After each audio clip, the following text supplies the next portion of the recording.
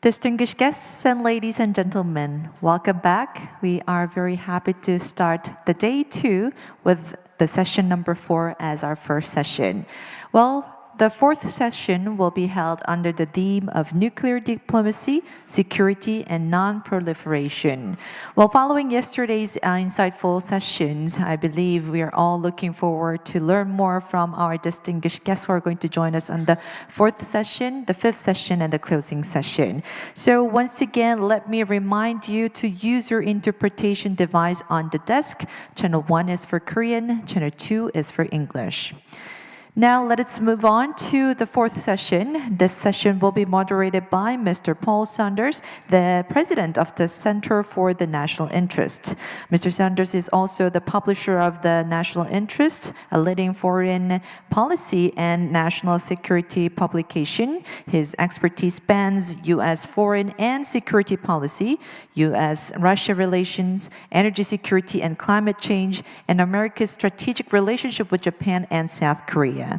He previously served in the Bush administration as the senior advisor to the Undersecretary of State for Global Affairs, where he worked on a broad range of transnational issues involving Russia, Ukraine, Iraq, China, and India. He has also held senior roles at the Energy Innovation Reform Project and continues his policy work as a principal advisor at CNA Corporation. Now, please join me in welcoming Mr. Sanders to the podium with a big round of applause.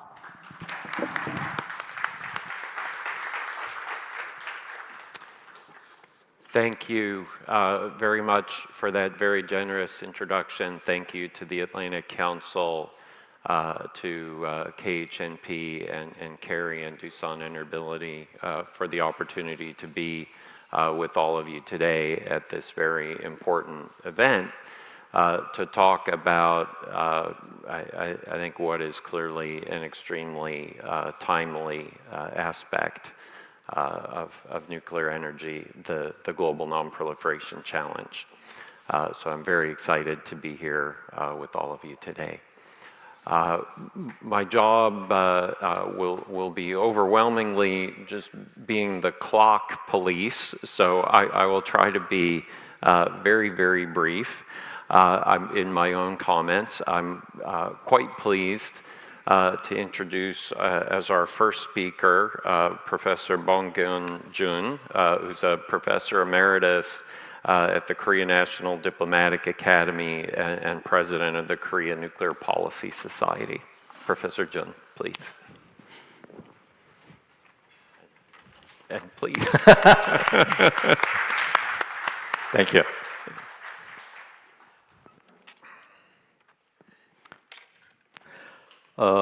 First of all, thank you for the invitation to KHNP and Carrie and others for this great, excellent conference.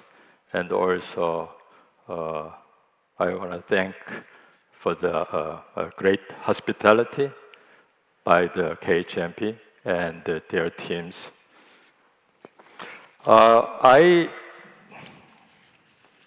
Already 30 seconds have passed. It's fast. I prepared, in fact, remarks that was presented to the organizers a few days ago. But since yesterday we have just discussed a lot about nuclear issues, I just want to focus more on the political and security side. In fact, that's my training. And also, after briefing that, I want to suggest a couple of my own suggestions to both the government and the businesses. First, I just want to emphasize that the kind of a nature and the needs of US-Korea alliance and the security and the strategic partnership. In a word, as it has been briefly mentioned yesterday, I would define it as a natural alliance.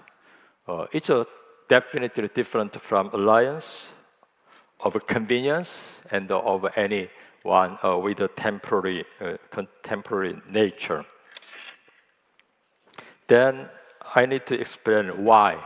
Why is that so? I think Korea is now an extremely successful democratic and economic powerhouse. In any numbers measures, it's ranked about 10th, power in the world, and in the military power, it's ranked about 5. In the trade volume, trade amount, it's about the 7th in the world. So it's not a small country by any measure. But however, Korea is an extremely fragile country too, politically and economically. Korea is a divided country, it's a resource-poor country, it's an extremely trade-dependent country with the highest trade dependence. And also, among others, it's a geopolitically sandwiched state. It's not a academic vocabulary, but however, it's extremely, convenient to explain Korea's situation, just like Poland or Finland or maybe Czech or maybe Ukraine. All those countries are sandwiched states among great powers. So its best path to security and prosperity lies in alliance with the United States. That's our common understanding among Koreans. US is the world's strongest maritime power and uniquely and solely capable of balancing and containing expanding continental powers. In Asia, we have a very old wisdom saying that diplomatic wisdom, make a friends with a country afar and fight with the country near. In that sense, all those nearby countries are sort of a threat to us, but definitely the US is our biggest security asset. For the US, Korea is a vital, irreplaceable, I think, a security asset, offering strategic access to East Asia, and especially in its competition with China. For example, US base in Pyeongtaek is widely regarded as the most advanced and modernized and capable base in the world, and often described as an unsinkable aircraft carrier under the China's nose. That's okay, but I often disagree with that description. It's more like not just one unsinkable aircraft, it's more like 5 unsinkable aircraft carriers group. And often we are hearing that the US forces might withdraw. It's rumored from this place, and that they may not need to protect Korea anymore. But however, I think that's a little bit unwise idea. I think if US is about to build a new Pyeongtaek base, it cannot do that. It was built before the China's rise. So I think this kind of strategic alliance of two countries is good for both of us. Then let me turn to some of my suggestions. That's more like on the nuclear side that I prepared. First, as it was mentioned yesterday many times, I think I strongly recommend to resume HLBC, high-level bilateral commission meetings, and reactivate the 4 working groups so that we could have a much better coordination on the issues of export promotion and the fuel supply and the spent fuel management and nuclear security and non-proliferation. Definitely, we need that. And also, often, we need a high-level political intervention. For that case, summit or at least HLBC could do the function.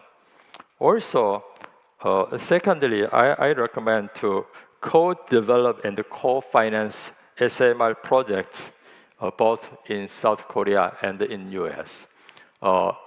In South Korea, as we are moving into AI industry, we need more powers, more electricity. But however, I don't think we have land to build large-scale nuclear power plants.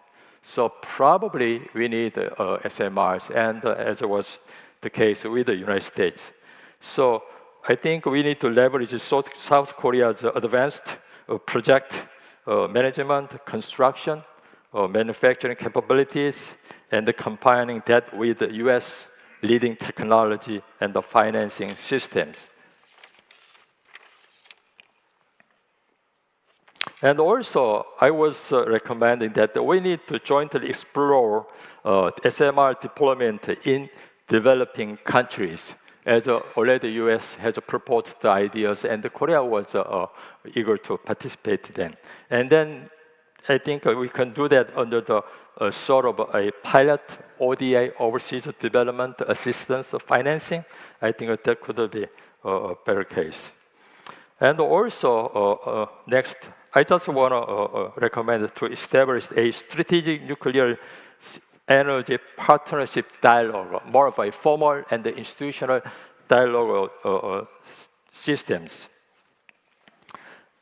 So far, there is a governmental dialogue, but however, we don't have much of this, track 1.5 or track 2. So we need to have a more of an institutionalized dialogue so that we could have a much, advance in this kind of systems. And also at our, I'm sorry, just 30 seconds.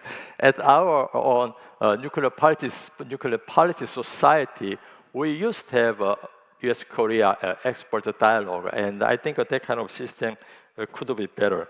And also, here is my final suggestion that we need to have a fuel cycle, strength of fuel cycle security, and also in order to that, I'm recommending to have a Korea, US, and then also Japan's nuclear fuel supply consortium. Thank you. Thank you very much, Professor Jun. Now I'm very pleased to welcome Nicholas McMurray, who's Managing Director, International and Nuclear Policy at ClearPath, one of our very major energy-oriented nonprofit advocacy organizations in the US. Awesome. Thank you. Thank you, Paul.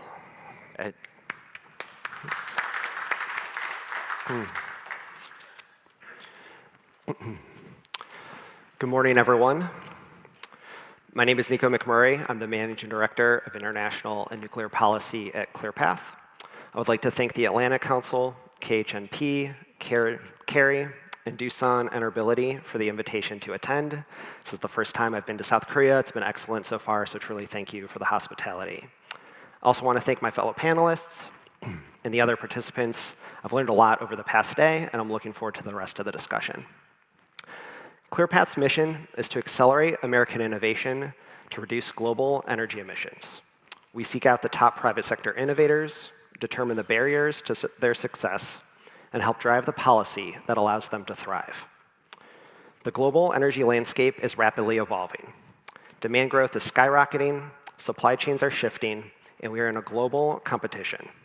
Countries want more reliable, affordable, and cleaner energy to fuel their economies.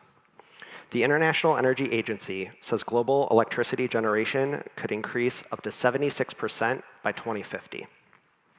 America needs to lead the world to meet this rapidly growing global energy demand and work with partners like South Korea. We also must recognize that the dual imperatives of addressing energy security and climate change are inherently international. The world needs energy, and emissions know no borders. At ClearPath, we are focused on enhancing the most impactful U.S. foreign policy tools to enable the export of U.S. energy technologies and cost-effective emissions reduction technologies. China and Russia have aggressively expanded their influence in global energy markets by financing and constructing large-scale energy projects. Their strategies include nuclear, oil and gas infrastructure, renewable projects, critical minerals, and others that entrench reliance on their state-backed enterprises. For example, last year, China started construction on about 94 gigawatts of coal capacity and also invested $940 billion in clean energy. Without a focused effort, US companies risk being sidelined in global markets. China and others have leveraged their financial institutions to provide generous long-term financing to developing countries. securing energy deals that come with diplomatic strings attached. Russia, for example, has funded a majority of Egypt's and Bangladesh's nuclear projects by offering full-service packages, including financing, construction, and long-term operational support. China and Russia are creating decades-long dependencies on their technologies and fuel supplies. This strategy not only strengthens their economic and political influence, but also undermines energy security in regions critical to US interests. The US government will not and should not attempt to match China in state-backed subsidies. Instead, America must take a more agile and strategic approach and work with partners like South Korea. If our countries can't work together, then we will cede global leadership related to safety, security, and non-proliferation standards. The US views nuclear energy as a national security imperative, and international collaboration is part of pushing back on China and Russia. An example of this is the recent executive order deploying advanced nuclear reactor technologies for national security.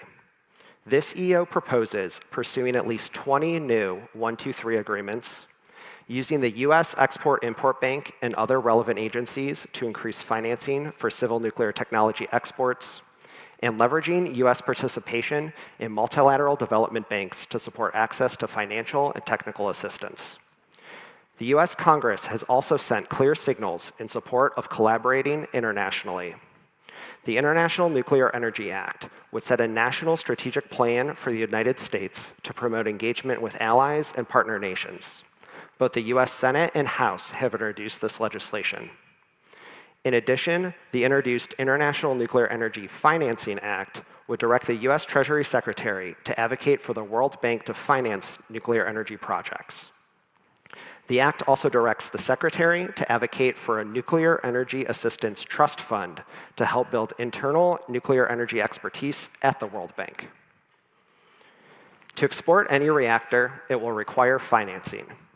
The US Congress has an opportunity to strengthen its international financing agencies, as they both need to be reauthorized this Congress.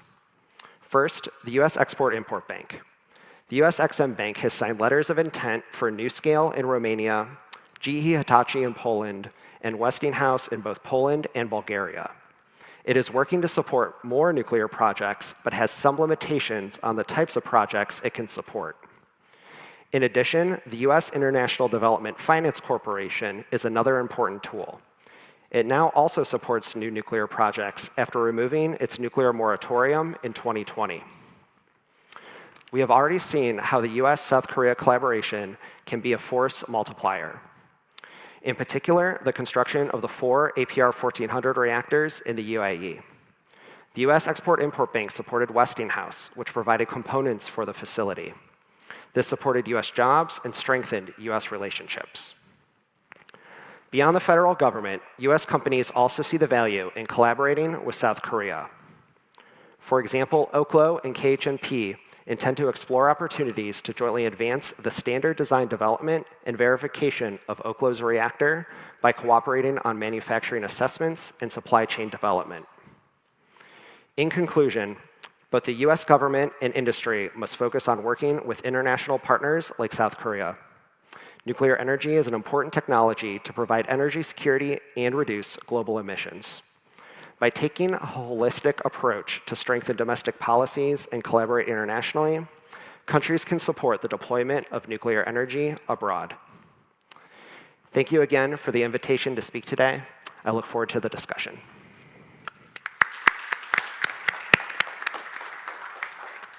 Thank you very much. Thank you. We'll move on now to our third panelist, Youngjun Kim, Professor and Dean of Academic Affairs at the National Security College at the Korea National Defense University. Professor Kim, thank you.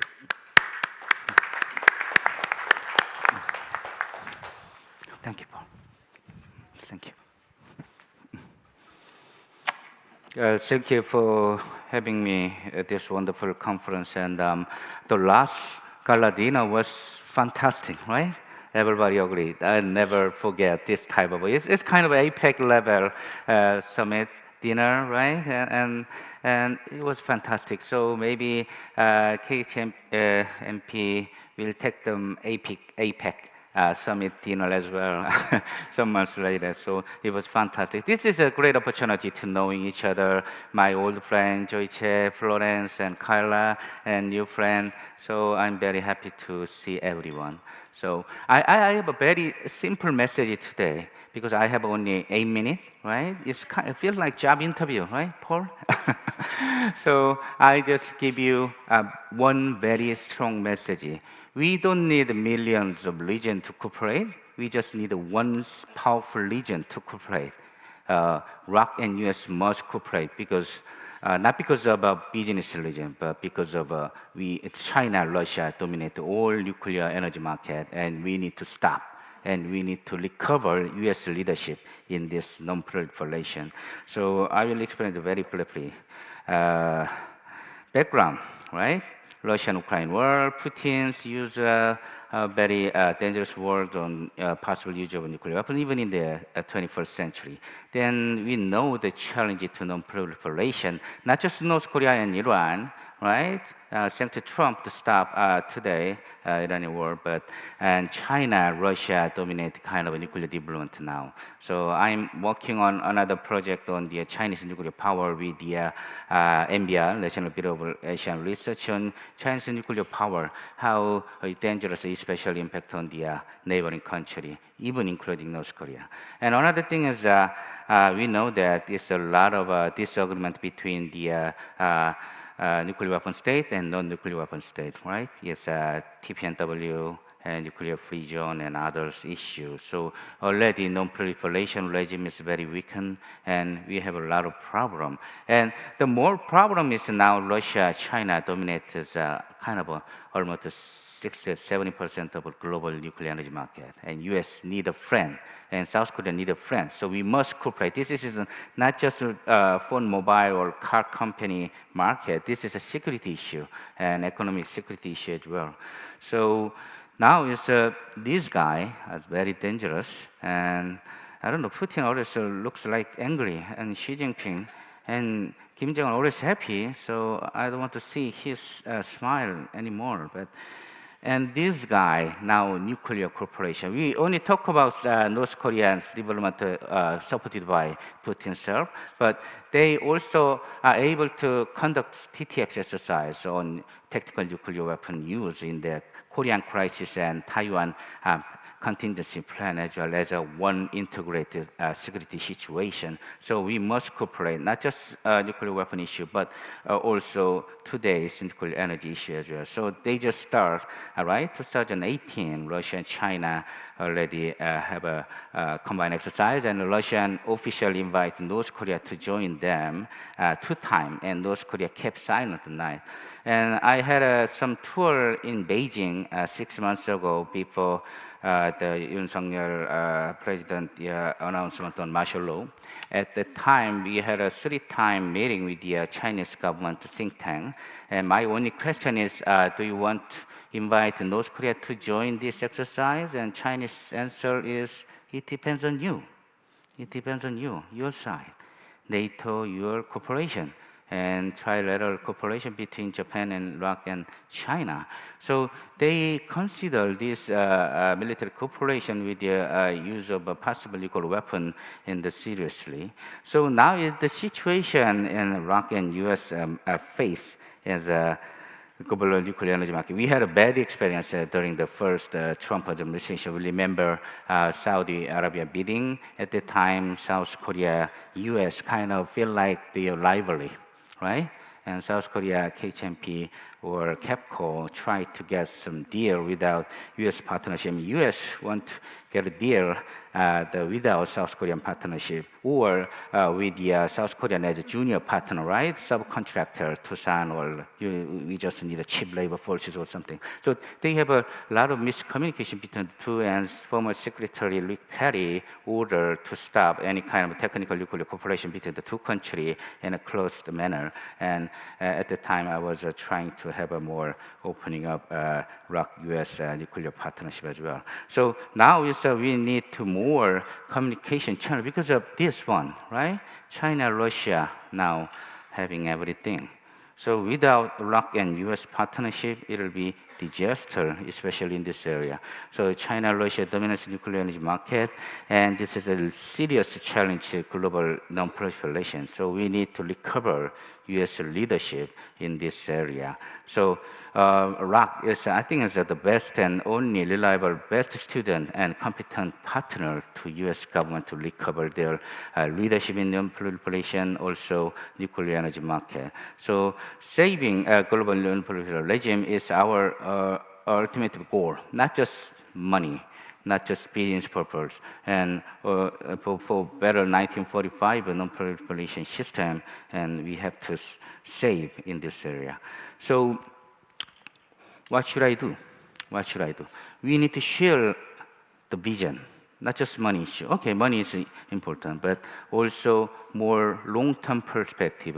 Only Koreans say every time North Korea, North Korea, North Korea. We're sick and tired, right? We just need more long-term purpose, and we need more global regime issue like China, Russia, and challenge it to the 1945 world order. And this government, I don't know, this government has some the time to consider their shared vision with the U.S. and we need more comprehensive big deal between the two countries, not just a specific one other issue, but as a global whole agenda, including every issue. We need to save our energy and via making some communication channel like this one, and politician, lobbyists, and government, industry, academia. So this type of conference is a very good start for the other. Actually, this type of international conference by KHNP is the first time, right? This is not long tradition. We have a small number of conferences, but this kind of a big conference is President Hwang Kyo-ah's ambition to start this type of a communication channel setup. So I really appreciate for his leadership, and we need to have a more sharing interest and strategic vision between the two countries, and for making combined ROK-US nuclear power plant export model. So we have a bunch of experts here, so we need to talk about this type of issue together. So I will stop it, and I will saving the 1 minute, right? I think my job interview was passed, so thank you very much. Thank you. Thank you. Thank you. Thank you, Professor Kim. We will turn now to Ross Matsken-Bridger, Senior Director for Nuclear Materials Security at the Nuclear Threat Initiative, which I think can fairly be said is really America's leading non-proliferation, nonprofit research and advocacy organization. So thank you, Ross.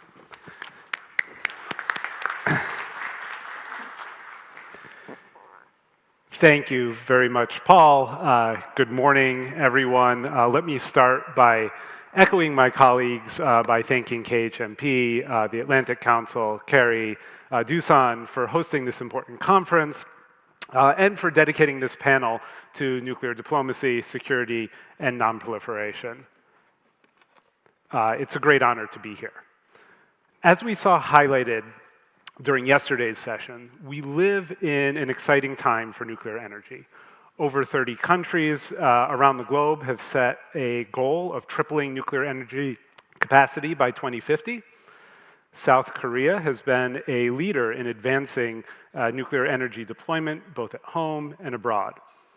The United States has upped its ambition with the Trump administration just last month announcing a new goal of quadrupling nuclear energy capacity by 2050. At the same time, we cannot ignore the ongoing conflict in Iran and the broader Middle East. My heart goes out to all those impacted by the fighting, and I hope that efforts can return to diplomacy as quickly as possible. The conflict is in large part due to the amassing of weapons-usable nuclear material under the auspices of a civilian nuclear energy program. This situation highlights just how meticulous we all must be in clearly defining and strengthening norms around nuclear security and non-proliferation. Our nuclear energy ambition and the very survival of our industry demands it. So, with this in mind, I'd like to examine 3 important questions.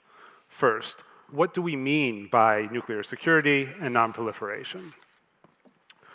What is the role for security and non-proliferation in the global expansion of nuclear energy? And how can the United States and the ROK lead on security and non-proliferation while advancing the peaceful use of nuclear energy? In a broad sense, nuclear security and non-proliferation are about protecting the peaceful use of nuclear technology, preventing the theft, sabotage, or misuse of sensitive nuclear materials and technologies, and preventing the spread of nuclear weapons and their components. Security and non-proliferation are sometimes misunderstood as burdens that must be overcome or a price that must be paid in order to move forward with nuclear energy. Some point out that on this front, the United States and Korea may not be competing on a level playing field with other nuclear technology exporters that don't feel beholden to the same set of non-proliferation standards that we do. So this really begs the question, do our security and non-proliferation values put the United States and Korea at a competitive disadvantage vis-a-vis other countries? Do we need to rethink our own standards, lest we cede market share to countries that may lead the world down a more dangerous path? The answer I posit to these questions is a resounding no. This is not just a question of staking the moral high ground, it is also about playing to and marketing our advantages, and building a resilient industry that can stand the test of time. Strong security and non-proliferation standards are far from a burden. They can actually be a selling point for the United States and Korea to trumpet, not hide from. Third countries buying into this brand will not only contribute to a safer, more stable world, they'll also be building a better product that serves global needs and builds efficiencies. Strong non-proliferation best practices don't need to come with a heavy cost either. Quite the contrary, extensive analysis of real-world experience shows that the strongest non-proliferation best practices can actually reduce costs, minimize strategic investment risk, and accelerate deployment of new reactors. The United States and Korea can lean into these facts, not shy away from them. To better compete with global competitors, the United States and Korea should not water down security and non-proliferation practices, but rather look to improve upon what we can offer in terms of competitive financing packages, robust supply chains, and rapid deployment timelines, some of the things that we discussed yesterday. With these elements in place, strong security and non-proliferation practices will make us more competitive, not less. So achieving nuclear security and non-proliferation in a new era of nuclear energy expansion does not need to be complex or burdensome, but it must be intentional. Specifically, the United States and Korea can lead the world by bringing security and non-proliferation front and center to the nuclear energy conversation, and by taking the following 5 steps. 1, renouncing the use of weapons-usable material in the nuclear fuel cycle. This can be done by avoiding the use of plutonium or highly enriched uranium-based fuels. Both countries have the opportunity to embrace the once-through fuel cycle and reject reprocessing, which creates stockpiles of weapons-usable plutonium, and is neither necessary nor desirable for an efficient nuclear energy program. 2, pioneer a new model for the front end of the nuclear fuel cycle, bolstering energy security by increasing ownership that countries hold in the fuel supply chain while limiting the spread of sensitive enrichment technology. We heard a little bit about this yesterday as well.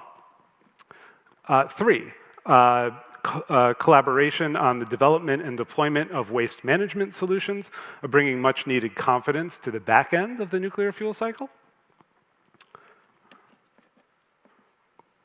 4, promotion of the global nuclear security and non-proliferation architecture when we're exporting our technology. So these are things like promotion of the IAEA's additional protocol, which helps strengthen safeguards, the Convention on the Physical Protection of Nuclear Material and its amendment, which is the only legally binding treaty in this area, as well as physical protection standards as outlined by IAEA guidance, which will be particularly important if we move towards a market with HALEU-based fuels.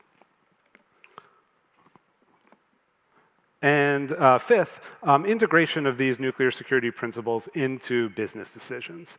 For the private sector in both of our countries, non-proliferation and security should be more than just a hashtag or a talking point, but must be reflected in investment decisions and business moves. We know that everyone is ostensibly for nuclear security and non-proliferation. Our geopolitical rivals say that they are for this as well. But the concepts that get defined in myriad ways. So it's important to really dig into the details of how the United States and South Korea can seize the opportunity to lead in ways that are compatible both with our goals and with our values. So finally, the Nuclear Non-Proliferation Treaty and the International Atomic Energy Agency are linchpins that can help define what is acceptable under international laws and rules. But nuclear security and non-proliferation has also always been governed by a higher standard, a culture of norms and best practices that go beyond the letter of international laws and rules. The United States and South Korea have the opportunity to shape that culture into the future. Our two countries can be leaders that establish and maintain the international norms of the next decades. To do so, we must be bold, we must be clear, and we must be specific. Thank you very much for your attention, and I look forward to the conversation. Thank you, Ross. Now we'll turn to our final speaker, Jane Nakano, Senior Fellow, Energy Security and Climate Change Program at the Center for Strategic and International Studies in Washington, and I think along with our host, the Atlantic Council, probably really one of the top think tank energy programs in Washington. So thank you, Jane. Thank you. Thank you so much, Paul. Thank you so much to the Atlantic Council, as well as our Korean friends, KHNP, Doosan Innobility, as well as KAIRI. So the several recent developments in the world present geopolitical challenges to the United States and South Korea. And I think they do affect the scope of bilateral cooperation in civil nuclear energy. Some of these developments sort of arise from the nuclear energy sector itself, but then there are also challenges that arise from the broader theater. So I wanted to just highlight 3 of those very significant developments. First and foremost, Russia's war against Ukraine. I think several of the speakers the past day and yesterday and this morning have already mentioned. But Russia's military actions against Ukraine have entailed attacks on various energy infrastructure, including electrical substations that are critical for the operational safety of nuclear power plants. Also, Russia has occupied Zaporizhia nuclear power plant since March 2022. We've also read and heard about these repeated instances of drones and missiles flying that are reported at the 3 other nuclear power plants in Ukraine. These actions challenge the international norms and standards as stipulated in multiple convention provisions and resolutions. And they're definitely something that we really need to have stronger stance and voice to address. Moreover, Moscow has relied on nuclear coercion to influence or shape decision-making by Western leaders. By threatening the use of nuclear weapons, Moscow is aiming to deter NATO and United States from more direct involvement in the conflict, as well as to limit or delay Western support for Ukraine. Is it working? Well, I think the Western involvement has been increasing despite the threat or the coercion. But one could also say that the Western involvement may have been more decisive if there are no threat of a nuclear war.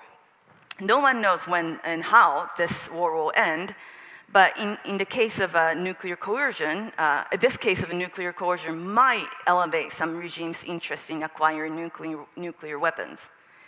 And despite these actions by Russia, Russia continues to be a major player in the global nuclear commerce. Russia's full-scale war against Ukraine has resulted in Finland's decision in May 2022 to terminate its contract with Rosatom.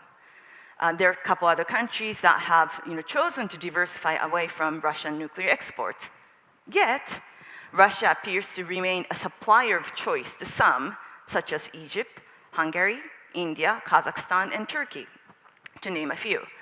In particular, I'd say that the Rosatom project at Akkuyu in Turkey warrants very close attention.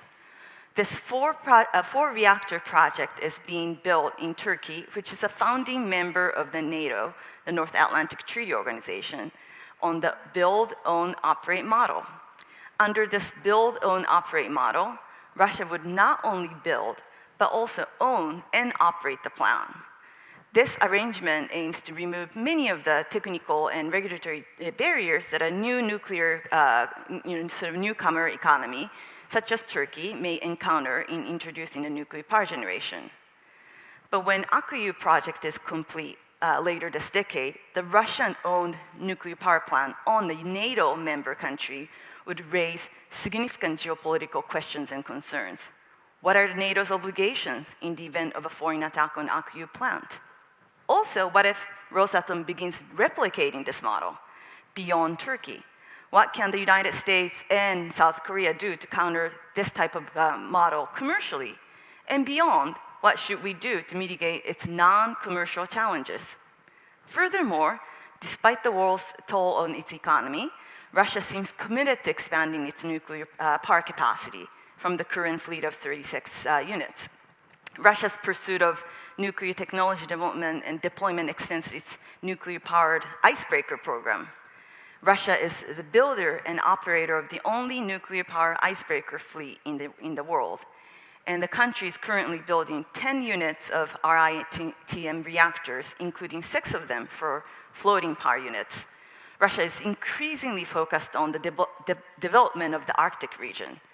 The country's effort to modernize and expand its nuclear-powered icebreaker fleet will facilitate Russia's economic development and geopolitical reach in this highly strategic region. China is also a big political challenge. Its ascent as a nuclear power provider, I think many of the speakers have already talked about. So I just wanted to highlight that it's not just this fleet size. Obviously, there have been a lot of concerns about how its growing commercial nuclear fleet may surpass that of the United States by the early 2030s, but it's also the technology. In 2023, China commercially launched a modular high-temperature gas-cooled reactor. Also this spring, China is wrapping up its first commercial SMR, Linglong 1, that's nearing completion. That's supposed to be the world's first land-based commercial modular PWR to begin construction. And I think China is also looking to export. And I think that one of the biggest questions here is that once China becomes a commercially competitive exporter of nuclear power technology, that is to say, export beyond Pakistan, how would it affect or shape international safety and non-proliferation norms and standards? Countries with limited internal oversight and transparency, including press freedom, are more prone to overlook recipient countries' capacity deficits in the areas of regulation and governance. Lastly, how does the latest conflict between Israel and Iran affect the Western view on the commercial environment for nuclear energy in the region, the Middle East? Even with the wealth of hydrocarbon resources, countries in the Middle East are interested in nuclear to generate electricity, produce desalinated water, and/or reduce reliance on depleting fossil fuel resources. Of course, Korea has successfully provided the UAE, United Arab Emirates, with its first nuclear power plant. Saudi Arabia is now very eager to be the next in line to gain a nuclear power program. But to complicate the matter, Saudis are also interested in obtaining the capacity to enrich domestic uranium to establish the nuclear fuel cycle. The United States and Korea are two of the few countries that are interested in providing the nuclear power generation technologies to Saudi Arabia. But a deal involving the US technology or components comes with a high level of non-proliferation obligations, such as to forswear the right to enrich or reprocess nuclear material under the 123 agreement. This situation calls for a creative solution, as making an exception to the Saudi request would allow UAE to reopen its 123 agreement with the United States, potentially triggering a race to develop enrichment and reprocessing capacities in the Middle East. Meanwhile, other countries eyeing a contract with Saudi Arabia include China, whose relationship with Saudi Arabia has been expanding in recent years, with China's lack of non-proliferation-related pressure outweighed their lack of export track record. We'll see. Nuclear commerce is inherently geopolitical in nature. A nuclear power project is a multi-decadal endeavor, including construction, fuel provision, and maintenance, that generally strengthen bilateral ties. So some of the questions here are, what's at stake for the United States if we forswear a contract with Saudi Arabia, or if China or Russia wins this? Finally, what does a successful US-Korea cooperation look like in overcoming these challenges? I think it's important to note that both countries have a very dynamic political system. So the priorities for any given administration could really fluctuate or from one political cycle to another. And also Washington and Seoul may not always define the nature of challenge from various geopolitical developments the same way. But the two countries share democratic values and have vested interest in preserving the rule-based world order. So the understanding the differences, a difference in each other's priorities, while also nurturing the two countries' complementary strengths would be a success, sort of a key to a successful cooperation going forward. After all, the US and Korea are the two of the only few countries in the world that have a strong nuclear power generation with a global reach. The bilateral cooperation has much to offer to one another as well as to the world. Thank you very much. Thank you, Jane. So now we will move to discussion, which I think we'll just do from our seats here. We have 13 minutes, and I want to try to ask several questions. So I'm going to ask everyone to be very fast. The first question that I want to ask to everyone, you only get one word answer, okay? So let's take the United States and South Korea off the table to make it an easier question for everyone to answer.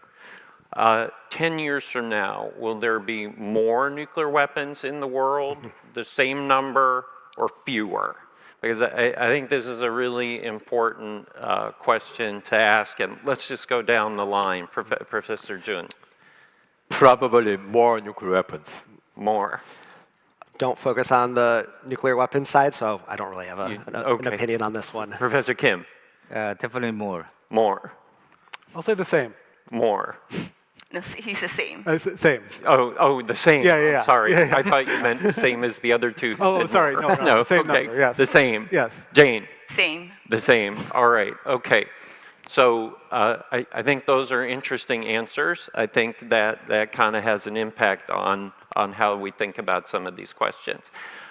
First question I want to ask as we move on here, and again, we want to be very expeditious as we move along and try to finish by 10 o'clock, right? Yeah, by 10 o'clock. 10:30. First question, Professor Kim. What do you think is the main driver of, you and Professor Jun also expect more nuclear weapons. Actually, I expect more too. What do you think is the main driver for that? The reason is very simple. China and Russia never stopped their nuclear modernization, including their number of nuclear weapons, as well as North Korea. We will have a very invitation to be having a successful denuclearization negotiation with North Korea. Even Trump and Kim Jong-un love each other, but personal love does not guarantee successful negotiation because Kim Jong-un, if I'm Kim Jong-un, I already have a Putin, and Putin's love and Xi Jinping. So why do I need it only three? Each of you talked a little bit in your remarks about having some kind of cooperation on fuel supply. Could each of you elaborate a little bit on what you mean by that? What would that look like? How would that work? Where would it occur? Who would be involved? Would it be government-driven or private sector-driven? How would that work? Perhaps maybe starting with you, Professor Jun. At the moment, global fuel cycle is kind of decoupling in the middle of decoupling process. So I expect that when U.S. is stopping importation of Russian fuel, then I believe that its allies and the partners will be pressed to stop importing Russian fuel. At the moment, I understand that Korea is importing about 20-30% of its fuel from Russia. So U.S. is preparing for that situation. They are investing lots of money, and Euratom or all these European countries are preparing for it, and other Western countries are forming Sapphire 5 to expand their enrichment capacities. However, Korea is the only country in the world without any such plan. And also, while we are having around, I believe we are ranking top 5 in nuclear power generation, and probably the only country without any enrichment facility or technology among top 10 or top 15, nuclear energy producing countries.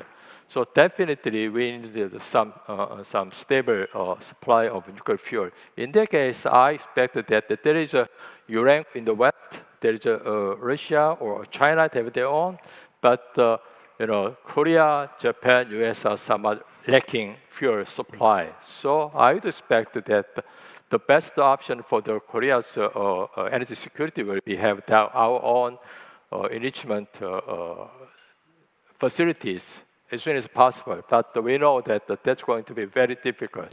In that case, I expect that there will be some consortium among Korea, Japan, and US, so that I don't know wherever it's going to be built, but it could be a multilateral approach or regional approach, or we can utilize Japanese enrichment facilities, so that we could have a much shorter transportation distance.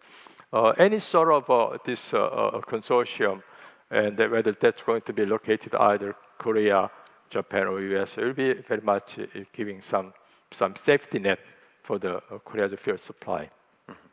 Ross, your thoughts on this question? Yeah, it's a good question. And I think there's actually a really strong correlation here between what's good from a non-proliferation point of view and what's best for achieving our ambition.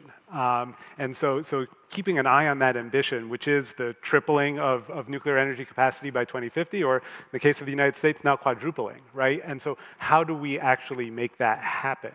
And so I think that leaning into existing capabilities and trying to build off of that, just from a logistics point of view, just from getting this done as quickly as possible, probably makes an awful lot of sense. I really like the idea that was floated by Deputy Secretary Poneman yesterday, which, if I'm understanding it correctly, is basically building out more enrichment capacity in the United States, where I think we already have kind of a head start. Inviting Korea to be part of kind of an equity stakeholder in some of these efforts. By the way, you asked about private versus public. I see this as mainly a private sector effort, but with a little bit of a government role in terms of shaping it. And then perhaps looking at other sides of the front end, besides just enrichment, but fuel fabrication capabilities, this might be where I think having some real infrastructure in Korea could make an awful lot of sense too. And again, I come at this from both a non-pro standpoint, but also just how are we going to make this ambition a reality? No, thank you. Thank you very much for that. So let's pivot here now from the front end to the back end. And Nicholas, you and Ross each brought up in different ways recycling, reprocessing, however one wants to describe it. Ross, you and the Nuclear Threat Initiative have kind of a long-term record of opposition to that you reiterated today. The president, of course, President Trump, in his executive orders, has really taken the opposite approach. And of course, there's some American companies that want to pursue that. Maybe, Nicholas, we could start with you. Why do you think that's in the executive order? Why do you think it's something that's important, valuable, desirable to the extent that you do? And then Ross, if you could perhaps respond to what Nicholas says and any ways that you'd like to sort of elaborate further on concerns about recycling. I think to start is really, as you mentioned, there is this private sector interest in different ways to address the back end of the fuel cycle. And so starting with that, it's a question of how do you figure out a way to do it that is safe, secure, and meets those non-proliferation standards that I think every organization is concerned about.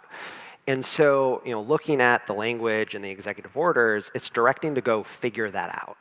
And I think that is, again, directly in response to private industry.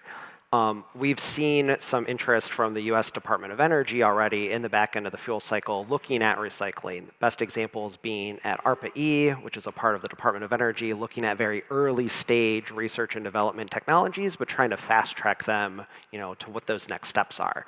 And they have a couple programs specifically looking at the back end of the fuel cycle. And one of those key provisions is around this concern of separating out pure plutonium. So they are looking at what are new technologies, what are innovative ways that still can, again, meet the safety, security, and non-proliferation concerns that are inherent with some of these pieces. And so, as I'm looking at it from the energy side, the electricity generation side, it's opening up the different markets to where you can do things, you enable innovative technologies that can then bring down costs, try to address challenges, and the only way to do that is to actually figure out what those barriers are.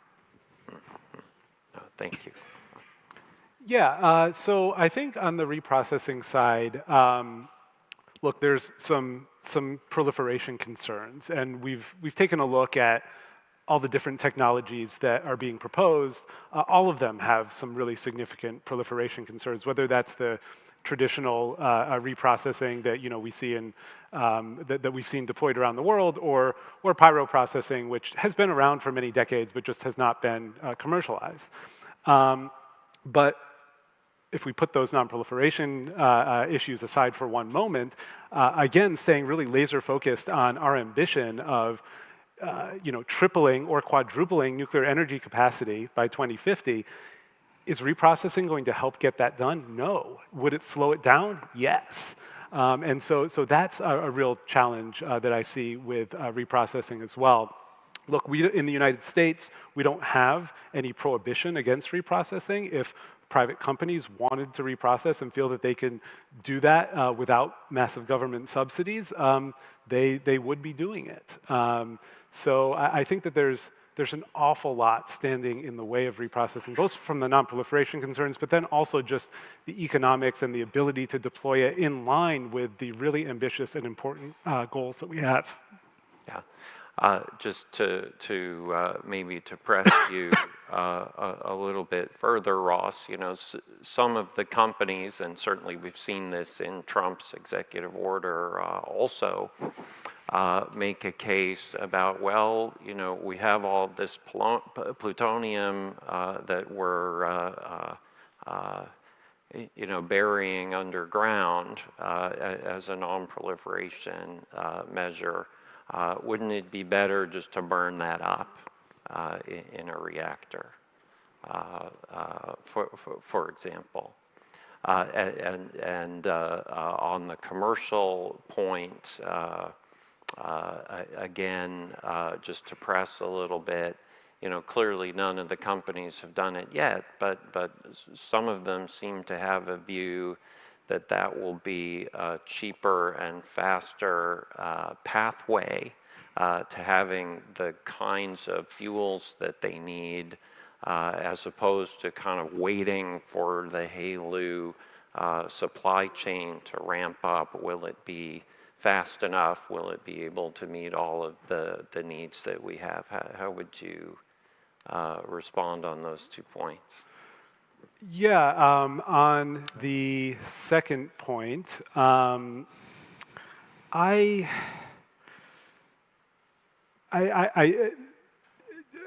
we're talking about what is going to be kind of the most efficient and quickest way to build up capacity for advanced reactors, right? And so if,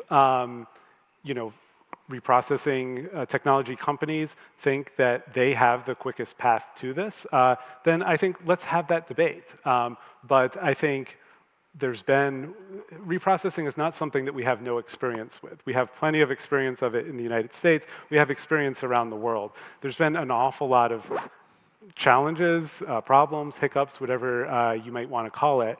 And so I'm quite skeptical that this is going to be the answer from a rapid deployability point of view, from building out the supply chains. I think we have an awful lot of quicker ways that we can build that up without having to go down the path of reprocessing. Sure. Professor Jun, I think you had a comment on this point as well.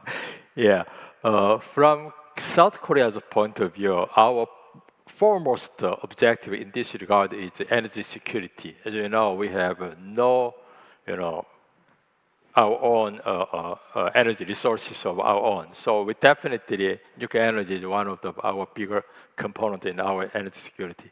In that regard, we have invested a lot in the nuclear energy, and now we have about 26 nuclear power plants running, and probably in 10 years, they're going to be about 30 nuclear power plants, large ones. So we have a serious spent fuel disposal problem. And so far, we have used, it's already those cooling pond was full of spent fuel, but we have managed to somehow, avoiding some legal problems, somehow, transfer the spent fuel from one to another, and then, but that's going to be, it may not be, real solution to the problem. So we have invested in pilot processing, so we have benefit of this spent fuel disposal, and also while we are moving into this era of advanced SMR, and we need a certain fuel, and since either we have a HALEU fuel or TRU fuel, and then definitely pilot processing is one of the answers to these questions. So I expect that since South Korea has some expertise on pilot processing, so I expect, between US and Korea, I think we need to give more chances to this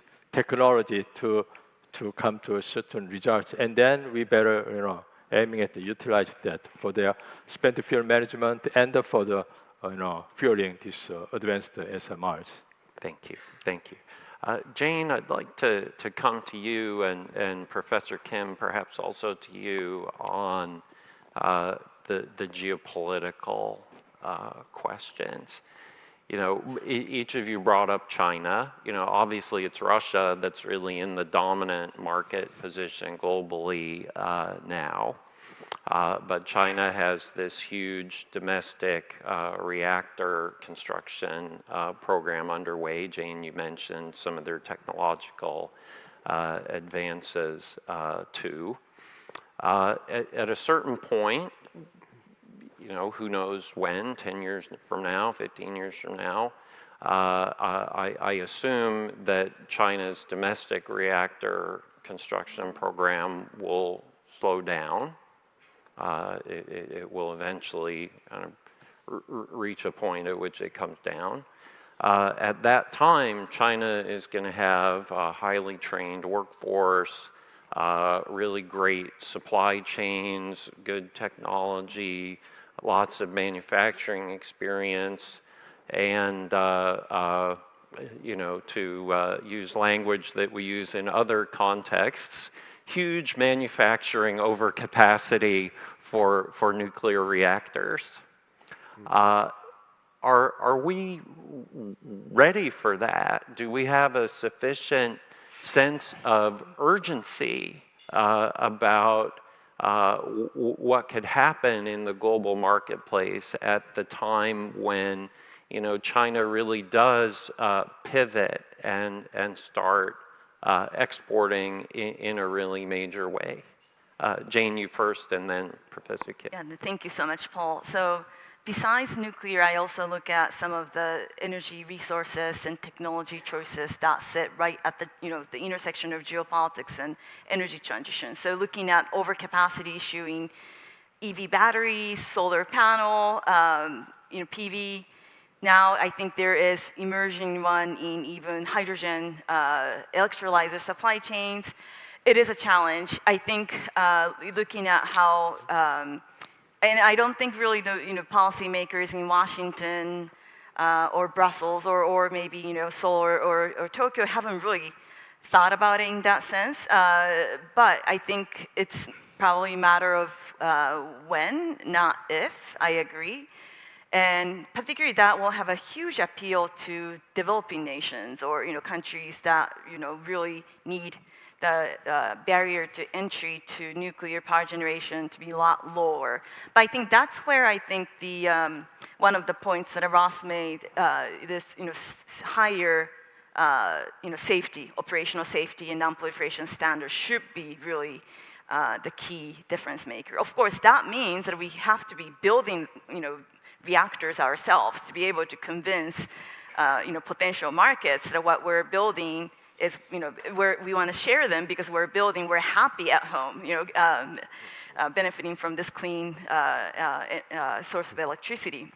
But I think there has to be much more forward-looking strategic thought, and it shouldn't be just the economic side solutions. It's, I think, again, sort of norms, governance regimes upholding, and they really have to go hand in hand to push back or slow down. Professor Kim, and Nicholas, maybe we can also hear from you on this point. But Professor Kim, please. Yeah, Chinese nuclear ambition is really problem, and they dominating now the global nuclear energy market with the kind of a state finance support, right, to the third world, and they have the plan to One Belt One Road initiative for nuclear power. And the problem is they don't have a strong 1, 2, 3 agreement like the US also. At the same time, they have a large ambition to build a domestic nuclear power plant in the West Sea. And we have a nightmare in Fukushima, and sorry to my Japanese colleague, but when there was in Fukushima nuclear power plant, invited by the Japanese embassy, we had some idea about to invite my Chinese colleague to build some kind of a nuclear safety security dialogue between Japan, China, Korea, plus my friend US in regulating their Chinese domestic nuclear power plant. And Chinese colleague answered to me, they have a very strong interest in having some experience about the Fukushima nuclear power plant. So at the time, track 1.5, sponsored by MOFA, is building kind of a process, but temporarily stopped because the Chinese non-participation. But we really worry about kind of the disaster nuclear incident inside of a nuclear power plant in China, and this is all about also the nuclear safety issue as well. So not just the nuclear power plant problem dominated by China and Russia is a non-proliferation issue, and also at the same time nuclear security and safety issue because we don't know what happened inside of a Chinese nuclear power plant or Russian nuclear power plant. We need to have a more data from there, and they need some outsider the inspection and investigation inside of it. But so far, they have no, and there will be not happen in the next decade. So that's why ROK and US have to cooperate and don't see each other library, but as a one team to talk more, to be honest, about what we want from me, and then we can create a kind of a ROK US nuclear power plant model against the Chinese Russia dominance in this global nuclear energy market. So Nicholas, maybe coming to you, Yeah. do you feel like this sense of urgency exists in the U.S. political system? Yeah, I think echoing a lot of what was just said, there needs to be a strong domestic nuclear program and a strong international export program as well. Otherwise, countries are not going to be able to compete with, China, Russia, who are actively building and exporting technologies. And so I think we've started to see this, several years ago here in the US around different policies that are looking at what is it going to take to kind of rebuild and strengthen the research and development for new nuclear technologies, for existing nuclear technologies, changes to the regulatory framework for new technologies, some financing tools to really help kind of de-risk those first-of-a-kind projects, and even also on the export side. The latest iteration of that has been the executive orders, mentioned them quite a bit yesterday, but really, again, trying to look very holistically around research and development, testing, deployment, the supply chain, regulatory changes, and exports. And so now the question is, how do you implement those, really building upon a lot of the bipartisan policies that have occurred over the last several years? And in many cases, that's where industry is going to have to execute. Heard that from John, yesterday, where a lot of this is going to have to be industry in the U.S. being able to build on time and build on budget. And that's not to say that there aren't policies that are also really necessary, especially as we're looking to export, because frankly, it's not a level playing field. I mentioned in my remarks, the US-EXIM Bank and the International Development Finance Corporation both have to be reauthorized this Congress in the US. So have this year and then next calendar year. You can really strengthen those to really help build those large projects like nuclear to ensure that US private companies can engage on a more level playing field. And that's also, I think, where some of the conversations from yesterday, there needs to be this collaboration with the US and South Korea around playing to different strengths, whether it's the regulatory framework and technology in the US, and whether it's the supply chain and kind of EPC development in South Korea. And so bringing these all together is really the best way to make sure that all of these technologies can compete globally, but it really has to start domestically with building and demonstrating these technologies as well. Thank you, thank you. Now, everyone has to forgive me because I arrived a little bit late yesterday and didn't see the earlier sessions. Are we able to take audience questions? No, we're just a panel format. Okay, then in that case, Nicholas, you kind of brought up the key issue there, and the reason that we're all here, at the end of your comment there when you talked about the U.S.-Korea relationship and cooperation, and everyone on the panel, of course, has brought that up in different ways. Professor Kim, of course, also brought up the fact that we're security allies, but we're also kind of economic competitors, right? So in the economic and business space, we have this challenge in competing with our geopolitical and also geoeconomic rivals. That we need to find ways to, manage, reconcile, work around, contain, whatever verb you want to choose.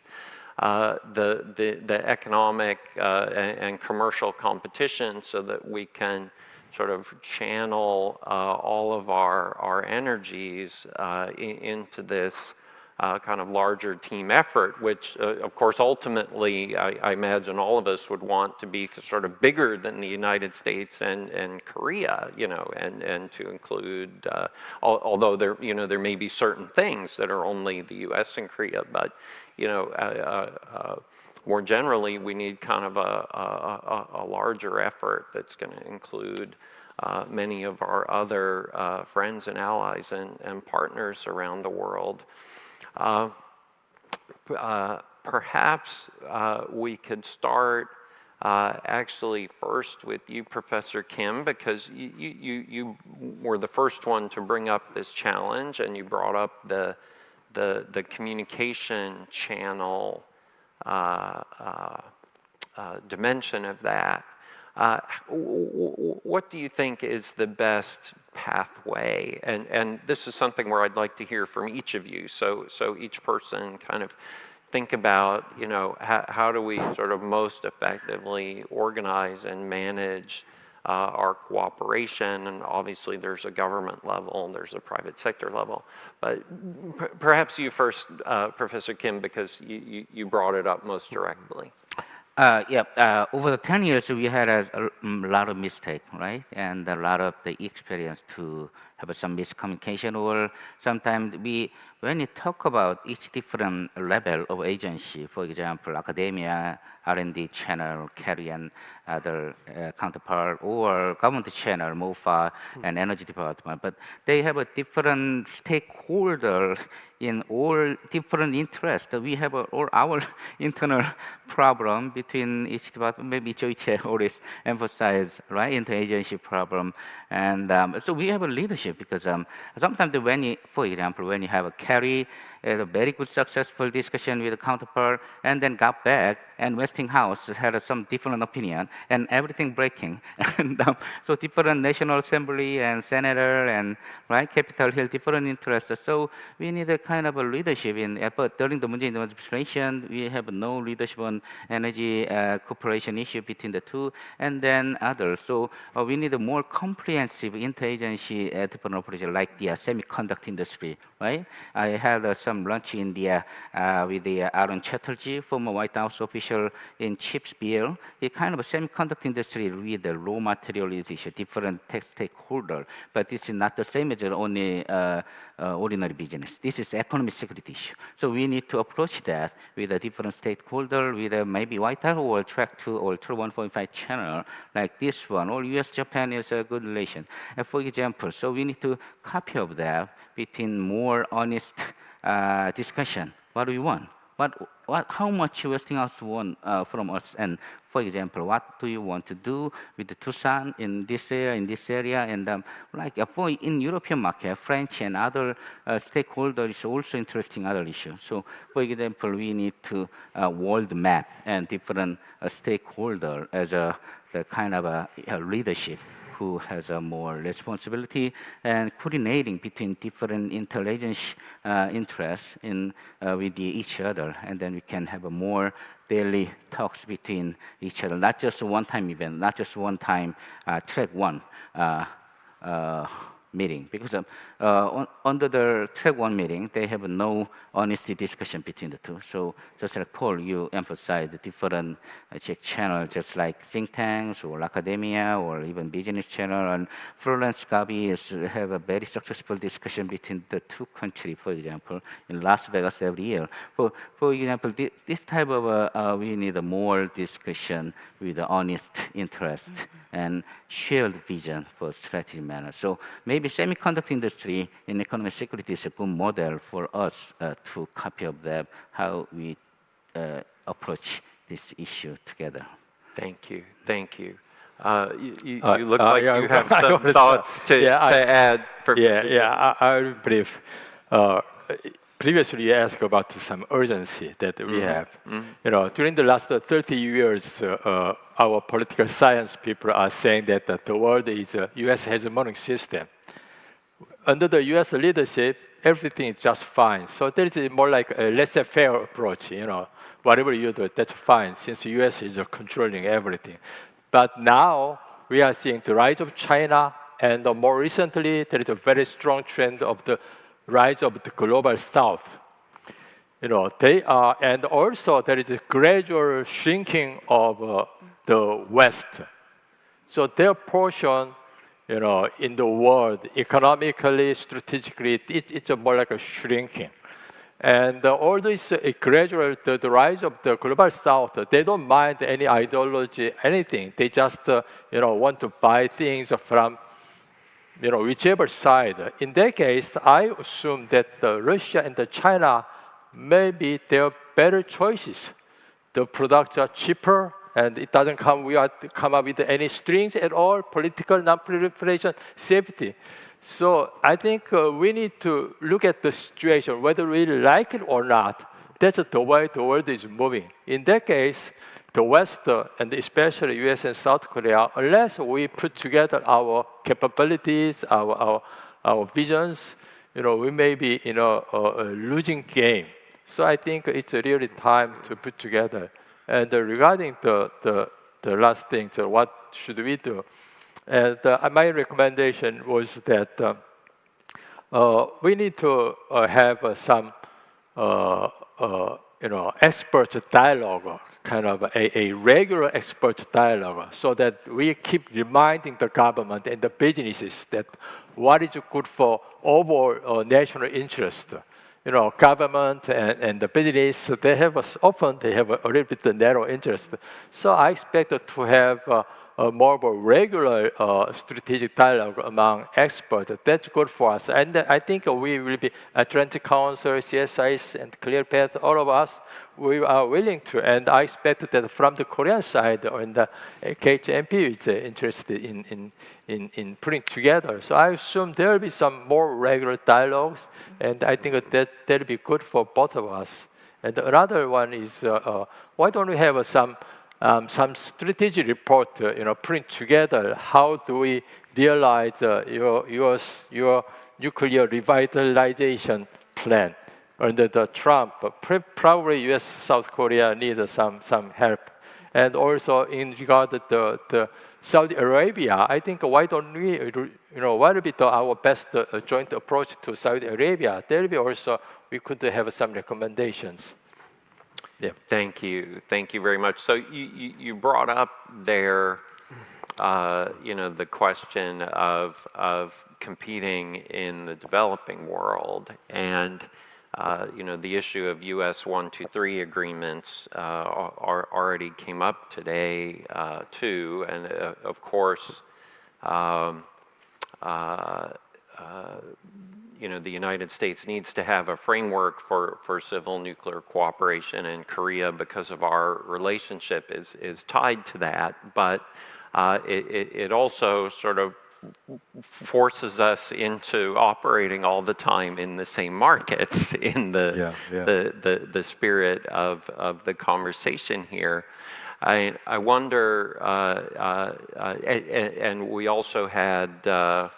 The question of China and its just scale, and you brought up, Professor Jun, how inexpensive, relatively speaking, the products may be. Nicholas, and I want to turn to you here. You made the observation we're not really going to be out subsidizing China, right?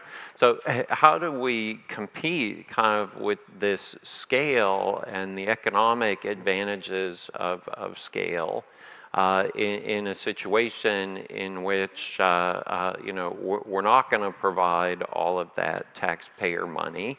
Ross, of course, has given one part of an answer to that, but how do you think we compete with that? What are the pieces? Yeah, I think it starts with just growing the options for different markets. And so you mentioned the 123 agreements. How do you make sure that there's a priority around 123 agreements and markets that would be of interest?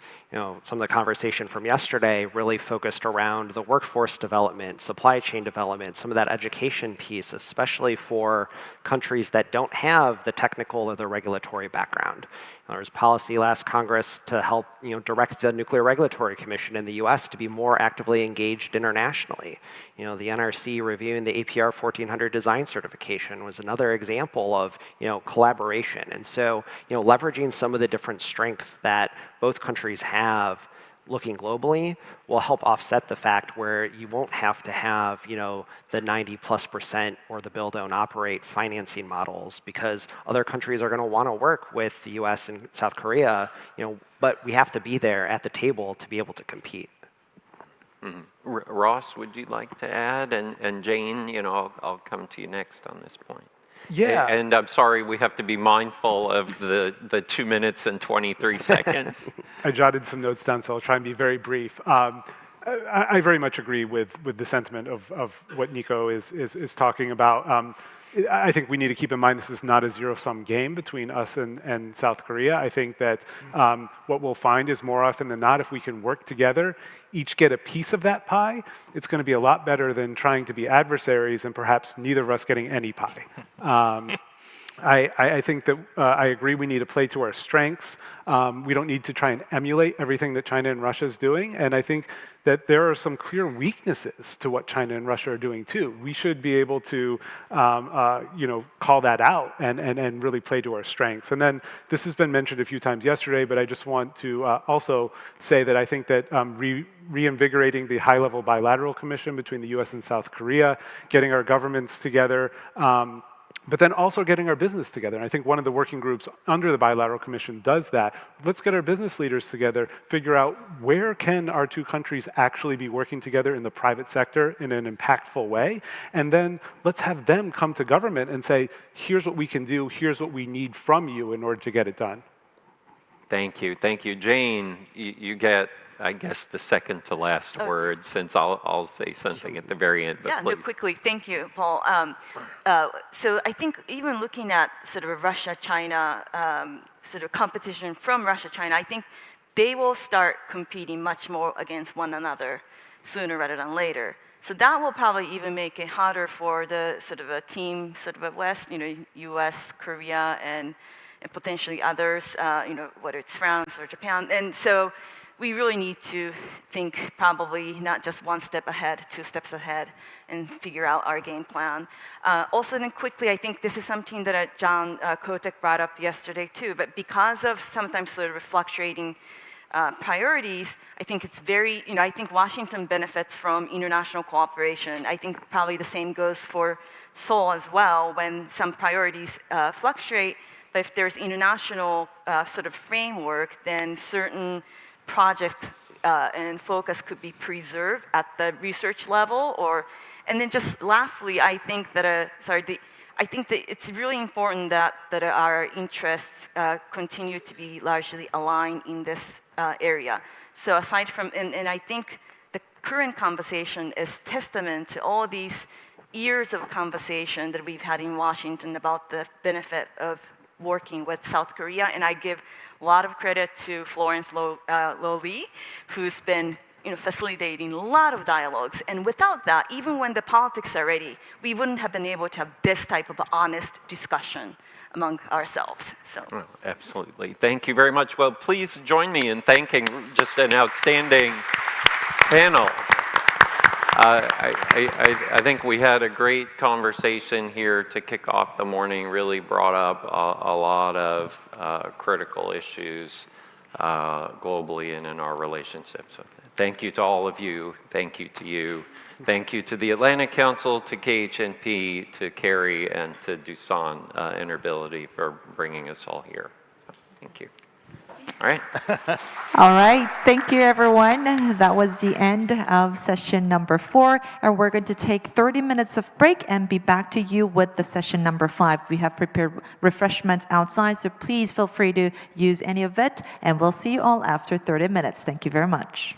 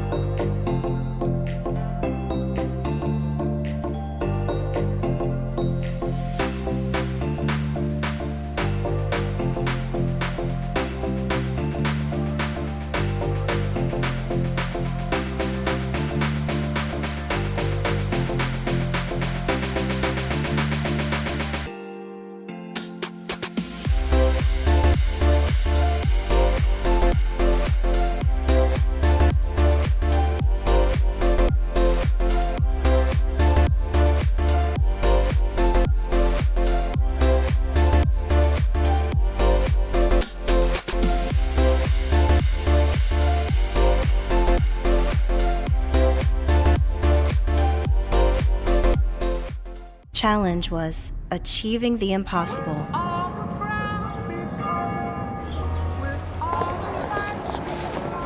Sheer desperation to win the Czech nuclear bid drove us to embark on a bold and fierce journey. Fighting through day after day, we wrote, rewrote, and refined documents that carried the weight of 400 billion Czech korunas. With the passing of each preliminary round, like a tiny seed blossoming with time, hope slowly began to take root. Korea Hydro and Nuclear Power secures Czech nuclear power plant. Miracles are not created in the Czech Republic. Miracles are created through the yearning in our hearts. Korea Hydro and Nuclear Power. Yes, ladies.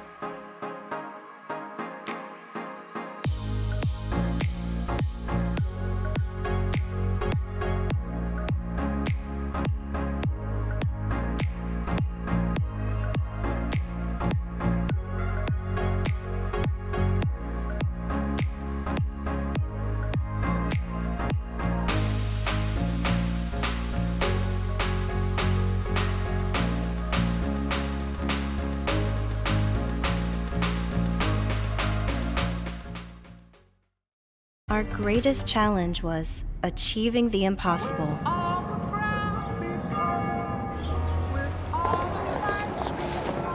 Sheer desperation to win the Czech nuclear bid drove us to embark on a bold and fierce journey. Fighting through day after day, we wrote, rewrote, and refined documents that carried the weight of 400 billion Czech korunas.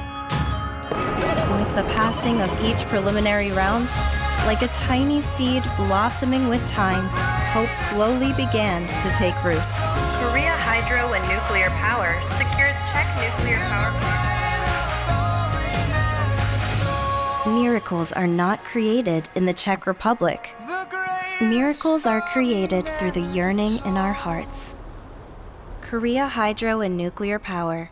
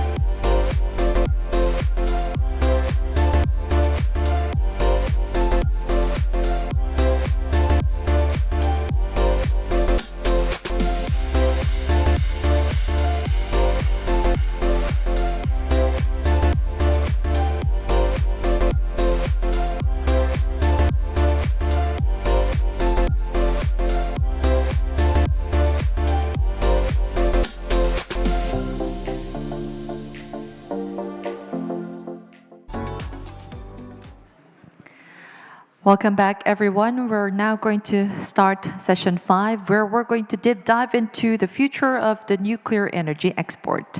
Well, I'm very pleased to invite our moderator for this session, Ms. Kayla Orta, the non-resident fellow in the Indo-Pacific Security Initiative at the Atlantic Council's Scowcroft Center for Strategy and Security. Well, she is a leading expert in the U.S. Republic of Korea relations, North Korea, and US-ROK Japan trilateral cooperation at the nexus of security and technology policy. Her research focuses on non-proliferation, nuclear deterrence, and the civil nuclear energy markets. She has also held positions and fellowships at key institutions including the Wilson Center's Hyundai Motor Korea Foundation Center, the Ministry of Foreign Affairs of Republic of Korea, and the Nuclear Non-Proliferation Education and Research Center at KAIST. As she is a fluent Korean speaker, well, she has also contributed as a U.S. delegate in the Department of State's Women Experts in US-ROK Japan Trilateral Security Program.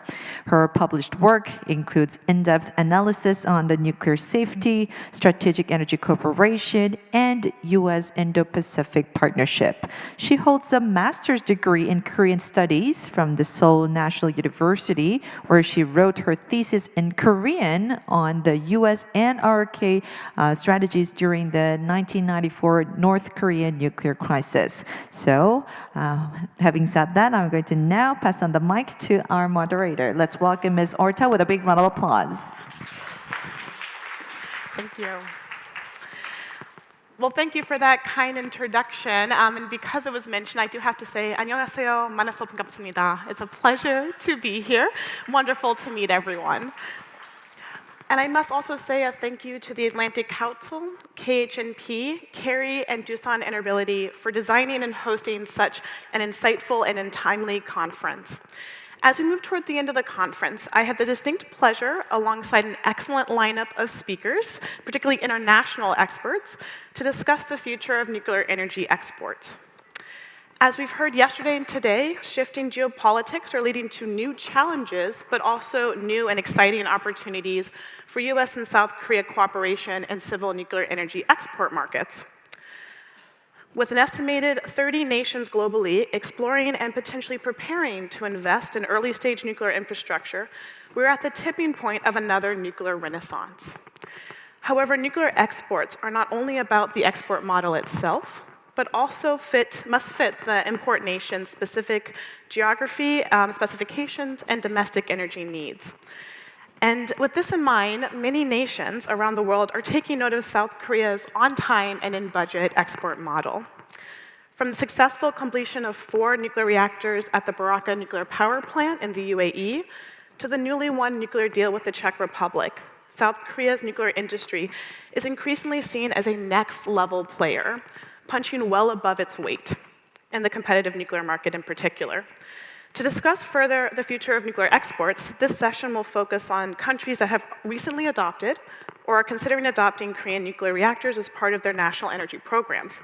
Our goal today will be to discuss the significance of that decision, the long-term benefits of nuclear adoption, and the unique strengths of South Korea's reactor technology. And most importantly, we'll explore how the US and Korea can align their strategies as exports and collaborators, particularly to tailored approaches that meet specific needs of partner countries. So it is with distinct pleasure that I will invite our first speaker, Kamil Szczepanka, Head of Unit of Deployment of New Nuclear Units with the Czech Ministry of Industry and Trade. Kamil, it is your turn. The floor is yours. Thank you. Please give a round of applause.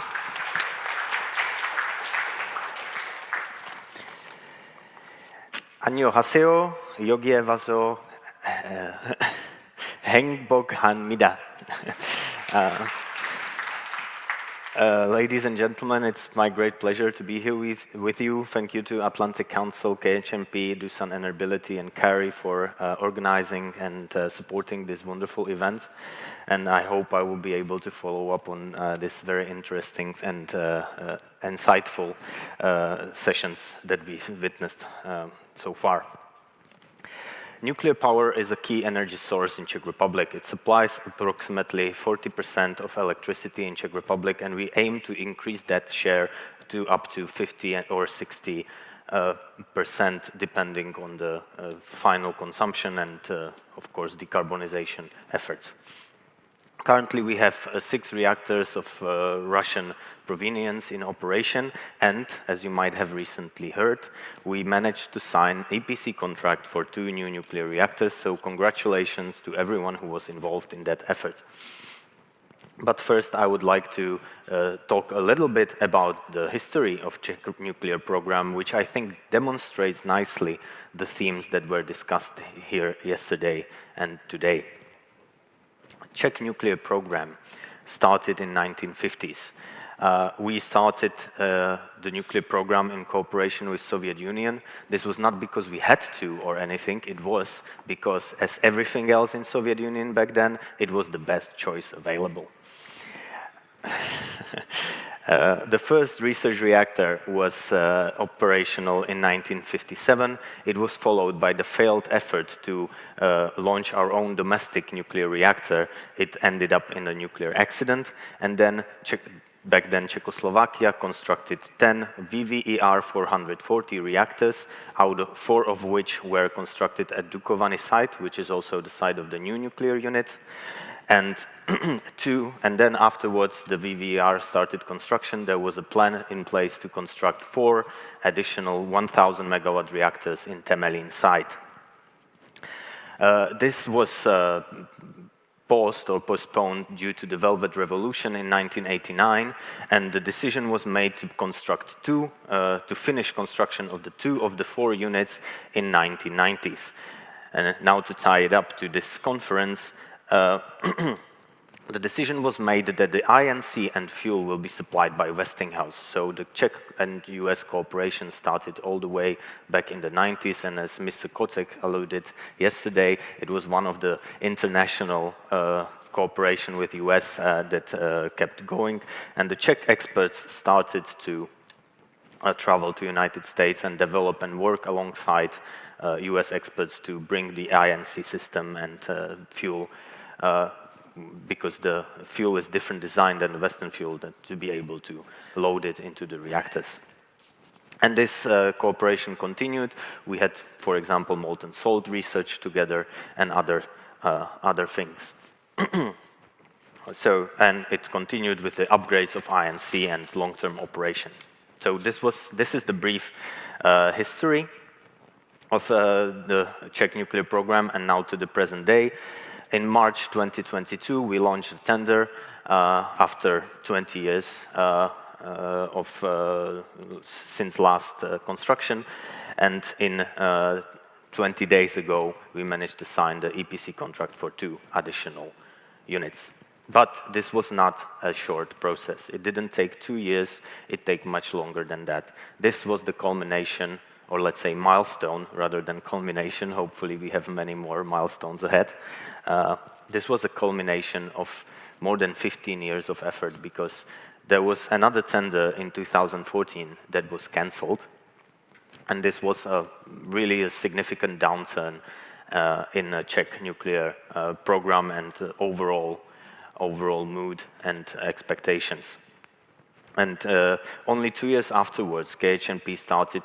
KHNP didn't participate in the prior tender, but 2 years after, in 2016, they started to be active in the region and started to present themselves as a competitor and a vendor who is able to deliver new nuclear units. And back then, it was very important that they actually did this, because there were many experts saying that, look, we have Russian technology we are familiar with. We have, to this day, prior to the Russian invasion, we had experts and scientists traveling to Russia, and there was, as was mentioned yesterday, there are still connections to Russian nuclear field. So this was important that there is another vendor who could, claim that can deliver, because during that time Westinghouse was having a little bit of troubles. So as I mentioned, they started to be active in 2016. I personally visited King's University in 2019, and it was the first year since Czech students started to study at the King's University. I also spent 3 months as a fellow in the United States, so I have ties to both countries. During the tender was also Westinghouse and KHNP IP dispute resolved, so I think this creates conditions and good conditions for future cooperations between all of our countries, and I think that we can build on this and build on this expertise and create a supplier hub for Europe, which is witnessing a change of opinions with the nuclear alliance and really changing mood toward nuclear within the European Union. So, to finish up, I think that Czech projects and Czech nuclear history shows that nuclear requires persistence and it requires establishing and maintaining and cultivating relationships and sharing the experience. Since we are discussing the newcomer countries, I think that also developing a required ecosystems to support peaceful use of nuclear energy. I think that both now Koreans and the United States proved historically that they are able to build these relationships and ecosystems and support nuclear countries.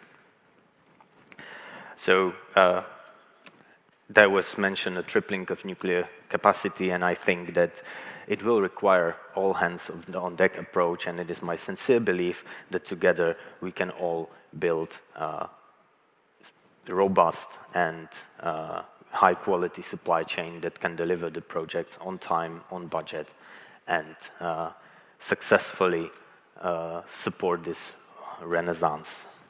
Thank you very much. Excellent. Fantastic. Thank you so much. Thank you very much. So I do appreciate that you walked us through a little bit of the history first, kind of taking us through the past and moving us into the present. And during the Q&A session, we'll definitely talk a little bit more about the Czech nuclear deal additionally. So up next, I'm delighted to introduce Isai van Tonder.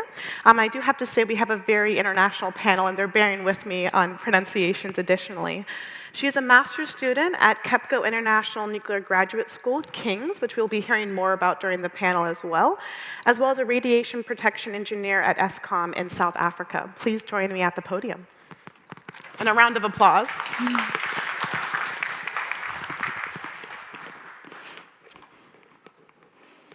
Thank you, Kayla. 안녕하세요. Good day, and thank you for the opportunity to take the stage at this impactful conference.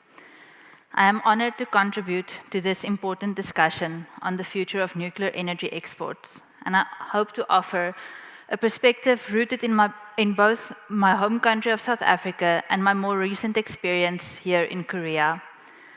I was nominated to speak today as a student at KEPCO International Nuclear Graduate School, King's, where I'm currently pursuing my studies under a full scholarship funded through a cooperation agreement between the governments of Korea and South Africa. This bilateral agreement, signed in 2010, promotes peaceful use of nuclear energy, and the scholarship has made it possible for South African students, like me, to benefit directly from Korea's leadership in nuclear technology, engineering, and policy. I am deeply grateful for this opportunity and the generosity extended by Korea. I first entered the nuclear sector in 2023, joining Koeberg Nuclear Power Station, South Africa's and currently Africa's only commercially operating nuclear plant. My time at Koeberg sparked my initial interest in the unique potential of nuclear energy to contribute to energy security and sustainability back home. But it was my move to Korea that truly opened my eyes to the global dimension of this industry. At King's, I have been fortunate to witness firsthand how Korea approaches nuclear power, not only through advanced technology, but through education, international cooperation, and a deep culture of collaboration. What has impressed me most is how Korea sees nuclear energy not simply as an engineering field, but as a long-term commitment to building safe, stable, and prosperous societies. This is a perspective I hope to carry back to South Africa, and one that resonates deeply with many countries that are still working to secure stable and sustainable energy futures. In South Africa, our energy system continues to face serious challenges. While coal remains dominant in the energy mix, we are also experiencing the impacts of aging infrastructure and recurring energy shortages. These challenges affect every part of society, from daily life to national economic growth. Our national energy strategy acknowledges that nuclear must play an important role in strengthening baseload supply, ensuring grid stability, and supporting South Africa's clean energy transition goals alongside renewables. In this context, Korea offers not only advanced nuclear technologies, but also valuable models of partnership and cooperation. For example, Korea's APR 1400 reactor has been successfully deployed internationally and demonstrates Korea's ability to deliver safe, large-scale nuclear projects with proven design, licensing, and project execution capabilities. Looking to small modular reactors, KHNP is now spearheading the development of its own SMR design, known as ISMR, in collaboration with industry partners.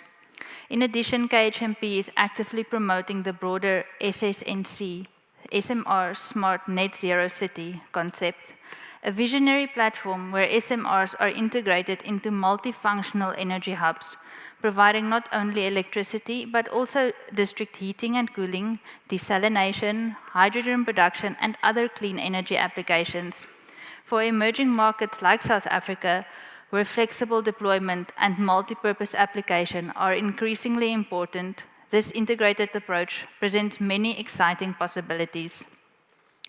Beyond technology, the United States and Korea bring complementary strengths to the global nuclear export market. Strategic alignment between US and Korean partners enable tailored solutions, combining Korea's reactor technology leadership with US financing mechanisms such as the Development Finance Corporation, DFC, Exim Bank, and capacity building programs like FIRST, which help emerging markets develop the necessary infrastructure, regulatory frameworks, and skilled workforces for safe and responsible nuclear deployment under IAEA guidance. As a student, still early in my nuclear career, I am increasingly aware that while technology remains critical, human capacity, partnerships, and shared vision are what will ultimately determine the future of nuclear energy exports. This industry has offered me the opportunity to witness the power of collaboration through the IAEA, the World Nuclear Association, and many bilateral cooperation frameworks that help emerging nuclear nations like South Africa move forward with confidence. Importantly, I also believe that South Africa's rich endowment of natural resources, including uranium, platinum group metals, vanadium, and rare earths, can help lay the foundation for a broader industrial strategy that not only supports clean energy goals, but creates local economic growth, manufacturing opportunities, and job security. As South Africa seeks to gradually transition some of its existing coal-based infrastructure, nuclear energy offers a unique chance for a just transition, allowing skilled coal workers to transfer into long-term stable careers in the nuclear sector. International partnerships with countries like Korea and the United States can play a key role in facilitating this transition through knowledge transfer, technology localization, and workforce development that ensures no communities are left behind. With its existing technical capacity, regional leadership role, and strong international partnerships, South Africa is well positioned to contribute meaningfully to Africa's nuclear future, provided that these opportunities continue to be built on long-term cooperation, responsible investment, and sustained knowledge sharing. In conclusion, as we speak of exporting nuclear technology, we must also speak of exporting trust, collaboration, and shared responsibility, combining Korea's leadership in reactor innovation, US expertise in project financing and capacity building, and the specific development needs of emerging countries such as my own. Through this, we can build not only nuclear plants, but resilient and sustainable energy partnerships for the future. Thank you. Excellent, excellent. Thank you, Isai. So what I really appreciate about your remarks is that you also talk a bit about the daily life, and I think you're going to get a little bit into that during the Q&A discussion as well, but thank you for the very in-depth overview, particularly for South Africa's experience. Next, I'm excited to invite to the podium Joy Lauren Corpus. She's also a master's student at the KEPCO International Nuclear Graduate School, King's. We're going to be hearing quite a lot about King's during this panel, which I think is quite helpful, and is a former science research specialist in the Philippines Department of Energy, and I think we're going to hear quite a bit about the Philippines additionally, so please join me at the podium. Also, a round of applause.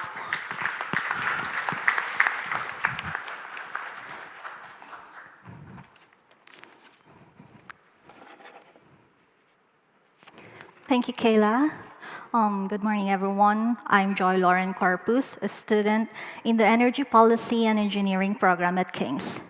Over the past month studying here, I've gained a better understanding of how our countries plan their power systems, how they think long-term, and how make tough decisions. This gave me a broader perspective on how my government approaches long-term planning, complementing what I already knew from my time working at the Department of Energy. Today, I'll share how the Philippines is exploring nuclear energy as part of our energy transition. Let me begin with why this topic matters for us. As Philippines' economy grows, electricity demand rises, but we still experience power supply issues. At the same time, our government have committed to climate action and set ambitious renewable energy goals. Balancing energy security, affordability, and environmental protection isn't easy. That's where nuclear energy comes in. It's stable, low carbon, and can support the variable nature of renewable resources. So, why now? Because the urgency of climate change and our need for reliable power make this the right time to explore nuclear options. As of the end of 2024, the Philippines has around 29,700 megawatt of total installed capacity. Our peak demand in that year reached over 19,200 megawatt. Coal still dominates our grid with 44% of total capacity. It's reliable and affordable, but it has also high in carbon emissions. Renewables like solar, wind, hydro, and geothermal make up 32%. These are cleaner but less reliable due to their intermittent nature. At King's, our professors often highlight that energy systems must balance cost, security, and environment. Nuclear might help strike that balance. So, how is the Philippine government responding? In the clean energy scenario, the government plans to add nuclear capacity, the purple in the graph. By 2032, they plan to build 1,200 megawatt, and then another 1,200 megawatt by 2035, and additional 2,400 megawatt by 2048. By 2050, nuclear is expected to make up 3% of capacity, but due to its high efficiency, it may provide 9% of the country's electricity. The demand is projected to reach more than 68,000 megawatt. By then, we aim to have 156,000 megawatt of total capacity, with almost 74% from renewables. Nuclear will help balance the variability of RE in the power system. Even with only 3% of capacity, nuclear energy's high efficiency could supply nearly 1 in 10 units of power. This makes nuclear a strong addition to help with grid stability and lower emissions. where are we now? In 2016, the DOE created NEPIO, or the Nuclear Energy Program Implementing Organization. In 2022, these efforts becomes a full interagency committee. By 2022, the Philippines declared its official national position, supporting nuclear energy. Since then, we have expanded partnerships. In 2023, we signed a cooperation deal with the United States. In 2024, our Department of Energy signed an MOU with the Korea Hydro and Nuclear Power to study the Bataan Nuclear Power Plant and other options. I trust that the United States and Korea's experience in operating and regulating nuclear power gives valuable insight for countries like the Philippines. With ongoing partnership between the Philippines and the US, and Korea, I believe aligning with this network gives us access to valuable support, knowledge sharing, and capacity building as we explore nuclear energy. The goal is to begin construction of our first nuclear plant by 2028 and start of operations by 2032. Studying at King's changed how I view nuclear energy. Before, I almost saw it as a political debate back home. Now, I understand it as technical policy challenge that deserves serious planning. Learning from Korea showed me how important strong governance, regulation, and long-term thinking are when considering nuclear options. That ends my presentation. Thank you so much for listening. Excellent. Thank you so much, Joy. I do appreciate that you have gone through such detail on the Philippines, and I know we'll talk a little bit more about some of your experience at King's and how you found it transformational additionally. So as I mentioned, we have a very international panel here. So we've heard the Czech Republic, we've heard South Africa, and we've heard the Philippines.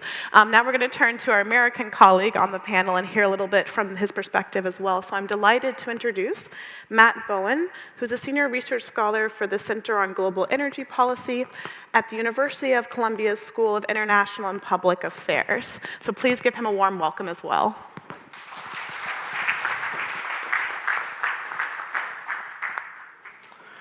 Okay, thank you, Kayla. I want to thank our South Korean hosts and the Atlantic Council for the opportunity to be here today. This is my first time coming to South Korea. I'm thrilled to be here. It's a country I've wanted to visit for a long time. I've written about US-South Korean nuclear energy cooperation in the past, and actually my first report at Columbia University focused on strengthening nuclear energy cooperation between the United States and its allies, which I still think is an important part of building reactors in the United States as well as competing abroad with Russia and China. I spent a lot of time thinking about US nuclear energy policy, which is why my remarks are going to focus on what's going on in the United States as it relates to exports. We've had a fair amount of discussion on the executive orders issued by the Trump administration this year.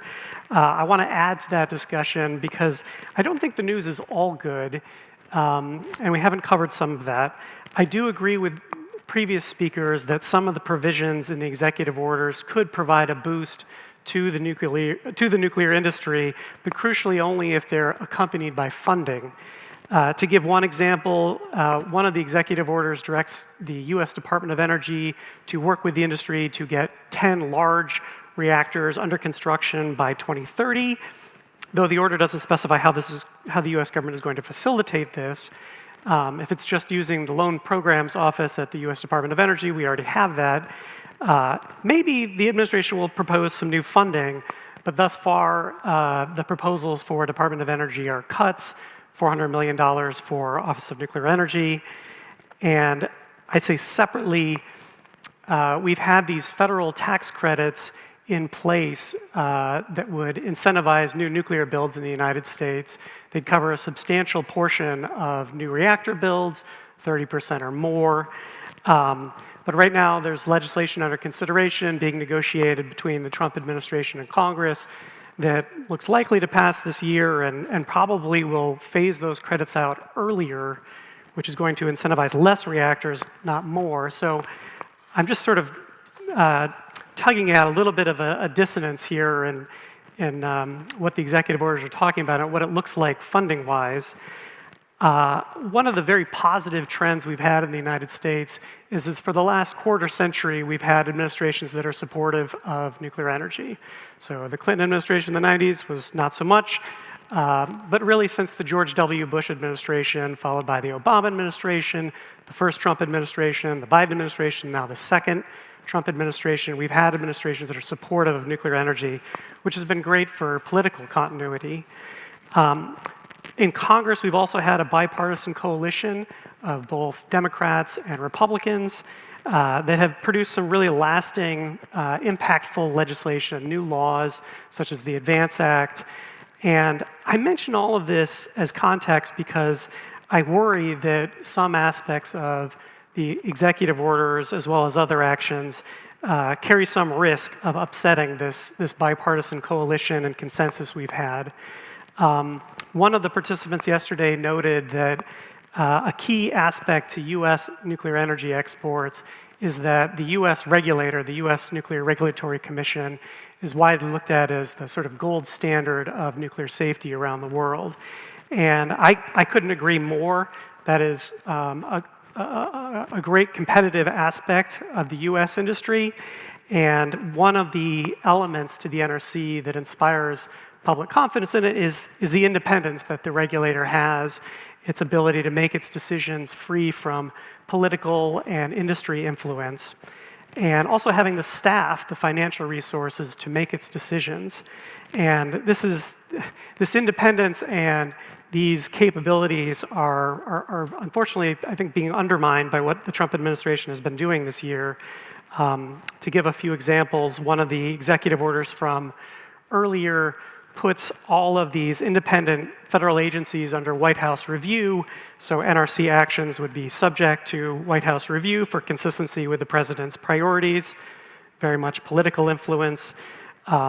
Just like at other federal agencies, this new Department of Government Efficiency has been forcing senior staff out at NRC, and we recently saw the firing of an NRC commissioner, which is not something I've seen in my time in Washington, D.C., and a few of us this morning were trying to recall if and when that had ever happened in the past, but I think will only contribute to a politicization of the agency.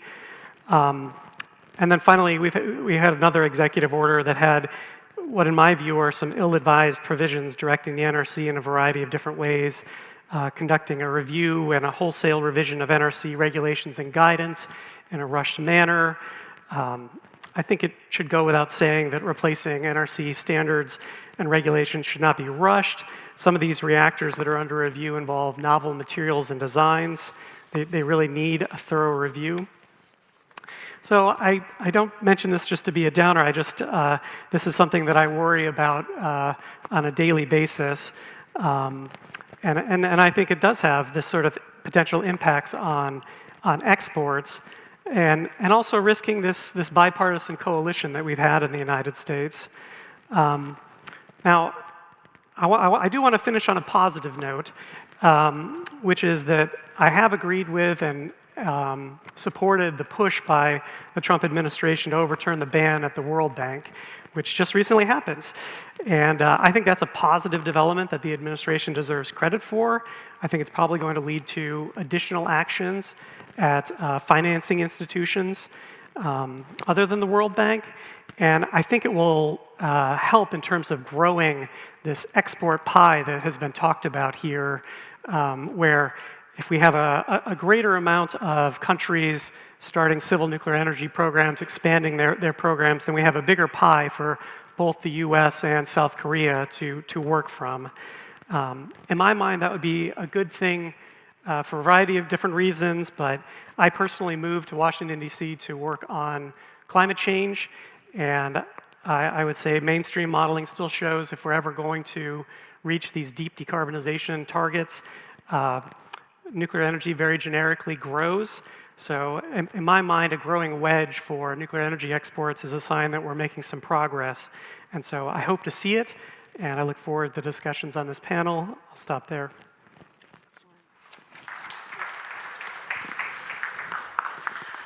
Thank you, Matt. In many ways, nuclear energy, as we've talked about during the past 2 days, is both a conversation of domestic policy as well as international foreign policy. So I appreciate that Matt had took us into a little bit of US domestic context and thinking through some of the political landscape that exists in that space as well. So of course, not last but and certainly not least, we have up next Cha-Seop Kim, who is the General Manager for Overseas Nuclear Power Projects, Section 1 at KHNP, and we're delighted to hear his remarks as well. So please give him a warm welcome.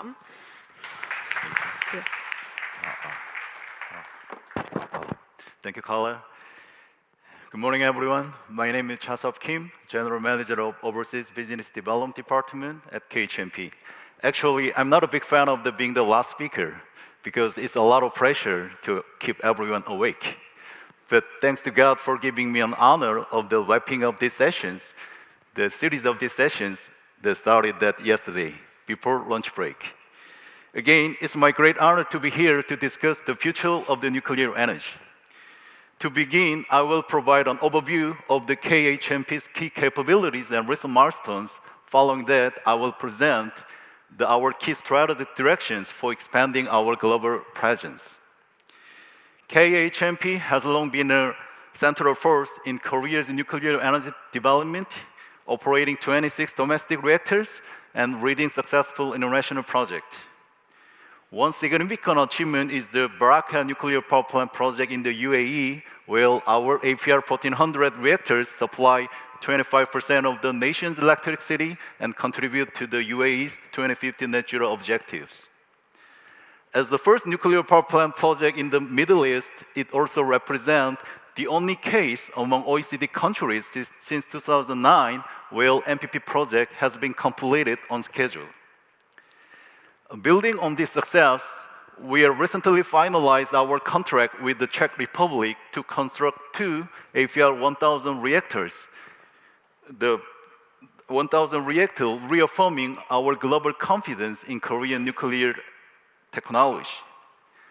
Beyond the Czech Republic, we are actively engaging in the MPP project in Egypt and Romania.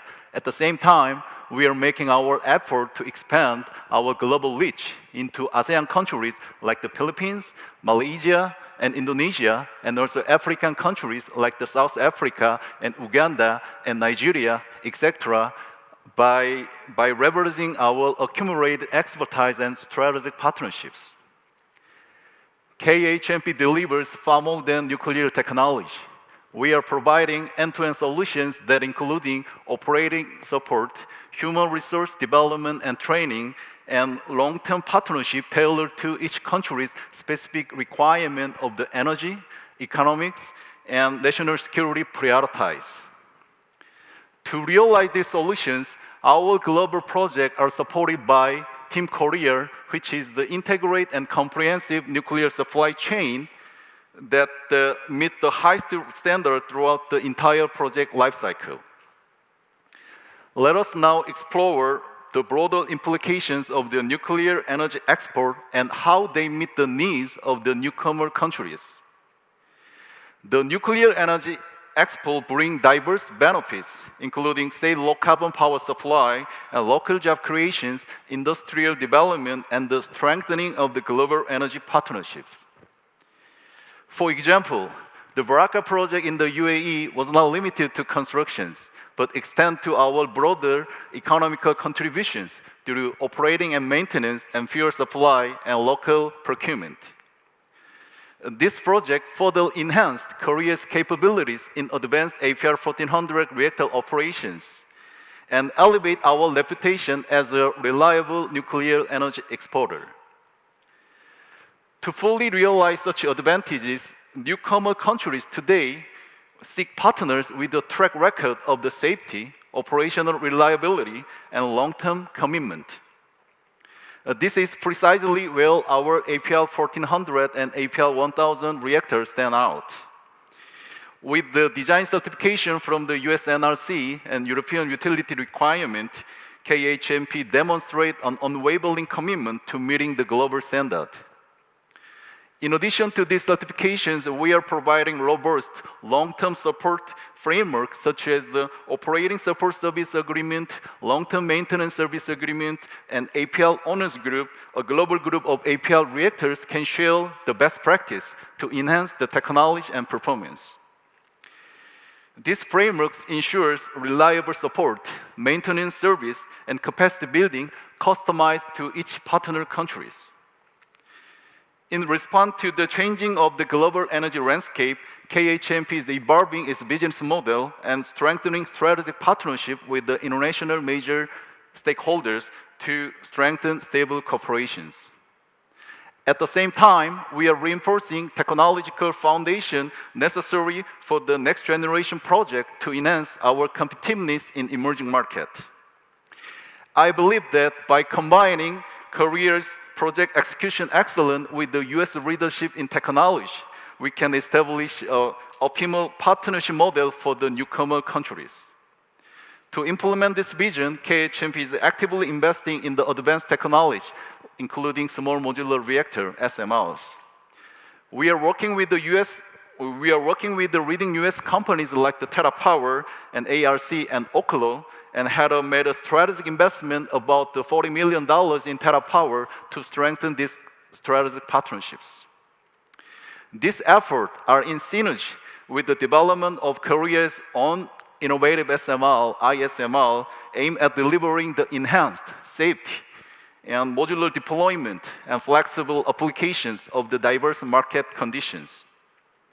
In conclusion, KHNP remains firmly committed to the advancement of the nuclear energy export, grounded in a core focus on safety, innovation, and sustainable partnerships. Thank you. Excellent. Well, thank you very much, Chaso. It's a very exciting panel to have to be speaking to such global context here. So we did get to hear from KHNP's global market strategy, and as we move down through the line of questions, I think we'll be coming back to some of those excellent points as well.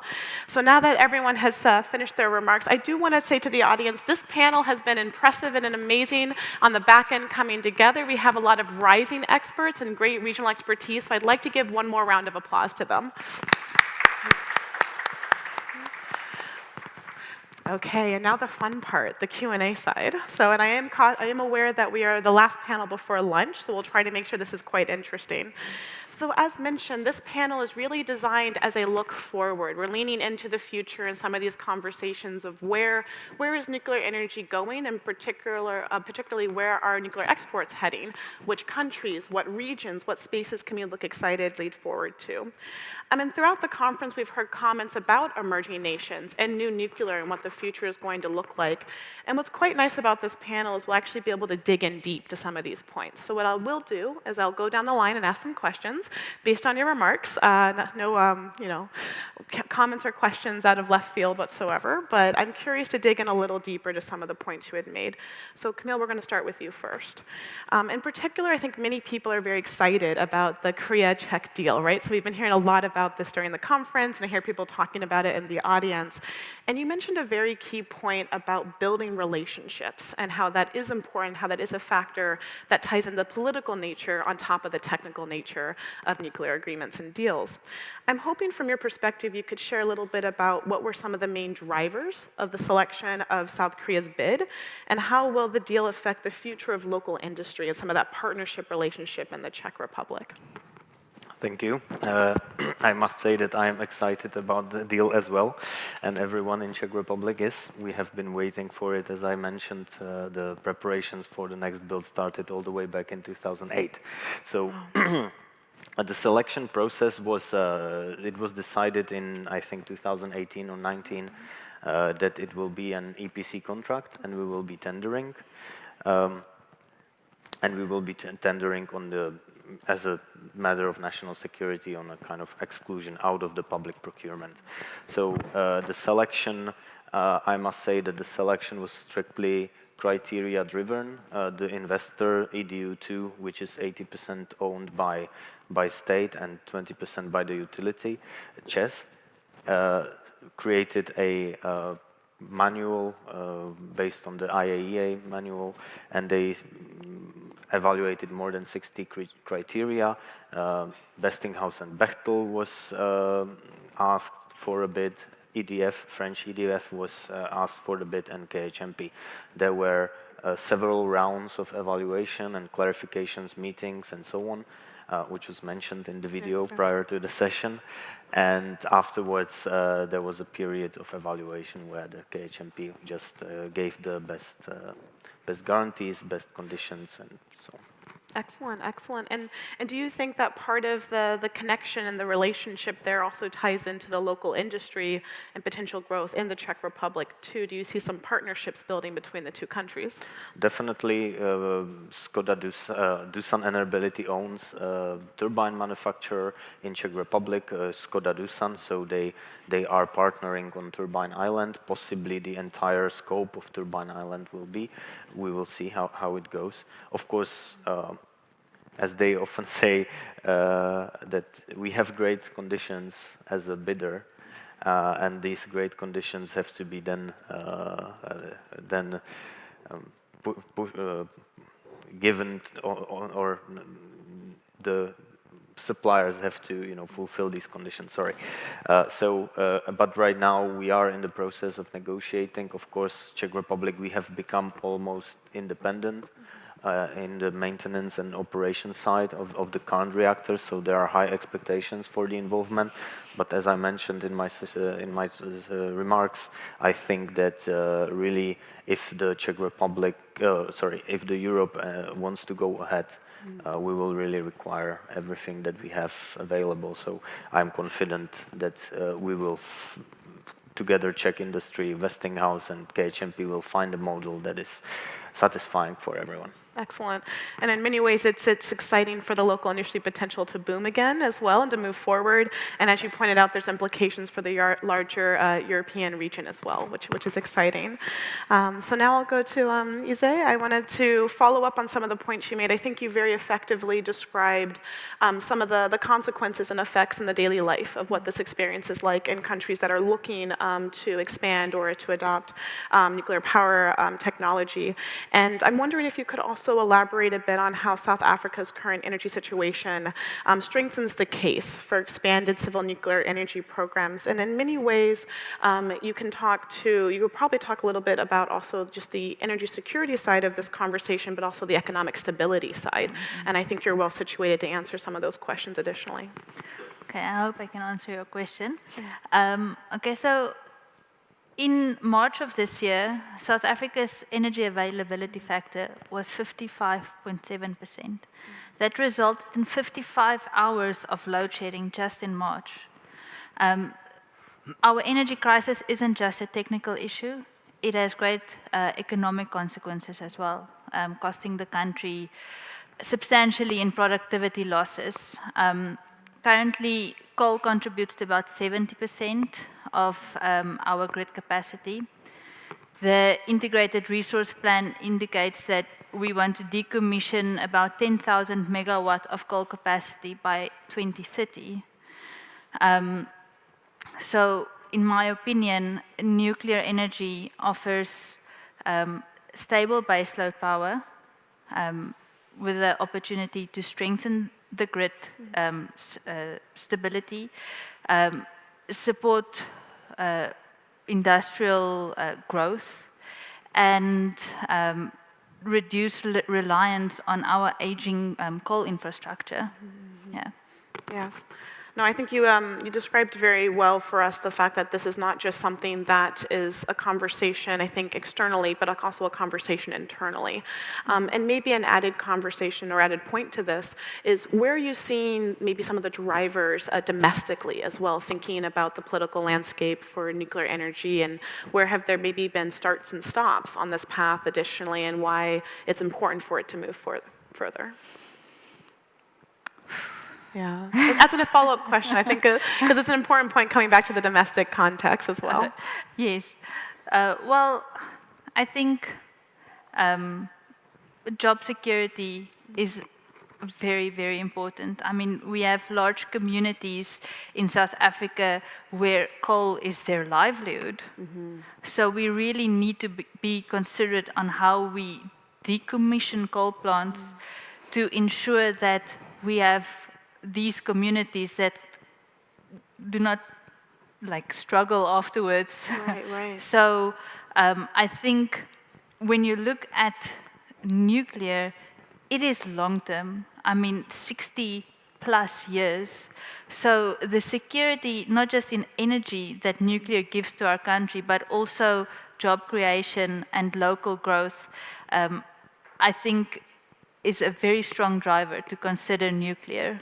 Excellent. And in many ways, transitioning some of that workforce as well into these other sectors will be really important moving forward. So, okay, thank you very much. And Joy, I want to come to you next and talk a little bit more some of the points that you had mentioned in your presentation. I'm wondering if you could talk a little bit about the impact that you believe might come about with the introduction of nuclear power within your country, both directly and indirectly, thinking through some of the technological, industrial, and policy-related effects if the Philippines does move forward. And sir, can you repeat it? Of course. So you had very nicely and succinctly mentioned the points about why nuclear energy will be important potentially for the Philippines. And so if there is implications or if there is implementation of nuclear energy, what are some of the positive outcomes of that? Okay, so I think currently one of the biggest goal of the Department of Energy, while I was there, was the affordability of energy to be accessible for everyone. But when I reached the King's to study, I learned that it's not just about the affordability of energy, the security of the energy is also important because it may be affordable for now, but if it's not secured, there could be more costs. So I think nuclear energy is both affordable and secured source of energy. Excellent, thank you. And I am glad that you mentioned King's again, so I want to actually turn to both of you now, since we have two brilliant students from King's. It would be really nice to hear a little bit more about your experiences and what are some of the key lessons or takeaways that you've noticed from South Korea's own industry that you think might be either applicable or at least interesting to take back as well. So please, either who would like to go first? Well, I must say what I admire from my times at King's and actually living in Korea for the past 18 months is Korea's long-term commitment, their focus on local capacity building, and their deep-rooted safety culture. Korea has become a global leader by combining international cooperation and local industrial development. This, I think, is a strong combination that South Africa and other emerging countries can adopt, and that can be key to a sustainable and successful nuclear future. Excellent. That comes back a little bit to talking about the relationship of industry to industry. Yes. So it's not just country to country, but industry to industry. Exactly. Excellent. For me, my observation and what I admire about Korea is they plan everything very strategically. They don't just implement things. So it looks good to do this, do that, but they make sure that everything is properly planned, how to implement it, and how it would affect the nation. Excellent, and that also comes back to the tailored approach, and I think this was something that was highlighted in some of how we described what this panel would be talking about, is that it's not just about in what ways are export models being developed, but making sure that the import nations are receiving what is actually needed. So thinking about local industry and think about energy security as well as other types of geographical considerations for that local nation.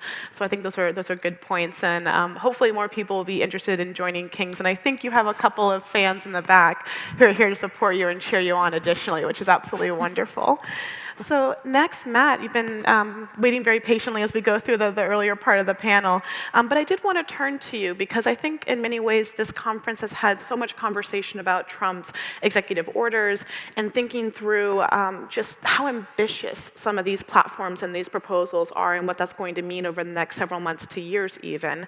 And even though we think about maybe some of the negative implications in the sense of what's happening is it's moving very quickly or we think we need still to see a plan coming forward, I'm wondering if you have any positive takeaways that might be able to be highlighted additionally. Yeah, it might not seem like it. I don't actually like being critical, and during the first Trump administration, I actually wasn't critical. I defended the administration on a couple of different points, and I just I do see some of these elements that have happened this year as adversely affecting U.S. nuclear energy, and I wish we had just the good parts. So. Yeah, I do think there are other elements of the executive orders which previous panelists have touched on. I think the portions focused on getting reactors built, those could be impactful if the funding comes forward. I agree notionally with the idea of U.S. Nuclear Regulatory Commission reform, which was already happening previous to this year. We had laws like Advance Act, and to anyone watching, you could see the NRC was reforming. We didn't need this executive order, or these executive orders, plural. So I like ambitious targets, 400 gigawatts, sure. We had 300 gigawatts in the Biden administration. Neither of them are likely to happen, but I'm all for ambition. I do like the strategic planning portion of the national security executive order, getting the U.S. government together to really drill down in the details of how we're going to try and close the gap with the Russians and Chinese. We probably will not get to equal financing offers, but finding other ways to better coordinate the U.S. government and try and narrow that competitive advantage, I think, is good. And there was a section related to planning on the back end of the fuel cycle, which the U.S., I think, really could use a plan on the back end of the fuel cycle. So in that respect, I'm very supportive of that. Excellent. And then we'll move down the line. I do have a question probably for both of you, so I'm going to circle back to some points you made also about the international context that we're in. But I want to get to Tasso before I do that. In many ways, in your remarks, you centralized, you talked about kind of the central position of KHNP.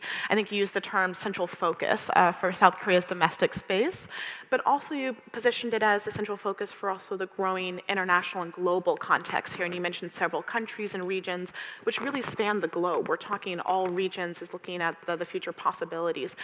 And when we think about newcomer countries and nations, I'm wondering how, from your perspective at KHNP, you view newcomer countries' maybe viewpoints on other vendors and companies and contexts. How do you think they evaluate, and maybe in some ways, how are the United States and South Korea seen as being in the right position and being the perfect partner in this space, or maybe there's other challenges as well? Okay, thank you for your questions. Typically, I'm giving a presentation as a salesperson. That's a good question. The reason why I met a lot of chance to visit around the world to meet my client, and these days I'm focusing on what key factors you consider to select a vendor. The first is you consider the vendor who provide the proven technology to meeting the international standard. And second, you should consider the vendor who have the track record of the on time, on budget, project execution excellent. It is also related to the good condition of the financing arrangement. And lastly, you should consider not only for the construction, but also to provide a long-term support framework to guarantee of the project, the MPP life cycle durations, because newcomer countries do not have any experience to have the nuclear power plant construction and operations. So the newcomer countries should consider the long-term support framework that we normally offer to the countries. Excellent. And that was part of the framework you had mentioned during your opening remarks, and you had talked about Team Korea when it comes to Team Korea nuclear. Could you talk a little bit more about the collaboration and cooperation domestically that occurs that also can be taken abroad and in cooperation with the United States as well? So whenever I get a question from my client, how KHNP or Korea can complete the project on time, on budget is my response will be our contract scheme is the EPC contractor. The EPC contractor is the KHNP is the prime contractor reading by the Team Korea. So Team Korea means, as I present in the presentations, so we have our strategic partners for each area of the design engineering and major procurement and construction and commissioning and fuel supply, etc. So every stakeholders from public to private, they should meet the highest standard from design to operations. So this unified model can ensure that KHNP can complete our project on time, on budget to meeting the client requirement. Excellent. We keep hearing that phrasing on time and on budget. I know that's a slogan, and it's a very good one. And it's really important to think about the interconnectivity of supply chains domestically, and this comes back to some of the points we've been hearing, thinking about rejuvenating the US context and thinking domestically what is needed there. But in many ways, some of our panelists from yesterday and a little bit today have talked about combining and utilizing the cooperation between the US and South Korea. So how do we overlap and share our talents and our experiences in a way that builds a better focus internationally? And I do want to come back to some of the main points that were discussed in the previous panel. They talked quite a bit about the competitive nature that is the nuclear energy market right now. And I think I will direct this question mainly to our two colleagues on the end, so I'll give the people in the front a bit more of a break. But we really are seeing not only the competitive side of Russia, which has the historic advantage when it comes to nuclear reactor export, but we're seeing China rapidly advance its own domestic fleet and expanding in new and advanced technology. And we talked about this in the previous panel from more of a non-proliferation and security dynamic, but it also presents an economic challenge. And I think both of you have also had some experiences speaking to the fact that this is a competitive space, it is a competitive market, and if we're looking to how to advance US and South Korea cooperation, there's going to be some challenges that still need to be addressed. And so I'm wondering if you would like to add additional thoughts thinking through some of the opportunities that exist for US and South Korea to work collaboratively together in addressing this competitive market. And that's the question both for Matt and Chasup, so as you prefer. So. Yeah, no, this question of competition with Russia and China is something that I and others spend a lot of time thinking about in Washington. And in my mind, there are a couple of different ways that the U.S. could become more competitive. As you mentioned, Russia has been the leading supplier of reactors to other countries. China's had the biggest domestic build-out, which should support export ambitions in the future. I am not optimistic that the US government is going to be able to match one-for-one the financing offers. And thus far, our only build experience in recent years, the AP1000s in Georgia did not go on time, on budget. I'm hopeful that some of these new builds, which could be AP1000s again, will be closer to hitting that mark, which would help with export competitiveness.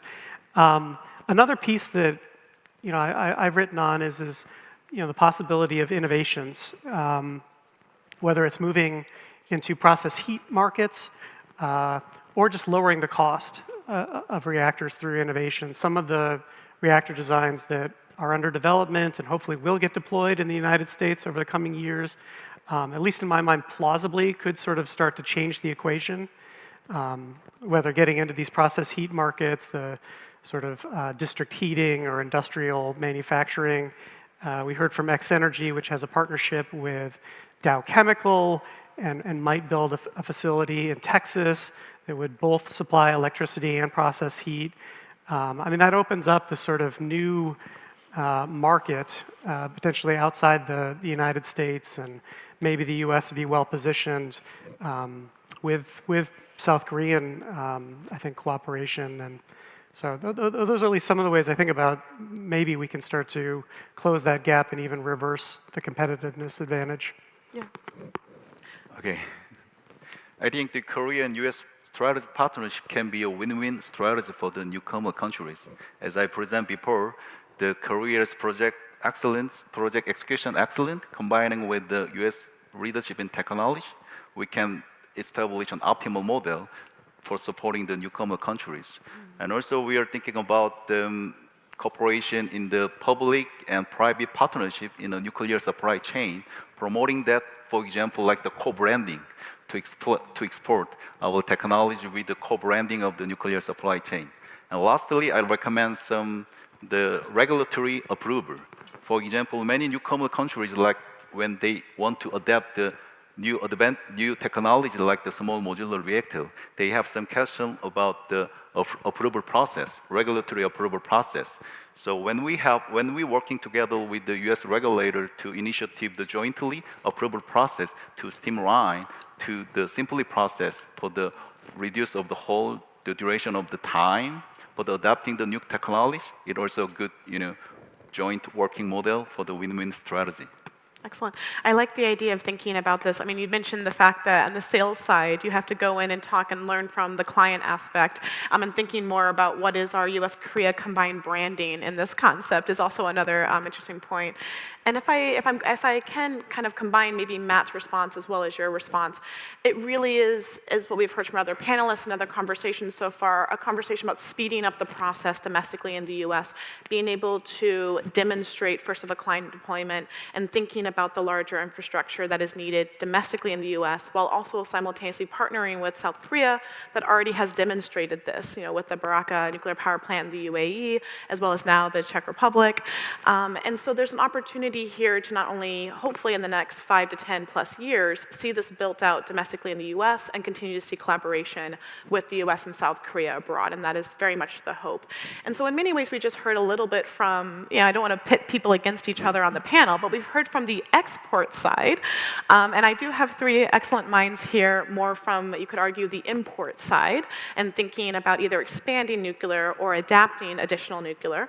I would wonder if either of you, or any of you, all 3 of you, have any additional thoughts from the perspective of the receiving nation, and thinking through what are some of the pros and cons and benefits of working with the United States, South Korea, or the competitors, and thinking about the Russia-China context and why that is either not a choice or potentially could still be a choice. So I'll put that out there and thinking about the recipient side of it. And so yes, whoever would like to go first. Okay, I will. I'll pick someone as well. I'll pick someone too. But yes. Okay, I think it highly depends on each country what they want and what they are searching for. I think we can see it in Europe. As I mentioned, we went with EPC contract. We wanted the guarantees. We wanted a fixed price, or at least as close to fixed price as possible. Poland decided that they want the American technology.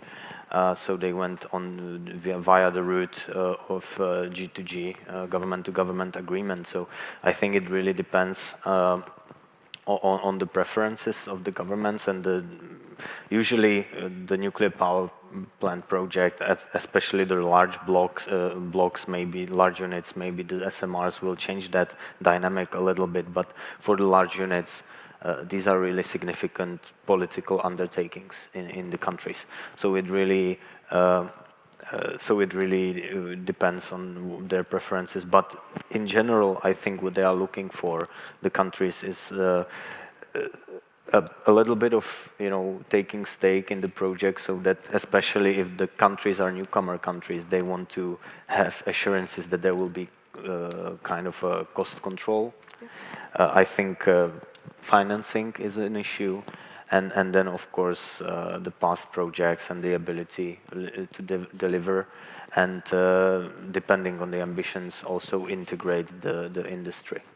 So these are, I think, in general, kind of expectations of each political representation for their own nuclear. Yeah, so thinking a bit broader about not only just kind of the cost scenarios, but also thinking about the longer term implications of the collaboration and some of the stakes in the project additionally. Yeah. Yes. And if I may return a little bit, I realized that I completely avoided the question about building relationships, and I can tie it to this question. I think even though our selection process really was strictly on the criteria, especially after the selection and during the issues with the court order and delay of signing and so on, it really shined through both like the public sector in Korea and the KHNP and other companies. They really went beyond to kind of solve it together and work together, and really that trust, and that you can, really the trust is very important, that you can rely on the other partner and that you see it as a long-term partnership, and that is really significant and important, because there will be bumps on the road, there will be, competitors and others who will try to derail the project. So this really is where it's important to have this relationships. And in some ways, as you're describing that trust building, that aspect, being able to come into the context of technically the importer country, and being able to think through what is needed there, but also, I think, creating a sense of mutual respect and being able to see a partnership that is going to grow and develop and move further down the line, which is quite important. So excellent, thank you. Yes. Well, for both of you, do you have any additional thoughts and you can also speak more to your context of your own specialty and your own nation, if that is helpful, or you can talk more broadly as well. So I'll try to be diplomatic and not give a political answer, as I'm not in any policy-making seat, and I'm very green still in this industry. But I think it's important to note that countries in Africa, finance would be one of the big drivers. What can we afford, and what can the international partner offer us with regards to that? And local capacity building would be very important. And not to show my preference to any of the possible exporters that you have shown. I think we need to turn to past and recent examples of successful exports, because in countries where there's severe financial constraints, there is a very small buffer for things going wrong or things being delayed. So I think past and recent examples of successful exports will also be a driver in our decision making. And that comes back to your point about the urgency that is also felt there. So with the requirement for precision and being very aware of what's needed in the local context additionally. Okay, excellent. For the Philippines, just a disclaimer, I'm not talking in behalf of the government. No. It's just my opinion. Yeah. So first is the proven track record which US and Korea has. So those countries have experience in nuclear energy. So I guess it would be nice to get solicit their help on their expertise regarding the nuclear. Second is the capacity building of the manpower, because in the Philippines, since we don't have nuclear, or we have nuclear, but it never operated, nuclear power. So I think capacity building of the people in the Philippines is essential, because we cannot rely with other countries forever when it comes to maintaining, maybe on the building of the power plant. Korea or the United States could be there, but not forever. So we have to capacitate the people. And I think Korea and US is a good option in partnership regarding the nuclear energy, because of the proven technology of the Korea and regulatory strength of the United States. And last but not the least, as mentioned by Ise, financial is very important. So I think our policymakers must create good policy that would incentivize or encourage investment of nuclear in our country. Yeah. Excellent. Well, thank you all three of you. Obviously speaking in personal capacities, but sharing some of your thoughts and perspectives on the insights from your own personal experiences, being from the region and working in the region. It's very helpful. So I'm cognizant of time, and I'm aware that our panel is the one before lunch, and so people are probably quite excited. I do want to do what's referred to as a flash round, and because we have about 13 minutes left, I'd like to go down the line. We can go either direction. We'll see if people want to volunteer all pick one side. But because this panel is thinking about forward-leaning, we're looking forward, we have the pleasure of being one of the latter panels in this conference, I would like for you to describe from your personal perspective, and that can also be from your early career capacity as well, what are some of the what is one challenge that is something that you think in your context or perspective that nuclear energy faces moving forward, and what is one thing you're personally excited about in this industry or in your career additionally? And maybe, because you guys did such a great job just now, I might go to Chasop first and then work back this way. So a challenge that you foresee is something that will need to be overcome in the future of nuclear energy exports, and then something you're personally excited about. Okay, the personal challengement is my two real kids. They doesn't allow me myself go around the business trip around the world. Because recently I have had the opportunity to visit, to meet my client, to export our technology. But anyway, one of the challenges is these days we have a lot of opportunities. Many clients would like to meet KHNP and offer our proven technology. But they also have their own specific conditions, right? And they have the various requirements, and also we should meet their various portfolio as a reliable nuclear exporter. So still we have the proven record in the Baraka and the Czech Republic and domestic plant. We are also actively engaging some other financial arrangement supporting by our the Korea government, and also many infrastructure to provide our fully support the newcomer countries. And also a lot of requests from the South Asia or any other countries like the public acceptance. So public acceptance is these days very key issues. When the newcomer countries will make a decision to adopt the nuclear technology, they normally ask us how they pursue or persuade their people, right? How Korea do that within the 50 years before when we adopt our first nuclear technology since 1971. So these key factors like not only technology, but also many factors we consider to explore our technologies. So this is the one challenge that I want to mention. And also another excitement is when I solve this problem as one by one, I feel very dynamic and excited. That's why I'm here today. So this is another excitement to do that. Excellent. It's fueling the energy forward. That's good. Yes. So, yes. Matt. Yeah, I think in the United States, we have all of these what would be first-of-a-kind projects that are by their nature just harder to do. So to me, that's the challenge that we're looking at is can we get these first-of-a-kind projects built? Can we at least reasonably manage their construction schedules and costs? And then, I mean, what are their costs? Because that'll be the biggest determiner of, where they go after that. Hopefully, first-of-a-kind deployment. But I think it is an incredibly exciting time. I regularly think about, in 10, 15 years, we'll, I think have a pretty good idea of how these projects have gone and what their future looks like. I think the technologies that are under development and maybe potentially deployed in the United States are really interesting, have the potential to change the equation for nuclear power. And we have the public support. We do have right now this bipartisan support for nuclear energy in the United States. So the time is right.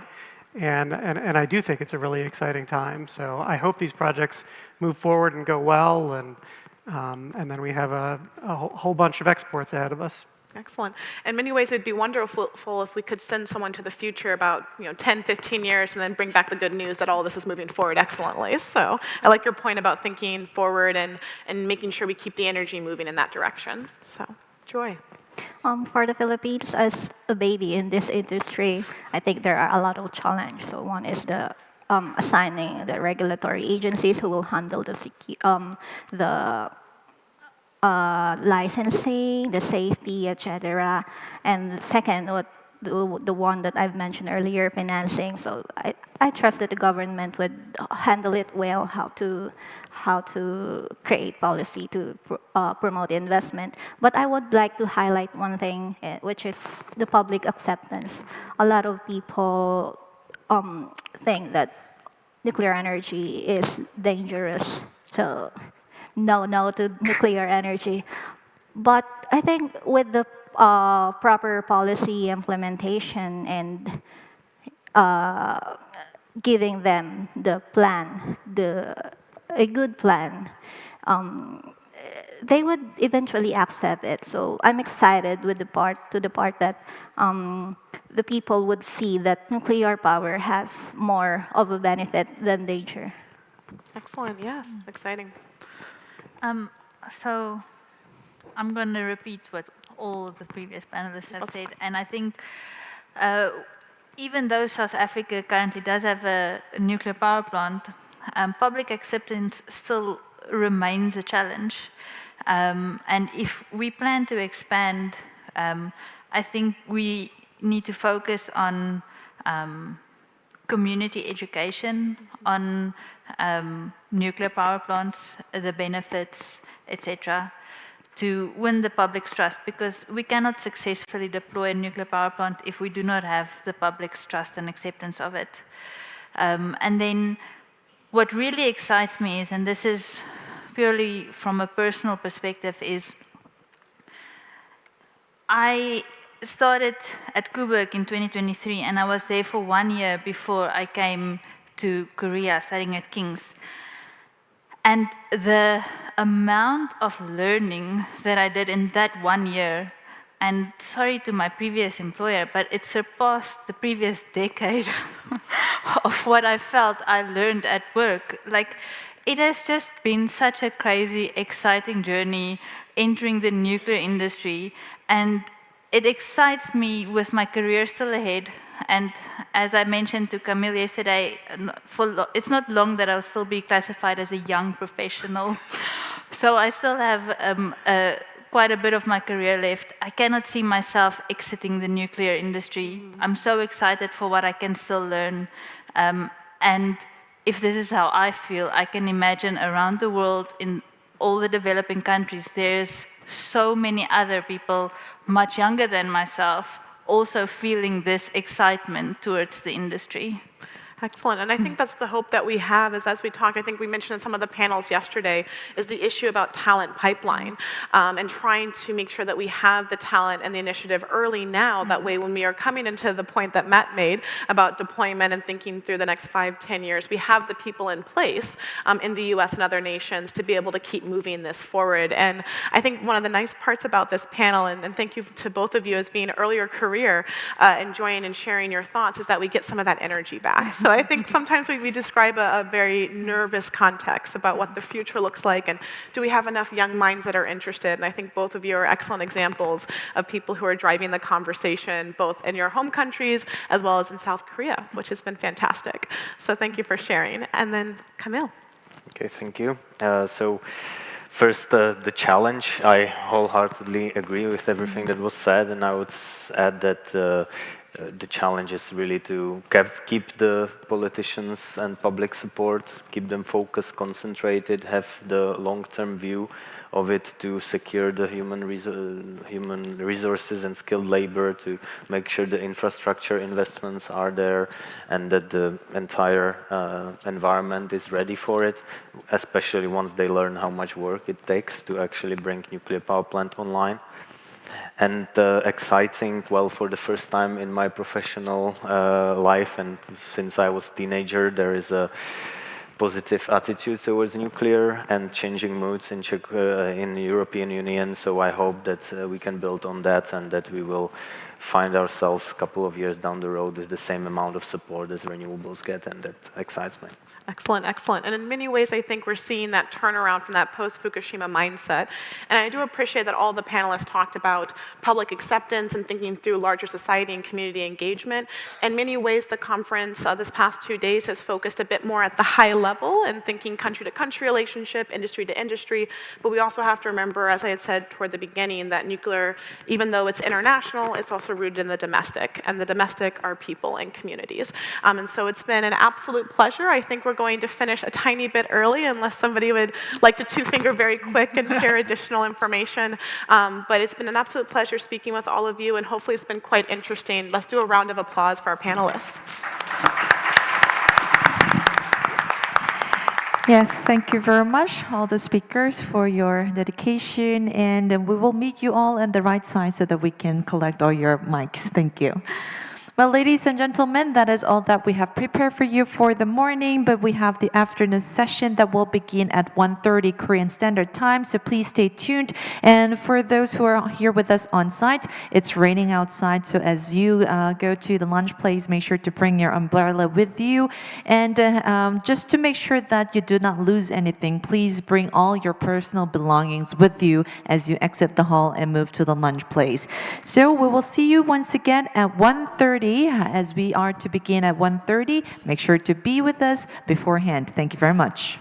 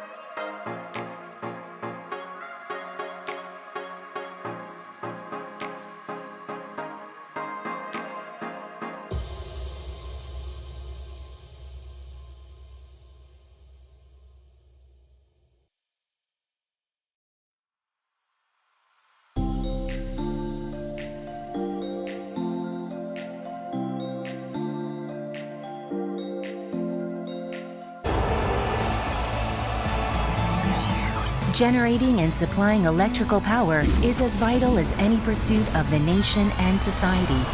As the most complex organisms,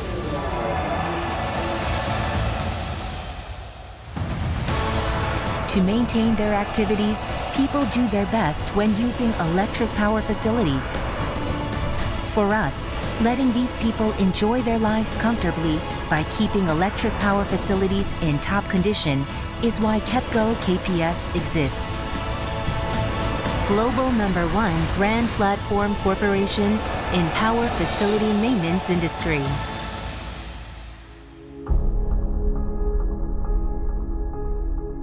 During the 1980s, when the demand for electric power exploded, KEPCO KPS was established for the specialization of maintaining KEPCO's electric power facilities and technical independence. KEPCO KPS has grown with Korea's remarkable economic development with its efforts to improve the performance and reliability of power plant and power transmission facilities, as well as enhance the utilization rate and safety of nuclear power plant facilities. As the foundation of the electric power industry and the core of national economic development, KEPCO KPS has been taking responsibility for facility maintenance and offers total solutions including maintenance and diagnosis, the performance improvement of power plant facilities in Korea and overseas, new and renewable energy EPC, and power transmission and substations. As a member of Korea Electric Power Corporation subsidiaries, KEPCO KPS leads customer value with the best service quality for electric power generation companies. To increase the operating rate of customers' power plant facilities and produce stable power, KEPCO KPS does its utmost to train people and develop technologies in maintenance engineering. KEPCO KPS enriches Korea through the maintenance industry, the key element that determines stable power supply.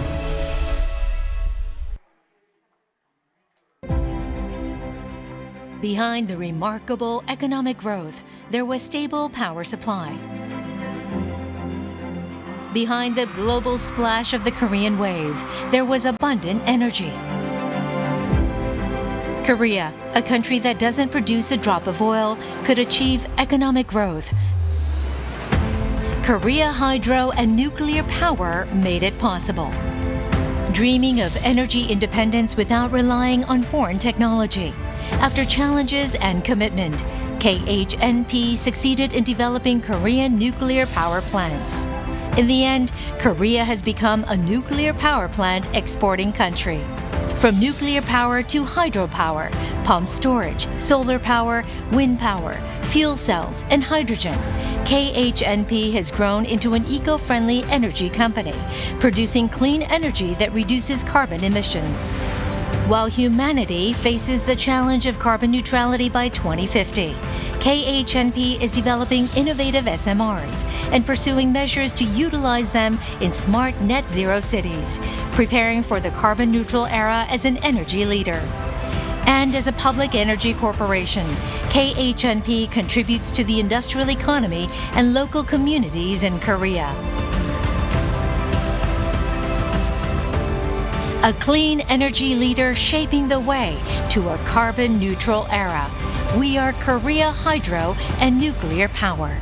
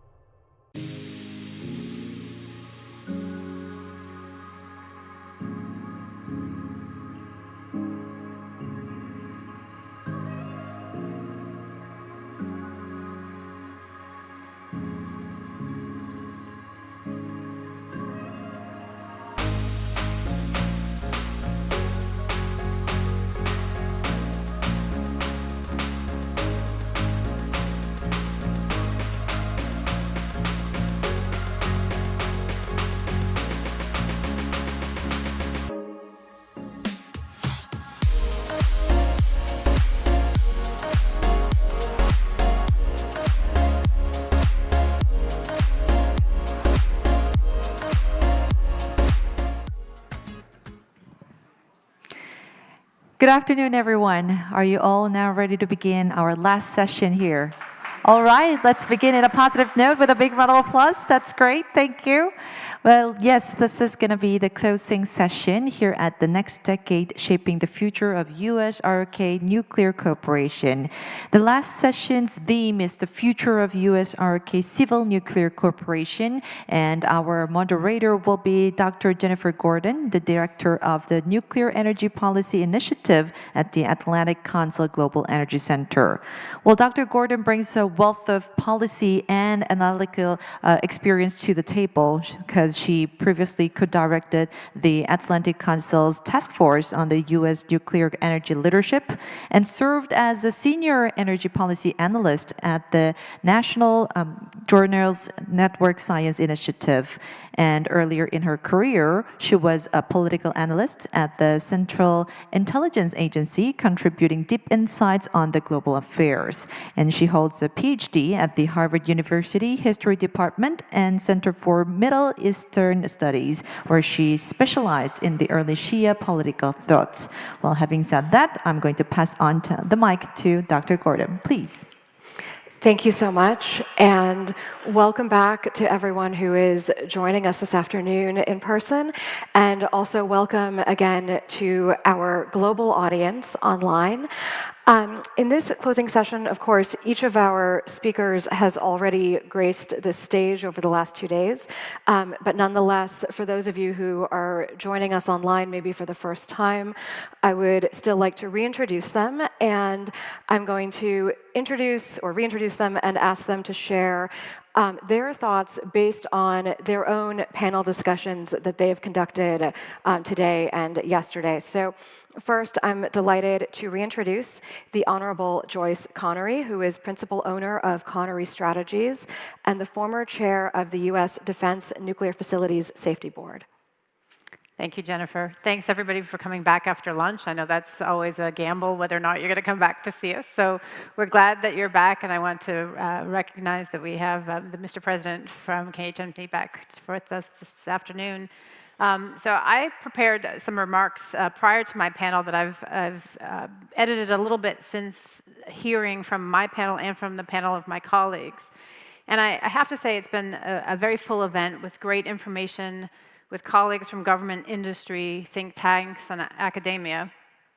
And just everybody approaches the subject from their unique lens with their experience and their expertise. And because the subject matter, the context of the US-ROK relationship and the nuclear cooperation is so dynamic, it's hard to see the full picture, and it's hard to predict the future with any kind of precision or certainty. But what we can do is we can listen to each other very closely. And not just the words that are being said, but we can listen to the thoughts, the beliefs, the ideas, and the aspirations behind those words. Because I recognize that we're on record, and even though the discussions have been amazingly frank, a lot of folks may not have explicitly said what was on their mind. But we can get an idea if we listen closely to each other. And I think the forums like this are very important because they allow us the opportunity to do so. We speak of trust and partnership a lot this week, and those words perhaps underlie a history that included times of close cooperation and trust, but also times that were characterized by mistrust and misunderstanding, because it's been a long and rich relationship. It's my firm belief that we need to understand each other's history and context, both our own and each other's, and to approach each other with understanding and work to achieve our separate goals as well as our shared goals. So much has been said about the missed opportunity of the 2015 123 agreement, and those are my words. But the 123 agreement is only a framework for cooperation and not a mandate. Reaching the full potential of this agreement takes an alignment of interests, of governments, of industries, of academic pursuits, of global opportunity, and I think of personalities. In my experience, it's rare for all of those things to be aligned perfectly at any given time. But we can work together on the conditions that allow each of those areas to flourish and develop relationships to take advantage of when the opportunity for alignment appears. So concretely, I want to talk about the high-level bilateral commission. I want to give a little bit of history behind that because honestly, I was one of the architects at the NSC for developing the High-Level Bilateral Commission. And it was myself and a gentleman named Richard Johnson, who you may well know in circles here in Korea. And the idea behind it was that with our Japanese colleagues, we had a high-level commission, and a bilateral commission. And that commission came about after Fukushima, when we realized that we had to work together with our Japanese counterparts to address a lot of the issues that came up following that. So when we were having challenges with the negotiations on the 123 agreements with Korea, we decided to model the high-level bilateral commission somewhat after what we did with the Japanese. And I actually left to take my position at the Defense Board before we finished articulating what that would look like. So I want to offer my own thoughts based on what I've heard from my colleagues and based on my own experience about how we can revitalize the bilateral commission to be more effective in developing those relationships that I just spoke about. So specifically, there were 4 working groups that we created when we developed the bilateral commission: spent fuel management and fuel cycle, nuclear security and safety, stable fuel supply and industrial cooperation, and global nuclear expansion and strategic partnerships. So I'm going to arrange those a little bit with my view of what could happen in the future, and to reflect a little bit on what we heard in the panel that I chaired in the first session. So the first one I would actually call fuel cycle, nuclear fuel supply, and spent fuel management. And I think this is where we talk about the R&D cooperation that Professor Lim on my panel spoke about. This is a challenging conversation, as we heard earlier, because not only of non-proliferation implications, those implications go beyond the ROK in the United States. It's not about a trust issue between us and the ROK. It's about what precedents are we setting globally. Additionally, the geopolitics of fuel supply has become increasingly complicated with the Russian invasion of Ukraine. What changed since 2015 is that while before the governments were focused on research mostly on the back end of the fuel cycle, today the conversation seems to be more focused on the commercial relationships and the front end of the fuel cycle. The high-level bilateral commission can better align conversations based on the current situation and consider adjustment in certain lines of research to broaden global non-proliferation standards and safeguards. The second part of the commission I would reshape would be the safety, security, and I would add regulatory issues. This portion of the bilateral conversation is ripe for enhancing not just sharing information, but working together with other nations, as we did during the nuclear security summits of 2010 and 2012, to lead a conversation on nuclear security, ensuring that new entrants have a robust safety culture as well. Pulling the regulatory organizations to these conversations is vital, and there should be work done on regulatory harmonization that can translate into shared visions in the international context. With regards to industry cooperation and strategic partnerships, as Professor Chung spoke about, we can convene meetings of industry alongside of our government conversations. Industry representation and trade organizations having side conversations while the governments have their own conversations would be important, but then for an exchange of information. Governments would understand more concretely the work that's being done in the private sector, and that could inform the direction of their conversations.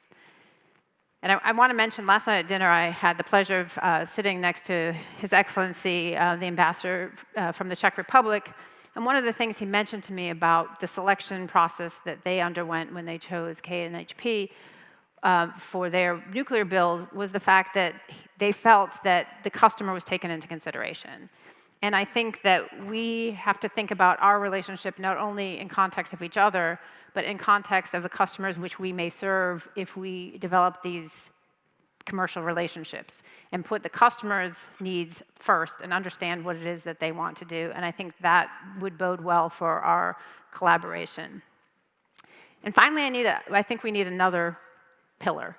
And this goes to what Lisa said during our conversations, and that has to do with education and professional pipelines. I'm spitballing here on ways to reorganize the high-level commission, but I think that this new edition, one that focuses on education and professional pipeline, is crucially important. There are many possibilities about how you can think about this area: academic exchanges, training centers, curriculum development, for instance. But there is no future US-ROK nuclear cooperation without making sure we have a next generation that is prepared to work on all aspects of nuclear, from tradespeople to engineers, to designers, to radiological safety experts, to the regulators and the policymakers. You all have the King's grad school students here, and we heard from them in the last panel, and I think that's an excellent start. We also need to make sure that we are populating the IAEA, and if the World Bank needs experts, with our own folks in order to be able to influence what it is that they're doing in those areas. But we need to prepare for the ROK after the 2035 123 agreement. Thank you. Joyce, thank you so much for those insights, and especially appreciate the emphasis on the government to government and the industry cooperation, and of course workforce and education, which I think tees me up perfectly to invite Yongsoo Wong, who is Professor for Special Affairs at KEPCO International Nuclear Graduate School, or KINGS, to talk to us a little bit about your insights on US-ROK industry cooperation. Yes, I think everybody who attended last night very beautiful gala dinner really enjoyed the beauty of chorus. There are a series of songs by the Korean team chorus. And my mission was very simple yesterday. So we are talking about mission possible. So the only thing that I have to work on is just to add 2 words, team nuclear plus chorus, that we enjoyed last night. So it was a simple, looks like simple, but always devils are in details. So we had a lot of discussion about how actually we'd like to create a very solid bridge between United States and South Korea to actually implement the real progress in nuclear industry, especially for the commercial sections. So for that missions, actually we have a very excellent 5 eagles in our teams. So one member from KHNP actually very thoroughly actually stressed what's the real pros and cons of the KHNP to contribute to the mutual cooperation between 2 countries. And as you understand clearly that the beauty of the Korean nuclear industry is the supply chain. Of course, there are 2 different supply chains in my mind. One is soft power, the other one is the hard power. And for KHNP, I should say they are the leader of the soft power. They know how to manage the big projects throughout the experience from the UAE and probably throughout the future Czech Republic project. They are also doing the many other things in Egypt and Romania for different aspects of the nuclear industry. So they are very good to manage the whole project from the beginning to the end. And also we had a good presentation from Doosan Enerbility. They are the actually mighty workforce for the hardwares. So fortunately, we have the power in-house for soft and hardwares. But still we need a strong teamwork from United States. United States has a mighty power for the technology development, not only for the PWRs, but also for the all kinds of generation 4 reactors, as well as the generation 3 plus SMRs. So we need a big cooperation between United States and South Korea to actually implement those beautiful technology in the real world. How to build reactor with a detailed design is the real issue nowadays. So we talk a lot about the beautiful study, idea, strategy about how to revitalize the nuclear energy for the last many decades. As pointed out by our colleague, Mr. John Kotek, there were a lot of golden opportunities, but unfortunately, all the golden opportunities were evaporated. So we should not miss this time. We once again had a very good golden opportunity because there is a real demand from the AI industry in the global society. Also, there are many heavy industry and the petroleum sectors, which might need green steam. Also, there is a big demand for the hydrogen generation and supply. So those kind of demands are real. But in order to implement that kind of demand in the real society, we have to introduce nuclear power plant so that we can create electrons for the rest of the world, actually. In that sense, as pointed out by many people throughout today's discussion, we have to do something. So to me, the best thing is to write a joint paper, position paper together, and present those good joint paper to the policymakers in the United States and South Korea, showing that this is the best way, pragmatic way, to actually produce the electrons that we need throughout the operation of the new build of the nuclear power plant. In that sense, we should create some kind of consortium together to find out all the pros and the cons of the potential team nuclear chorus. Of course, we have some pros, and of course, we have some cons, and the US have very strong pros and some cons. But when we combine those together, then we will enjoy the real synergy effect. So that's the thing that we should work on right from this moment. Time and tide waits for no man. So we need action. Of course, there are a lot of detailed actions needed because nuclear industry, especially in the United States, are private companies. So how to invite private companies together under the name of Team Chorus is also challenging issues. But that's the only way, I think, to revitalize the nuclear industry in the Western Hemisphere. If we lose this kind of golden opportunity, then there might be no real nuclear renaissance during my lifetime, unfortunately. So we should work together as a team to write up some report so that all the top decision makers can really take a look at what's our real plan. And then they can actually direct me and recommend me, not recommend me, recommend you, Jennifer, to actually implement those kind of big dreams to the real societies. So we should not lose this kind of golden opportunity again. So Jennifer and I spent 4 days during last week and this week, actually. So this is our 4th day. So we had a home and away game, actually, in the United States.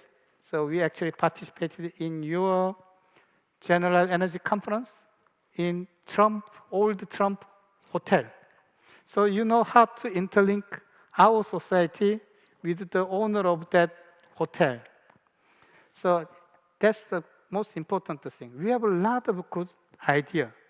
But in order to implement our idea, we should have a good way to communicate with the top decision makers. In that sense, we need a strong support, especially from NEI and some other prominent think tank in DC.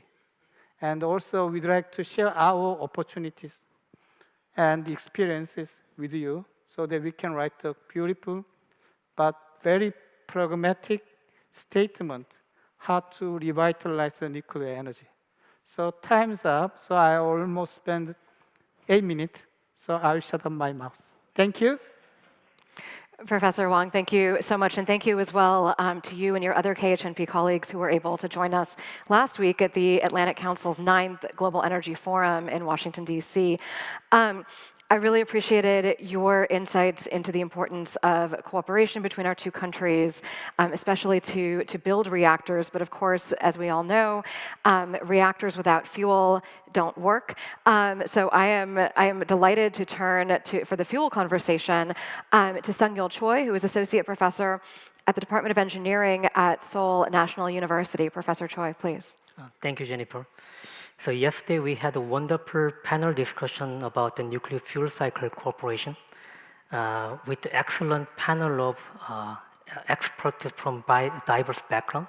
They are coming from the former government officials, the reactor owner and operator, and advanced nuclear reactor and fuel developers, an NGO research institute, an enrichment supplier, and also academia. It was a great opportunity to hear unique perspective from the expert with a diverse background. And then the session widely covers the enriched fuel supply, and then the revisiting the reprocessing option, and then continuation of the research and development on the spent nuclear fuel reprocessing. And also we are looking at the way to enhance the mutual cooperation on the nuclear fuel cycle. And then many experts are also pointing out how we're going to revisit the dialogue and then conversation for high-level bilateral panel HLBC. Built on the yesterday's discussion, I would like to add a few more points. The first one is regarding enriched uranium fuel supply. That is one of the most important topics nowadays with the increasing demand of the new nuclear reactors, and also the many countries are also considering the energy security as a national top priority. I would like to highlight the additional point about the increasing China effect on this enriched uranium fuel supply. If you think about Russia is currently occupying over 40% of enrichment service in the world, and then now Russia is doing a war with Ukraine, and then not a near term, but in a mid-term, their market share is going to be replaced to someone else, because there are many countries are preparing to redirecting their enrichment supply, including the United States. And the question is, who is going to take those market share from the Russia? I think the enrichment fuel supply is not like a puzzle game. It's more like a racing game. The speed and then on-time delivery is the important. There are new reactors that are building up, and then they need to be fueled in a stable way. Then who is going to replace in those markets? Some of my students pointing out that while the Western is considering for the new capability, China is building. So increasing the Chinese enrichment capability, and also they own the minings in Africa, and then they could be a reactor supplier, enrichment service, also considering the attractive location for Asian market. For example, currently, if the new Asian country is building the first nuclear power plant, then they needed to purchase the enrichment uranium, and then they're going to deliver it to the North America or Europe, then enrich it, and then enriched fuel is going to be transported to the back. The transportation cost is also high. In that sense, I think China has a good strategic advantage in terms of enrichment fuel supply and also the location. So how are we going to solve these issues? I think if you think about the working together with the United States and then several countries in the Asia, for example, they have the unique strengths. For example, Australia has uranium mine, although they don't have the nuclear reactors. So, and also Japan has the technology, which is not a large scale, but they do have experience in enrichment. But they currently have a limited amount of domestic markets after the Fukushima accident. Korea currently doesn't have the enrichment technology, but they do have the stable internal market, which could be perfectly balanced about uncertainty coming from the outside of the nuclear market. And the US has a technology under development, and also they have a non-proliferation leadership. And some of the panelists yesterday pointed out that enrichment network or even the pure bank idea could be a good idea to working together on coping with the increasing Chinese capability in the Asian nuclear fuel market. And the second point I would like to make is how to move from the track 2 dialogue to track 1 dialogue. Many pointed out HLBC is the key framework we need to utilize. But yesterday, some speakers in my session suggest to reform or restructure the HLB sheet to expand, to include the various stakeholders, including the industry. I think this is a great idea because the industry involvement actually making more concrete demand on working together and making a profit. That way, we can have a more out-of-box thinking and then make a strategic and long-term investment from each other's industry, including what Professor Huang pointed out as real demand, like AI, the hydrogens productions. And then the third point I would like to make is that we need to pick up the outcome of joint fuel cycle study. This JFCS between the Korea Atomic Energy Research Institute and then mainly the Idaho National Laboratory, it lasts over 10 years. The JFCS is the important achievement between the two countries, and this is a really rare example for both countries to working together on actual nuclear material and then actual spent nuclear fuel. Such a program to continue and expand. According to the President Trump's executive order, the continuation of the reprocessing as a future option is kind of one important area. And then JFCS could be a stepping stone for that. And then even the management of advanced nuclear reactor also issues, because the many vendors are right now developing new types of nuclear fuel. And this is essential for the innovation of the small modular reactors. And those small modular reactors will be a product to be deployed in new market. So there is a new chance and a new market, new way to make a profit, and other than the electricity supply. I think the fuel and the spent nuclear fuel is the key for that. And also, in that sense, it could be expanded from JFCS to include more topics to working together. For example, the development of new types of nuclear fuel, and also the management of spent nuclear fuel coming out from the advanced nuclear reactor, and also fuel qualifications. The last point I want to make is the energy security is really important. I wanted to highlight that the building the reliable and then sustainable ally is actually building a stronger and then more secure United States. So energy security issues in the US ally is the most important thing is we need to working together. Thank you.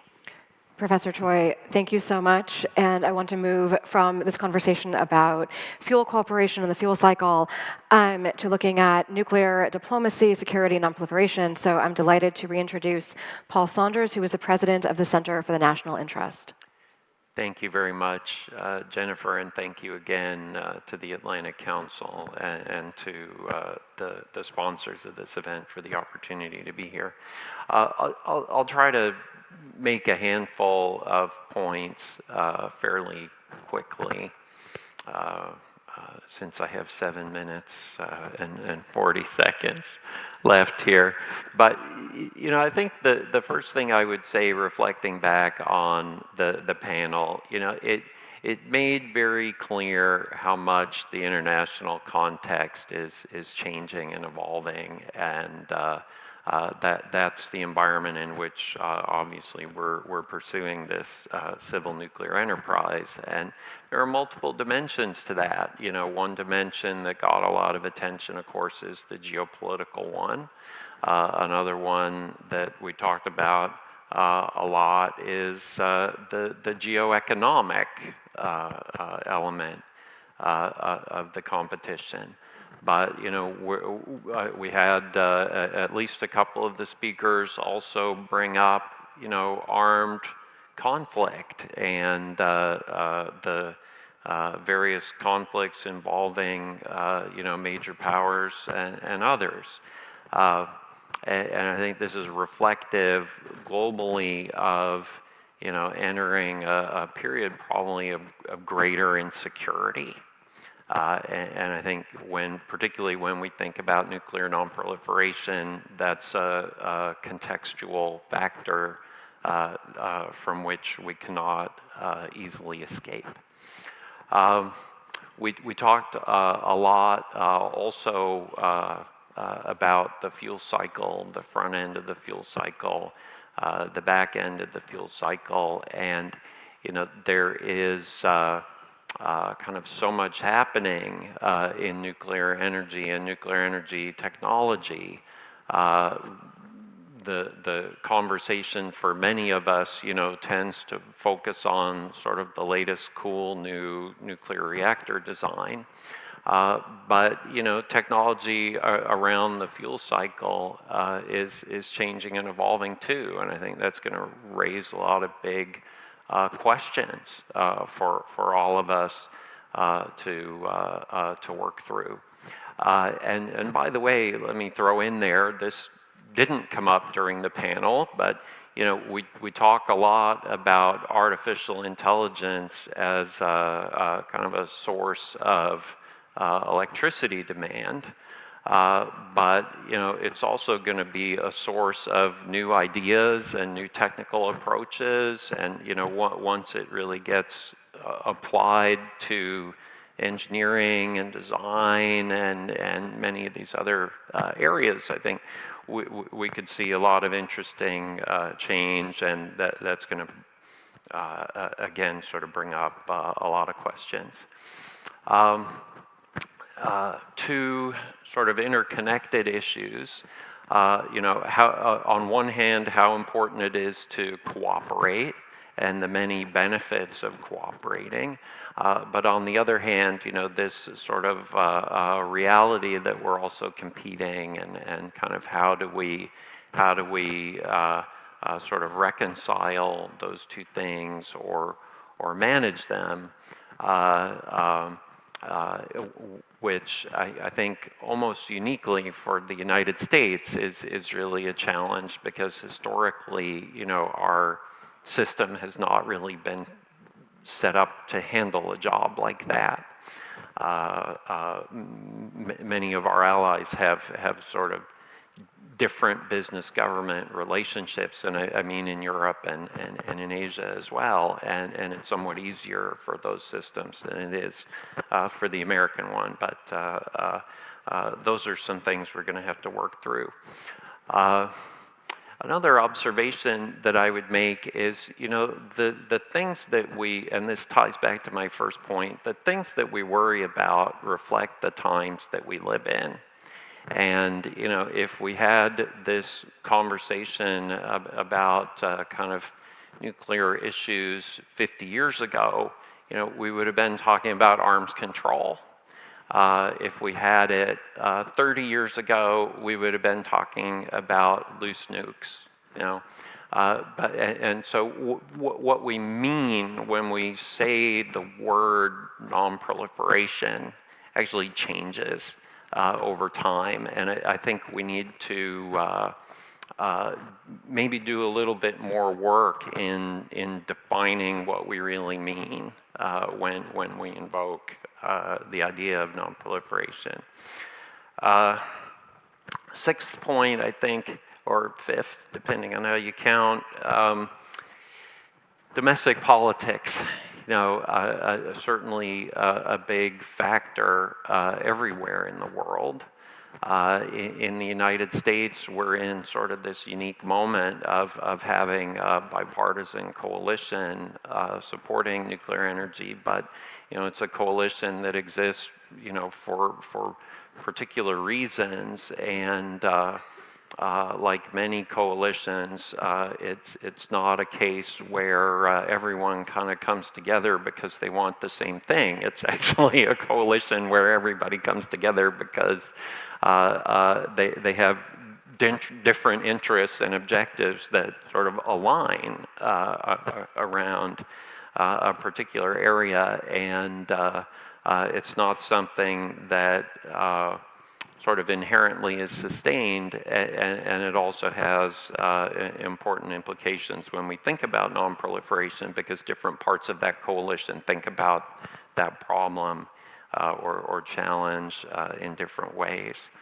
And the last thing I would say, just very briefly, I think Joyce brought up a few minutes ago the uncertainty issue, and this also kind of connects back to my first point about in security. I think we're in a time of great uncertainty. You know, some who know me will have already heard me say, you know, those of us who are experts, we become experts by being experts on the past. And the past is what we know about. We actually don't know about the future. We can't predict the future.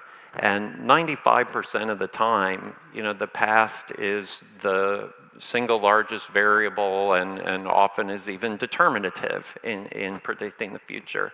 But then there's 5% of the time actually when it doesn't.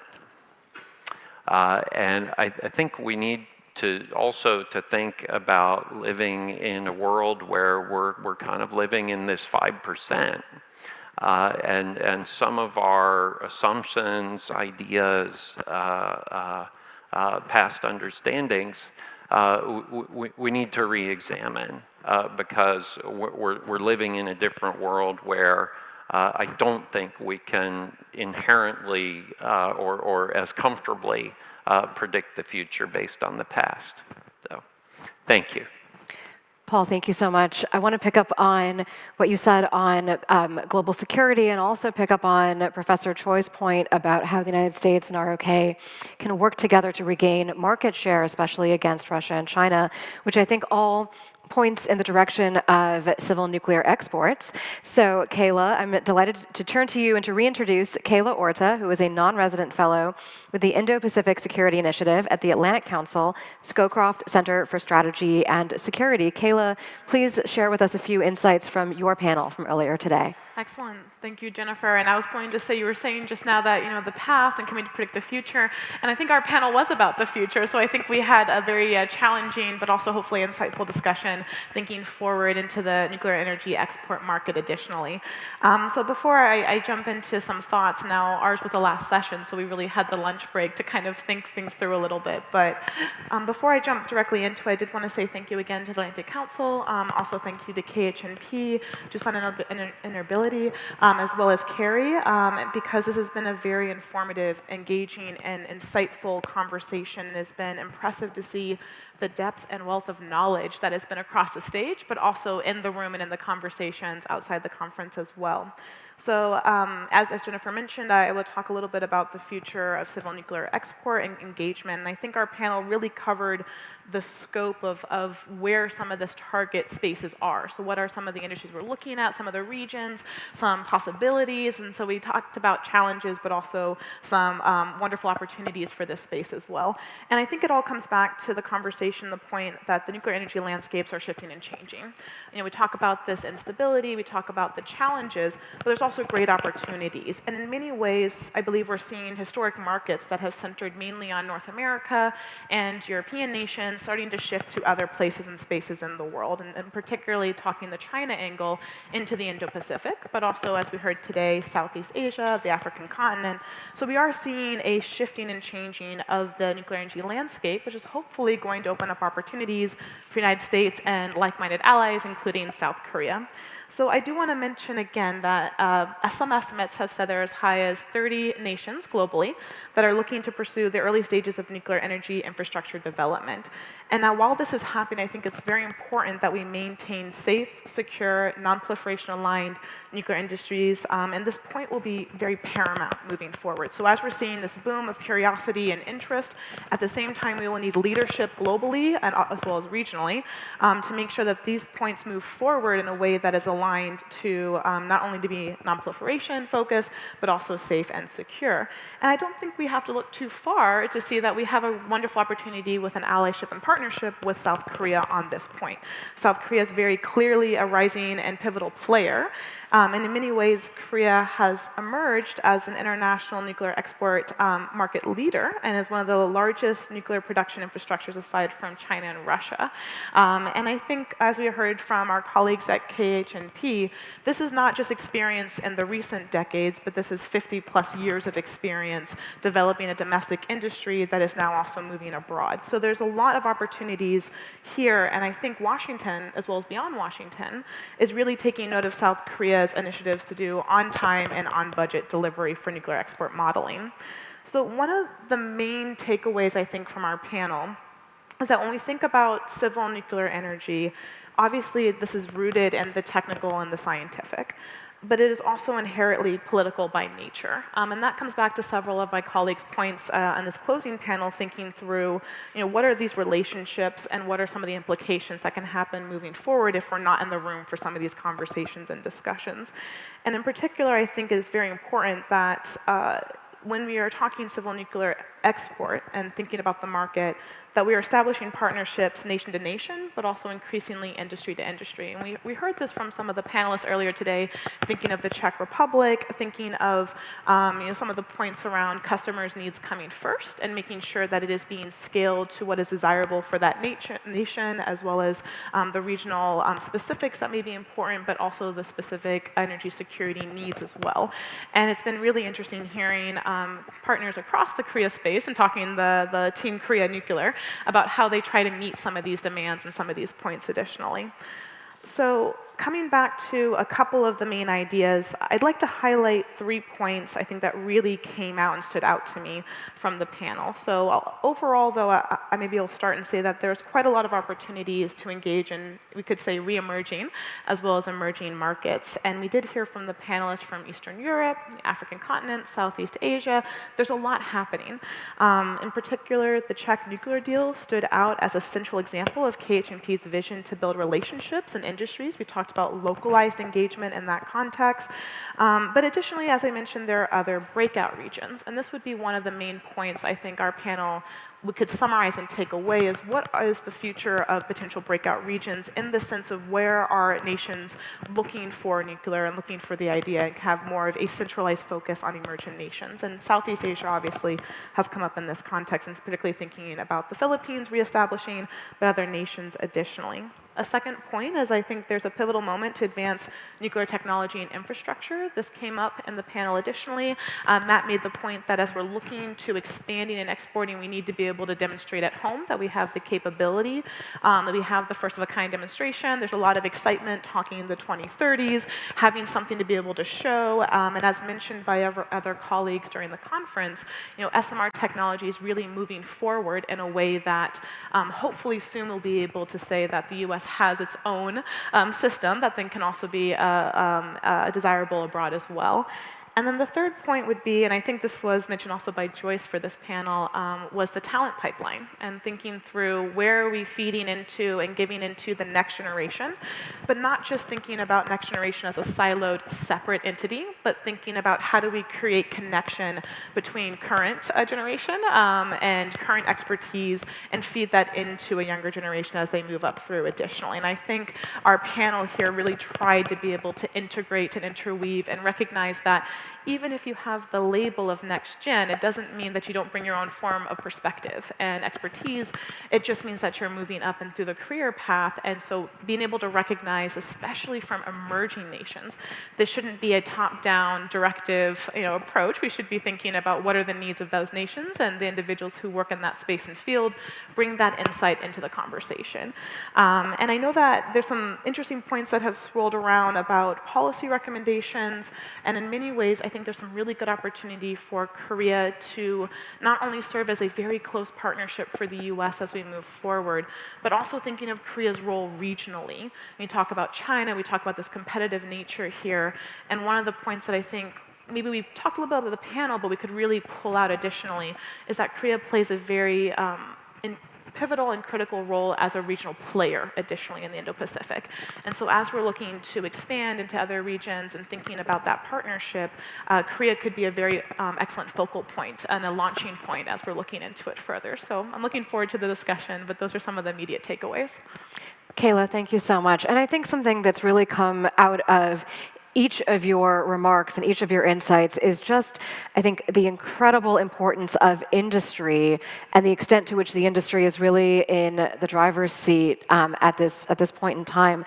And Joyce, I do have some follow-up questions for you, but first I wanted to give you a chance to just respond because I think you may have had some thoughts as you're listening to your fellow panelists.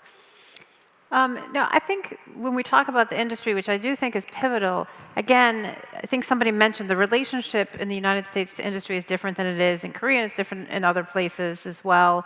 And so it makes it, we don't want to lead folks down a path in which they think that a government to government can force a commercial entity into a market it doesn't want to go into, or that we will be able to choose which company kind of moves into that area. And that's always been a source of tension. We also don't get perfect information from our industrial counterparts when we're in government because they have proprietary information that they can't share with the government. So we need to be more transparent, but it has to be a parallel process that feeds one way or the other way, versus having that conversation all together all at once, because that wouldn't work in the U.S. context. So that's why I said if in my view you have the high-level bilateral commission, but you have side conversations in which industry is also having dialogue with each other, and then can bring their insights back to their respective governments for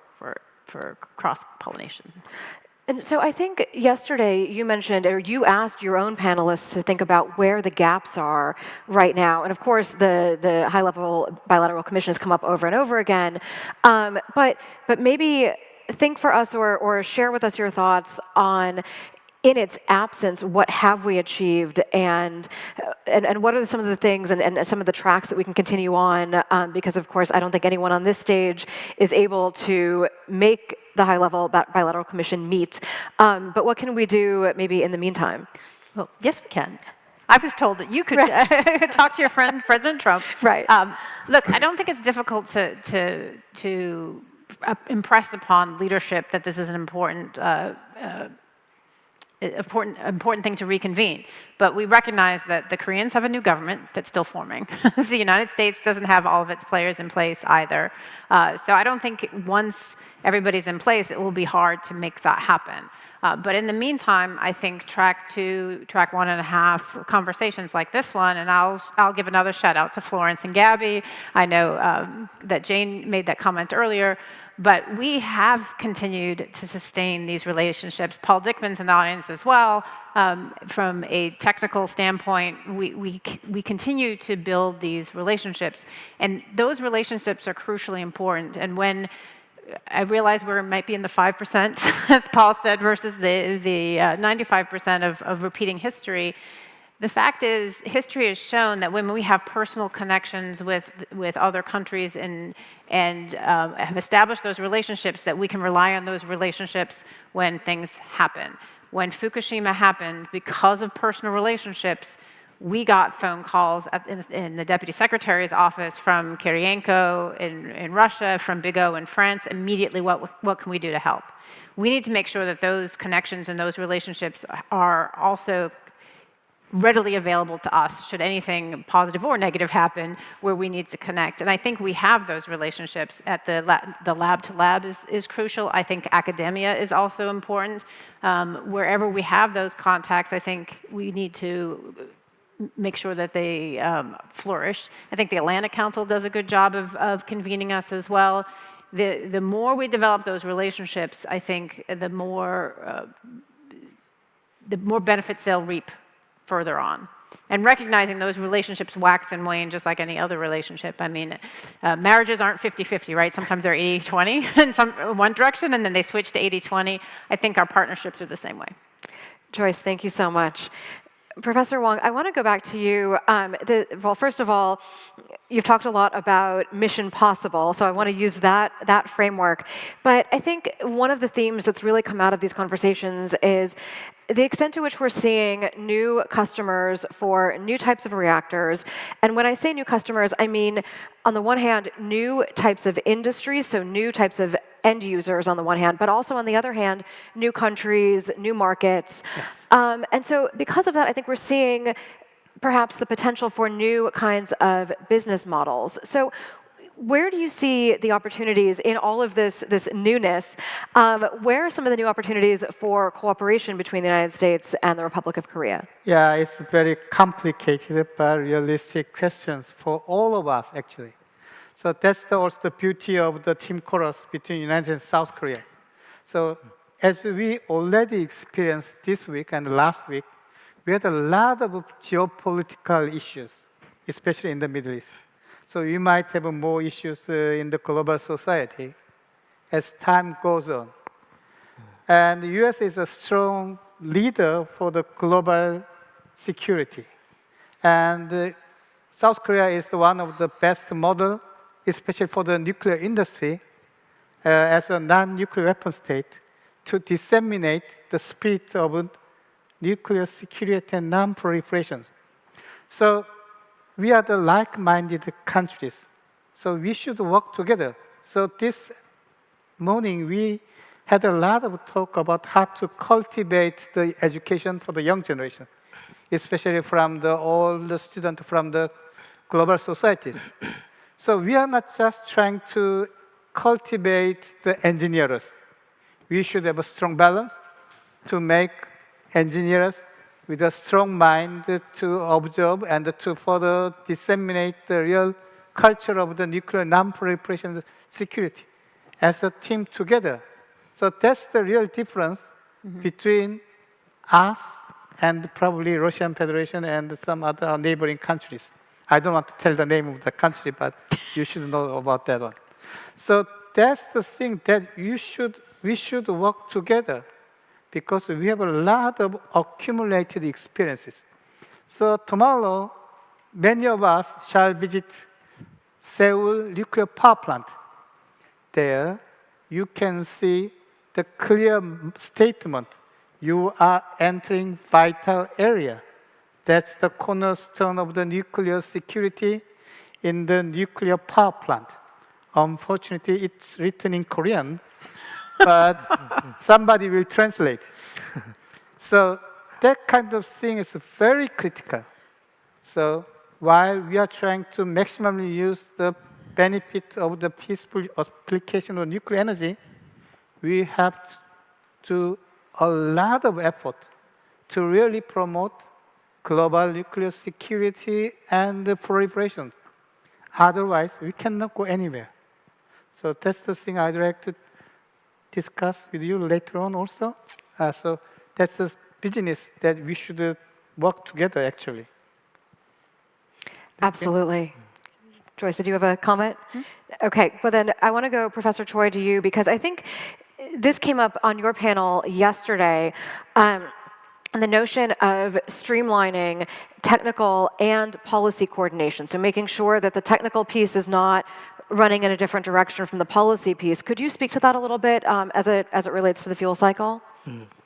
So I think that there are a lot of change and shift has been made in the world in terms of nuclear energy and also nuclear fuel cycle. I think the increasing demand of the nuclear reactor is actually causing some issues of stable nuclear fuel supply as well. We can think of it in two different ways. One is the large-scale nuclear power plant demand. That's real. And then currently, including Korea, United States, both countries require to secure the stable and sustainable way to fuel their nuclear power plant. If you read the new executive orders by President Trump, I think the increasing number of the nuclear power plants in the United States was unbelievable to me. I'm not sure how much is going to be realistic, but I would say this is going to be symbolic. So there are going to be more attractions to build a nuclear power plant, and then maybe we need to find a way to keep the cost low enough to be coupled with another source of the energy in the United States.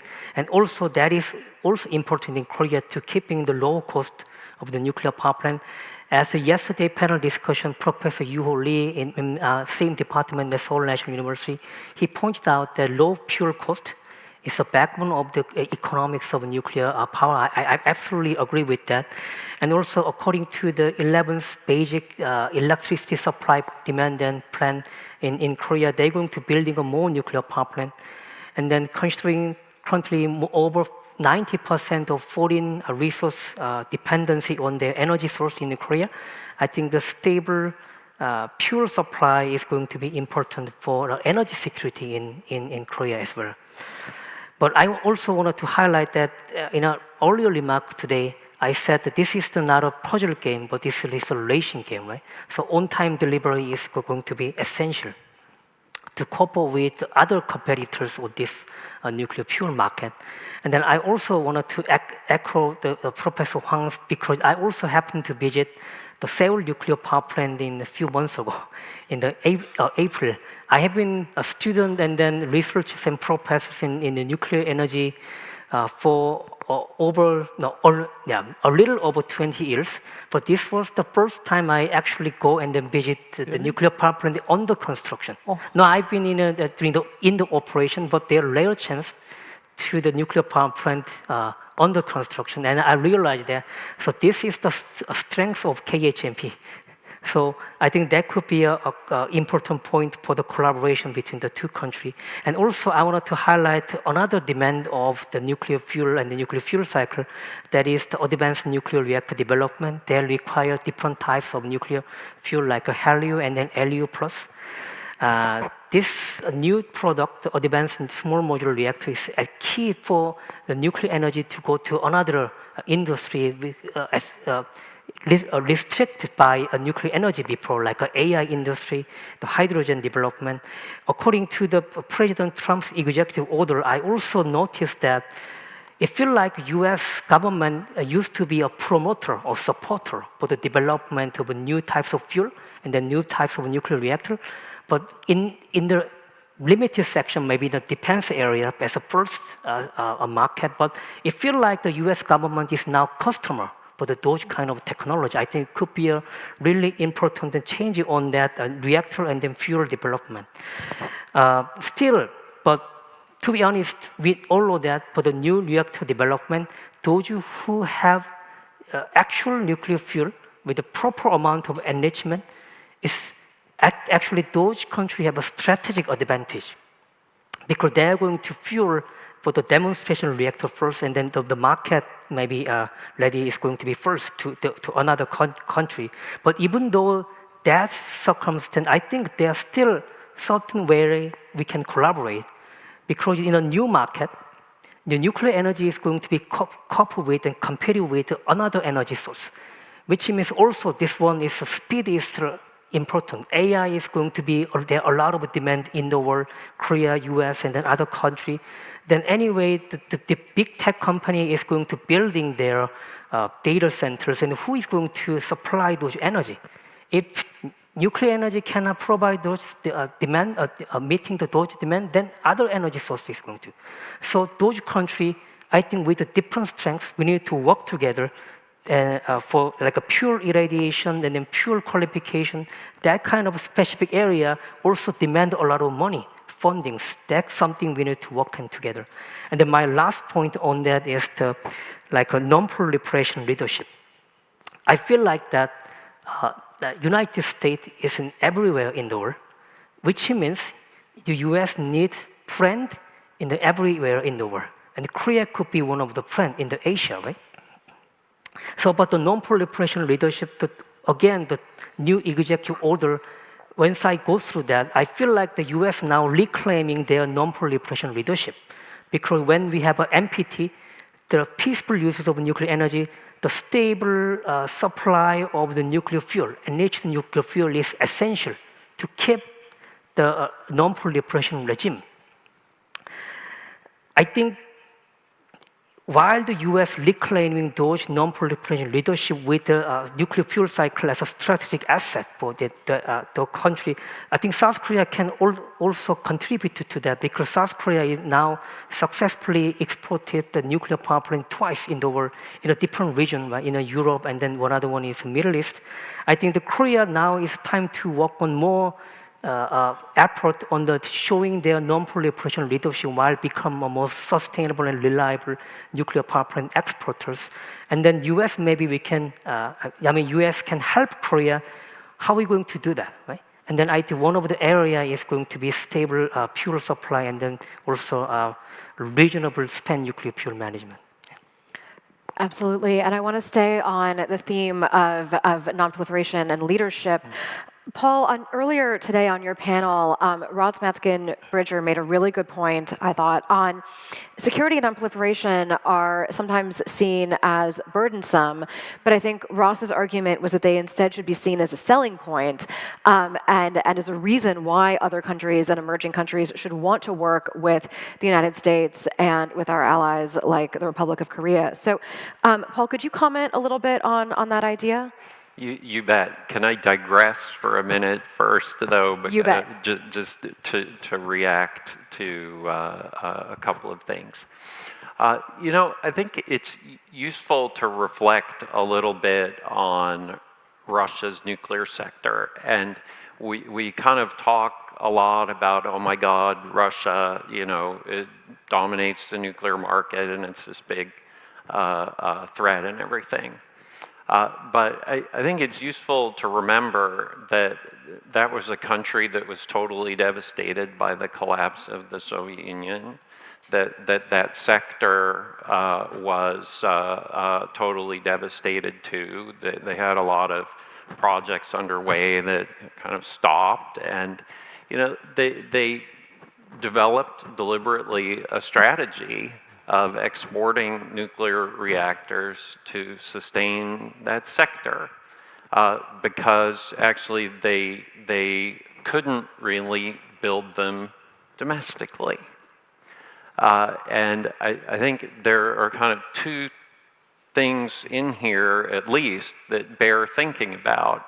One is, why couldn't they build them domestically? Because they had incredibly cheap coal and natural gas, actually, that made it very difficult to compete. And you mentioned, Professor Choi, the cost of nuclear fuel and how important that is, and that's what started me on this train of thought. And if you look at Russia's nuclear sector strategy and their strategic documents and everything, they actually complain a lot about the cost of fuel, and that's why Russia is so deeply invested in Kazakhstan's uranium sector, actually, because their own domestic sector is so expensive. So I think there are a couple of lessons in there. One, relates to domestic competitiveness and the fuel and the very issues that you just brought up, Professor Choi.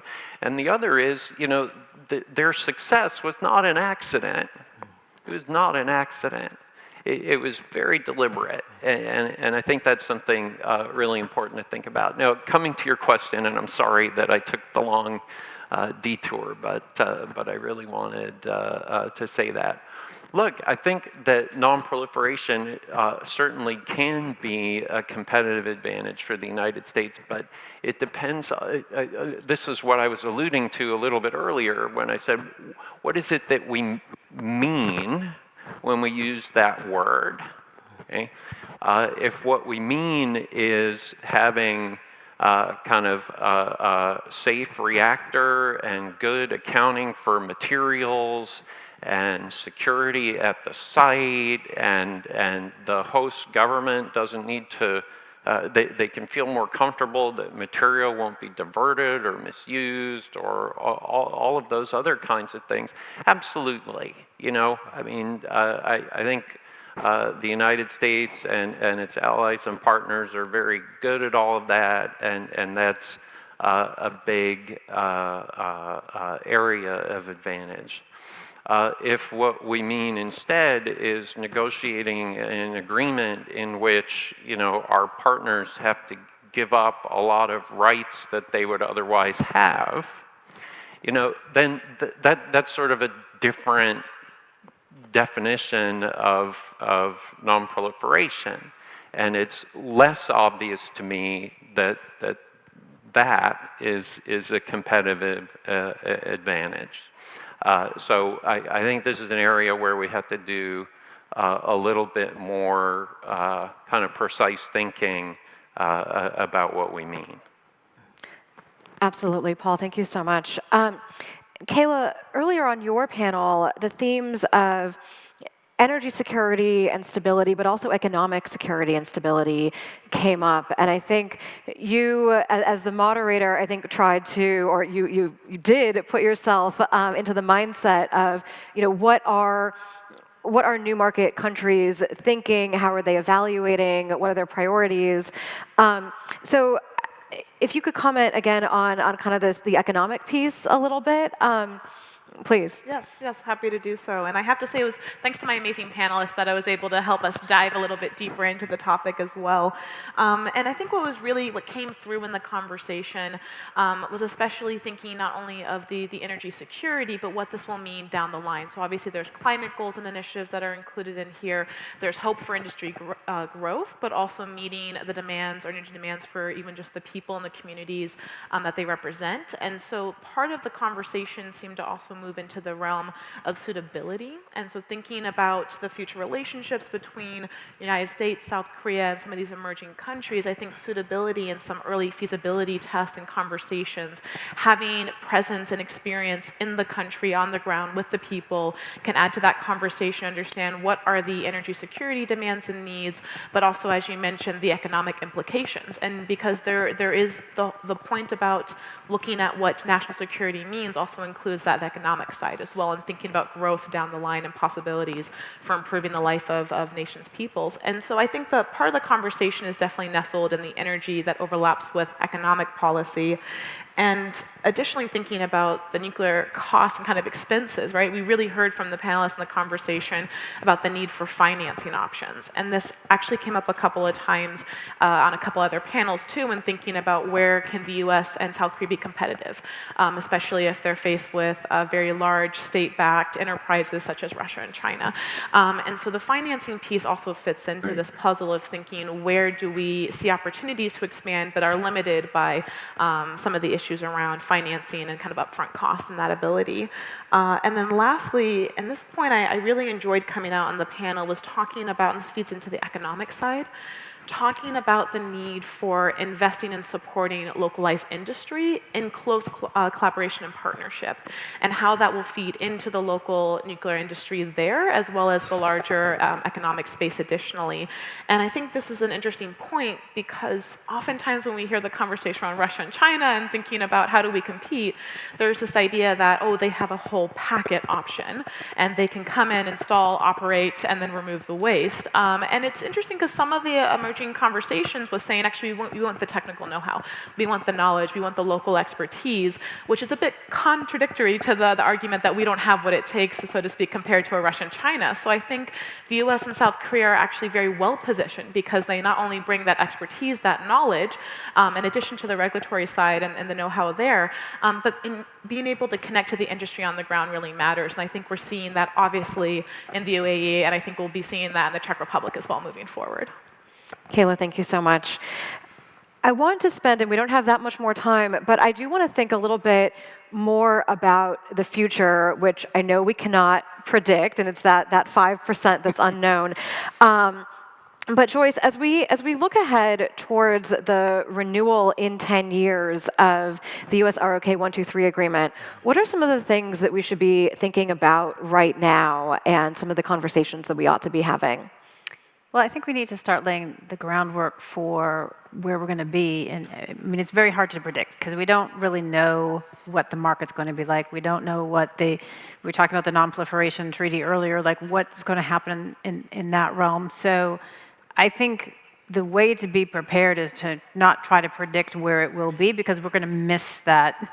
We're going to miss that opportunity. I think we have to stay regularly and consistently engaged to see how that emerges. But I just want to piggyback on what Kayla said and what her panel talked about. It's building the package in the abstract without looking at the stakeholders and only worrying about your shareholders is never going to get you to that goal. And I think that's probably one of the challenges of some of our nuclear industry friends, is that they are trying to get an order book, they're trying to get the costs down, they're trying to make sure that the money that they've borrowed, that they can return it, and that they can give their investors a return on their investment, and that's their shareholders. But the stakeholders are going to be the people and the places where they are actually building those facilities. So I think it's very important, as Kayla mentioned, is whether this is a Korea-led effort or a US-led effort or a joint effort that we understand the stakeholders where we are. And that's why I'm glad to see the embassy here. So just a shout out to Jennifer, that the folks on the ground and the places where we're going to be doing business are crucially important to gain that understanding.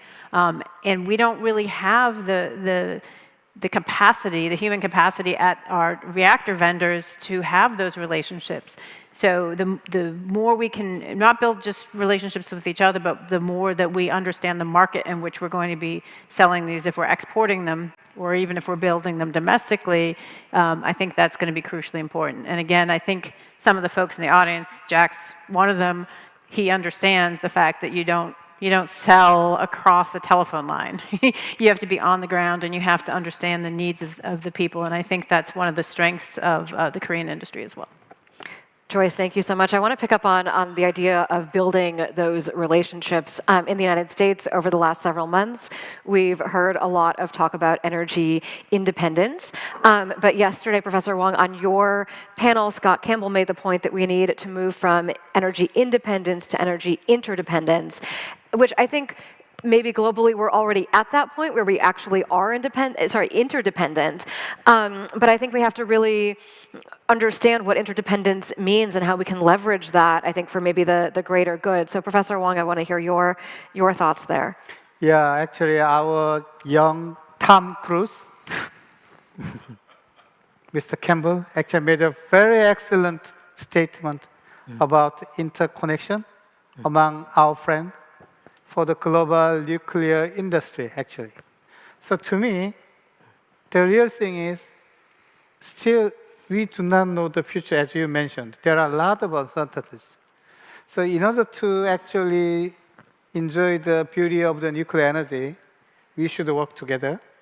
That means in the real society, we should make our pie bigger and bigger, so that we can share the golden opportunity between United States and South Korea, and also disseminate all the electrons to the global societies.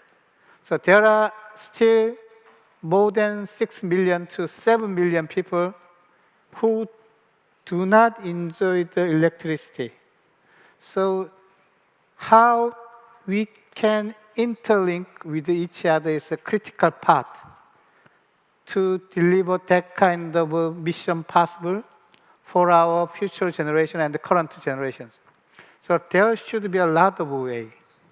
As we already mentioned yesterday, we are talking about supply chain and all political issues. There are all details that we should discuss. But the most important thing is we should have the same will to serve for the global society, that showing that we are ready for the real action, time to action. So that's the most important thing. Global societies are interlinked, sometimes isolated due to some political issues. But we should not follow that way. So as a team nuclear chorus, we should work together as a one team to promote reliable, affordable, and sustainable nuclear energy for our future generations. So that's the thing that we should work from yesterday, not today. We are late. So this is our golden opportunity to team up together, to accelerate our action together for the real implementation of the nuclear energy.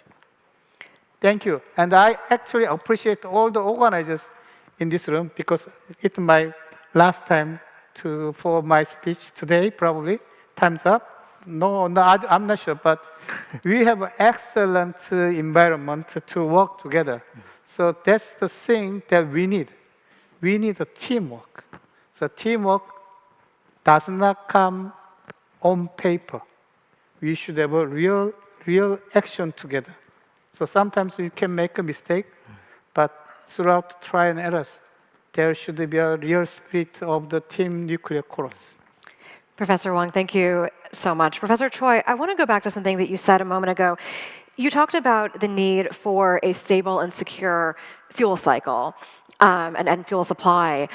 But what does that look like? How do you define a stable and secure fuel supply, especially in this day and age, and in competition given the competition against Russia and China? I think that in Korea, nuclear energy is considered as a source, have a much more stable than another source.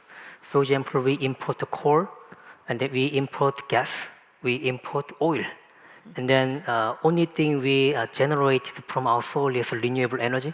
Definitely the renewable energy going to be expanded, but there's certain limit. Then the majority of the energy should be supplied from outside. Currently, a nuclear power plant is there, fueling them, they are going to last for several years. That could be considered a semi-stable or semi-domestic energy source in Korea. Then how are we going to define the energy security is actually defining such a stable nuclear fuel supply. So without the fuel, there are no way we can run the nuclear power plant, right? Then stable nuclear fuel supply is key to achieve the energy security in Korea.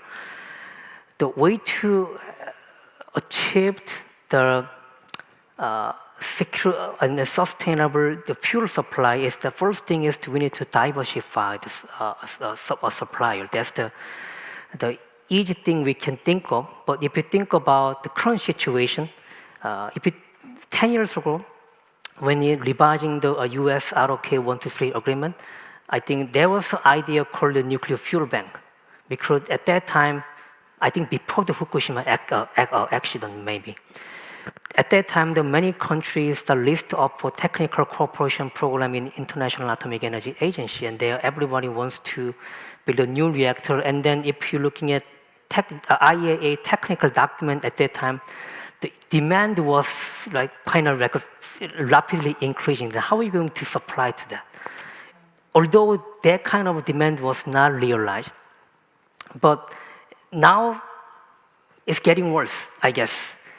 10 years ago, the fuel supply was stable, but if you think about now, we have a COP announcement. So there's more countries building nuclear power plant, but who is going to supply the enriched uranium or enriched uranium fuel? They are getting less number, and then even more divided politically. Then how are we going to diversify that? So this market is not actually no way we can diversify the supplier. Then how are we going to achieve the stable? I think not only just import the nuclear fuel, we need to invest. You need to invest into multiple, maybe including the Central and then United States. But we need to also invest to another vendors, and then we need to engage more and then have a strategic partnership with those companies is the one way we can achieve more stable fuel supply. Thank you so much. Really appreciate that insight that a stable and secure fuel supply is a diversified fuel supply. And Paul, I want to go to you because earlier today on your panel, Jane Nakano made what I thought was truly an excellent point, which is we tend to think of our competitors as Russia and China, and we say them, in one whole piece. But at some point, it may be that they will start to compete truly one against the other. So what does that look like in terms of nuclear energy and the non-proliferation regime? And the future that you talked about earlier. Well, look, I mean, I think that was a very insightful comment on Jane's part, and I tend to believe that Russia will be China's first victim, actually, when China really moves into international nuclear markets, because, look. They want to sell into many of the same places. Many of those places are places where it's more difficult for the United States or one of its allies or partners to go, whether for political reasons or economic reasons or others. So I think they are going to be competing for the same markets to a large extent. And I think China will be a very fierce competitor for Russia. And it's not clear to me that in that environment that Russia will be in a really strong position. And here I would put this kind of in the broader context of where Russia is now. It's a country obviously under, at this point, pretty punishing sanctions from the United States and Europe, and to some extent Korea and Japan and others. Russia's access to technology is limited. Its access to financing is limited. Its ability to innovate domestically is constrained. And I'm not saying that Russia can't do anything. There are a lot of things that they can do. They'll have to choose their priorities carefully. But in its totality, it's a country that's going to face enormous challenges keeping up with the US and China and Europe and, again, Japan, Korea, India, other countries that are really, really pushing forward. So in that environment, I think the Russian nuclear sector is going to face really heavy pressure from China. And just last point on that, if you think about two governments that are kind of state-led systems trying to put together, competitive packages, which one has more tools? China is going to be able to offer so many other things, entirely outside of the nuclear sector. That it could link to an agreement in a competition with Russia. So I think that's going to be an interesting one to watch. Paul, thank you so much. Kayla, I want to maybe switch gears for a slight moment, because I want to go back to Joyce's point about the importance of relationships. And Dan Poneman yesterday made the point that where you go to school matters, and I know that you studied here in Korea. And on your panel earlier, we saw, I think, two phenomenal examples of students from possible buyer countries who are here, living here, studying here. And so my question to you is, in your opinion, to what extent does education play a role in creating these ties between vendor countries and purchasing countries, and between the people and the students who are living and working in these fields? Excellent question, and thank you. It's good to bring in the educational side into this as well. And I have to say that I'll be a little bit biased, because I did spend time living and working and studying in South Korea. And I think that we definitely will, especially with a program like King's, we're going to see an interesting melding of concepts and ideas. So we not only are going to have the wonderful expertise provided by South Korea's experience and their ability to share and educate the next generation, but that's also going to come with the cultural added benefits of being in the country, of meeting and greeting, maybe learning to speak the language additionally. Some of our panelists definitely showed a little bit of their Korean prowess in their introductions as well. And I think this is very important because it's building that close cultural-to-cultural partnership additionally, but it's also allowing for there to be almost a third space perspective. So they're coming in with their own background, they're coming in and learning of the Korea space, and then there's a melding of that potentially together. And I would like to add another point, because you mentioned Dan Poneman, and some of the points he was making about just kind of thinking forward and the US, Korea, Japan trilateral. And so if I could add just a little bit, I think this is a really interesting time to be talking about regional dynamics. And though there were some maybe more advanced ideas put on the table, there is something to be said for now is the time to be talking about alliance and collaboration within the region. We're talking China, we're talking Russia. I'm very glad to hear that India was brought up in this conversation. We haven't spoken much, but I think the Indo-Pacific is the next space when we're talking about what's coming for nuclear energy, as well as some other conversations. And so there might be some opportunities to leverage these partnerships. And in particular, I think we didn't quite see as much about energy coming out of Camp David that I think we could have seen. And so maybe there's something to be said for like, some collaboration, at least at the communication level, and instituting these partnerships early. And as Joyce said, as we move forward, we can't predict all the problems, but if we have these collaborative channels and networks and communicative space, and we institute that, then we have an opportunity to address them when they do occur. And so I did want to add that point additionally, since that ties into my experience in the region. Thank you. Kayla, thank you so much. And we are unfortunately nearly out of time, but now is my opportunity to ask a lightning round.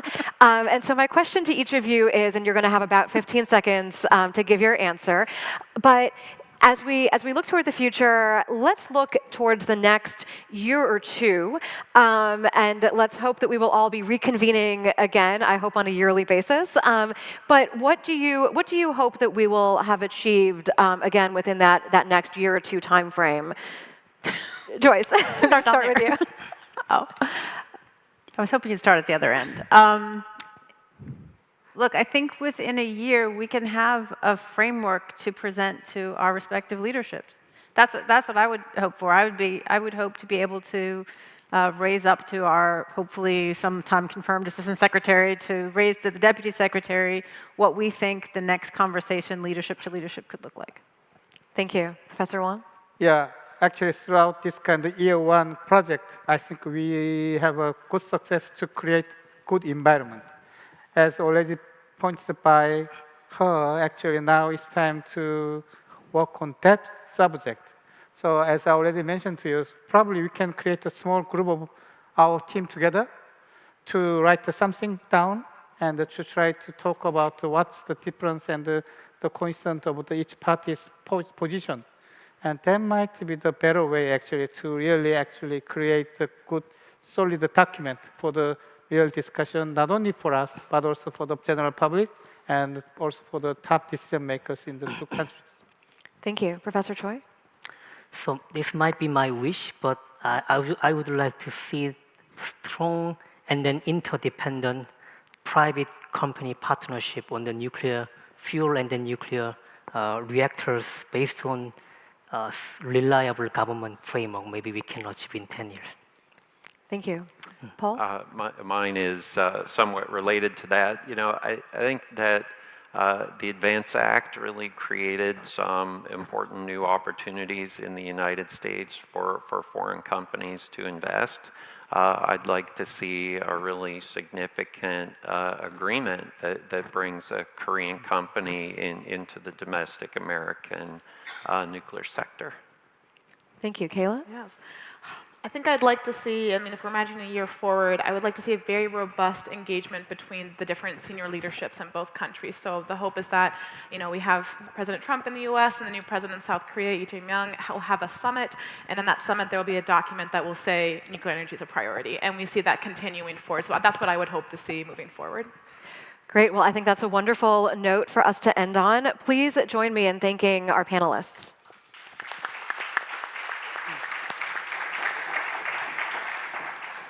Thank you so much. And now I'm delighted to turn it back to our MC.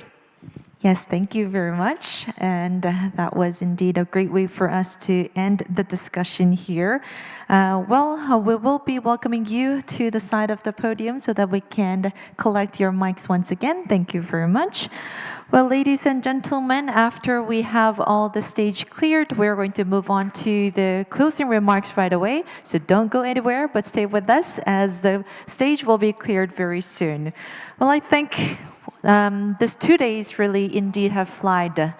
We started off yesterday morning, but we had 5 sessions packed with a lot of insights that it left us nowhere but here in Gyeongju. And I believe the gala dinner that we had yesterday was also something that we can remember. So as you can see, I have my brooch here with me. I think those who were with us yesterday would remember what this brooch meant. Well, this was another symbol of our collaboration between the US and the Republic of Korea. Well, the 2 days of the discussions indeed has showcased the depth of this partnership and the importance in shaping the future of the global nuclear energy. So in summary, I guess all the discussions that we had really reaffirmed the strength that we have in order for us to collaborate and the shared commitment to the innovation, sustainability, and the global leadership. So together, yes, we can build a better, a brighter, and a safer future. And now, in order to end this properly, we are honored to invite two distinguished guests up on the stage to share their final reflections. Please welcome Dr. Zhuo Huang, the President and CEO of Korea Hydro and Nuclear Power, and Dr. Jennifer Gordon, the Director of the Nuclear Energy Policy Initiative at Atlantic Council Global Energy Center. Let us welcome them both with a big round of applause.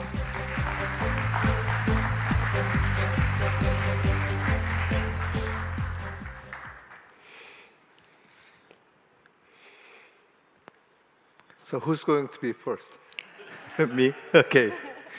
Okay, in response to Dr. Gordon's question to the panelists, in one or 2 years, I'd like to show you all that some substantial progress of cooperational results happen in the United States with the help of, with the cooperation between the industries in ROK and United States in one or 2 years. Window for nuclear renaissance will not be open forever. Do you understand? Yeah. We have to run faster than ever, a lot faster. Distinguished guests and ladies and gentlemen, good afternoon. I'm Zhuo Huang again, President and CEO of Korea Hydro and Nuclear Power. First of all, thank you for your participation and dedication over the past 2 days. This conference was a meaningful occasion to mark the 10th anniversary of the revised Korea-US Nuclear Cooperation Agreement, to reflect on our progress and to shape a shared vision for the next decade. Throughout our packed schedule, we explored a wide range of topics from the past and future of Korea-US nuclear cooperation to industry partnerships, fuel cycle collaboration, nuclear policy, and expanding our presence in the global market. What made this event especially meaningful was the diversity of participants, experts and leaders from government, diplomacy, industry, academia, research and policy communities from both countries. It was a pleasure to hear your insights and ideas. What stood out most was clear consensus that Korea and the United States need each other in nuclear energy. Strengthening our cooperation is not a choice, but a necessity. With this shared understanding, our dialogue became more sincere, and many practical ideas for cooperation were proposed. The next decade will be a crucial period for our partnership to take a major leap forward. KHNP is ready to expand cooperation in areas such as SMR development, large reactor exports, fuel cycle collaboration, and supply chain resilience. In addition, we are committed to nurturing the next generation of nuclear experts through programs like this conference, joint research, and collaboration with think tanks to build a strong foundation for future cooperation. In closing, I would like to thank the Atlantic Council for hosting this conference with such care and excellence, and to all speakers, panelists, and participants for your energy and dedication. Give her.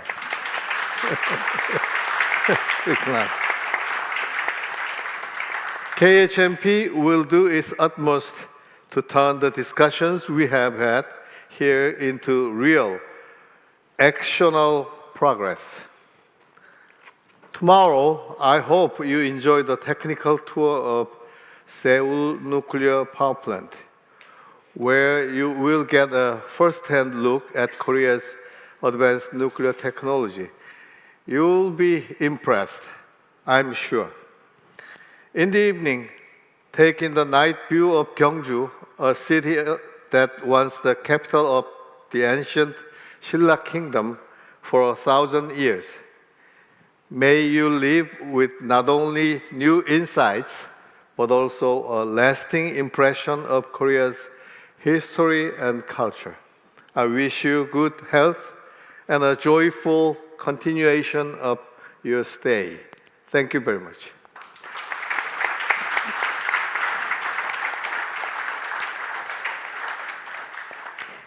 Distinguished colleagues, speakers, and guests, thank you once again for your participation in this inaugural conference hosted by the Atlantic Council in partnership with KHNP, Doosan Enerbility, and KERI, The Next Decade, Shaping the Future of US-ROK Nuclear Cooperation. We have participated in and discussed for 2 days just incredible substance. And so now my heart is full of gratitude, and I have a number of people to thank. On behalf of the Atlantic Council, I would especially like to thank Dr. Joo-ho Wang and the team at KHNP for their friendship and partnership, especially Ms. Young-hee Ko, Mr. Yusong Choi, and Mr. Jong-chan Park. I would also like to thank our very gracious hosts here at the Hilton in Gyeongju and at the Wooyoung Museum of Contemporary Art. I want to thank the phenomenal team at UniOne, especially Jam Young-shin, Ho Yeon-jung, Min-seok Kim, and Victoria Kim, and also thank our MC for her hard work in the last 2 days. Finally, I would like to thank my own incredible team from the Atlantic Council who made this journey with me and who are here supporting this conference: Iveta Krima, Lucero Flores, Eamon Coughlin, and Amy Drake. These last 2 days have been illuminating and extremely useful as we set ourselves on a path towards the renewal of the 123 agreement in 10 years and the strengthening of the relationship between our two countries at the levels of government, business, and civil society, and the personal bonds of friendship. In December last year, I had the immense privilege of visiting the Seoul power plant, and I look forward to visiting it again tomorrow, and I will be impressed again tomorrow. I also look forward to experiencing the cultural tour in beautiful Gyeongju. And I'm looking forward to the next opportunity that I have to return to Korea. And I look forward to an opportunity to welcome everyone here to my hometown in Washington, D.C. very soon. I promise that we will do our best to reciprocate the generosity and the hospitality that we've been shown over the last 2 days, but I'm not sure that we can equal what we've seen in this conference here. So again, with tremendous gratitude, it is now my honor to close this conference. I wish you all safe travels and good health as we continue our work together. Thank you. Yes, thank you very much, President and CEO of Korea Hydro and Nuclear Power, Dr. Jo Hwang, as well as Director of Nuclear Energy Policy Initiative at Atlantic Council Global Energy Center, Dr. Jennifer Gordon. Well, ladies and gentlemen, with that, we are officially going to conclude the 2 days here in Gyeongju, the next decade shaping the future of US-ROK nuclear cooperation. Well, on behalf of the organizers, I would like to thank once again all the speakers, all the members, the organizers, as well as the participants here on site, and to you, those who are joining us from online. Thank you very much for tuning in. And since this is going to be our last time together, we're going to welcome all the participants to join us on the stage for our last one family photo. So please join us on the stage as we are going to take a photo together. Well, to the online participants, we will be looking forward to see you very soon. Until next time, goodbye.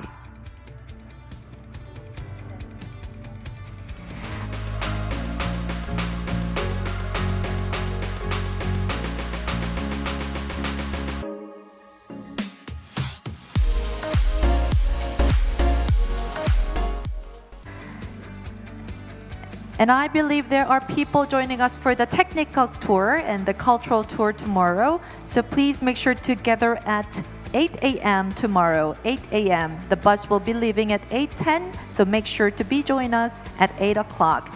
Please bring your passport and make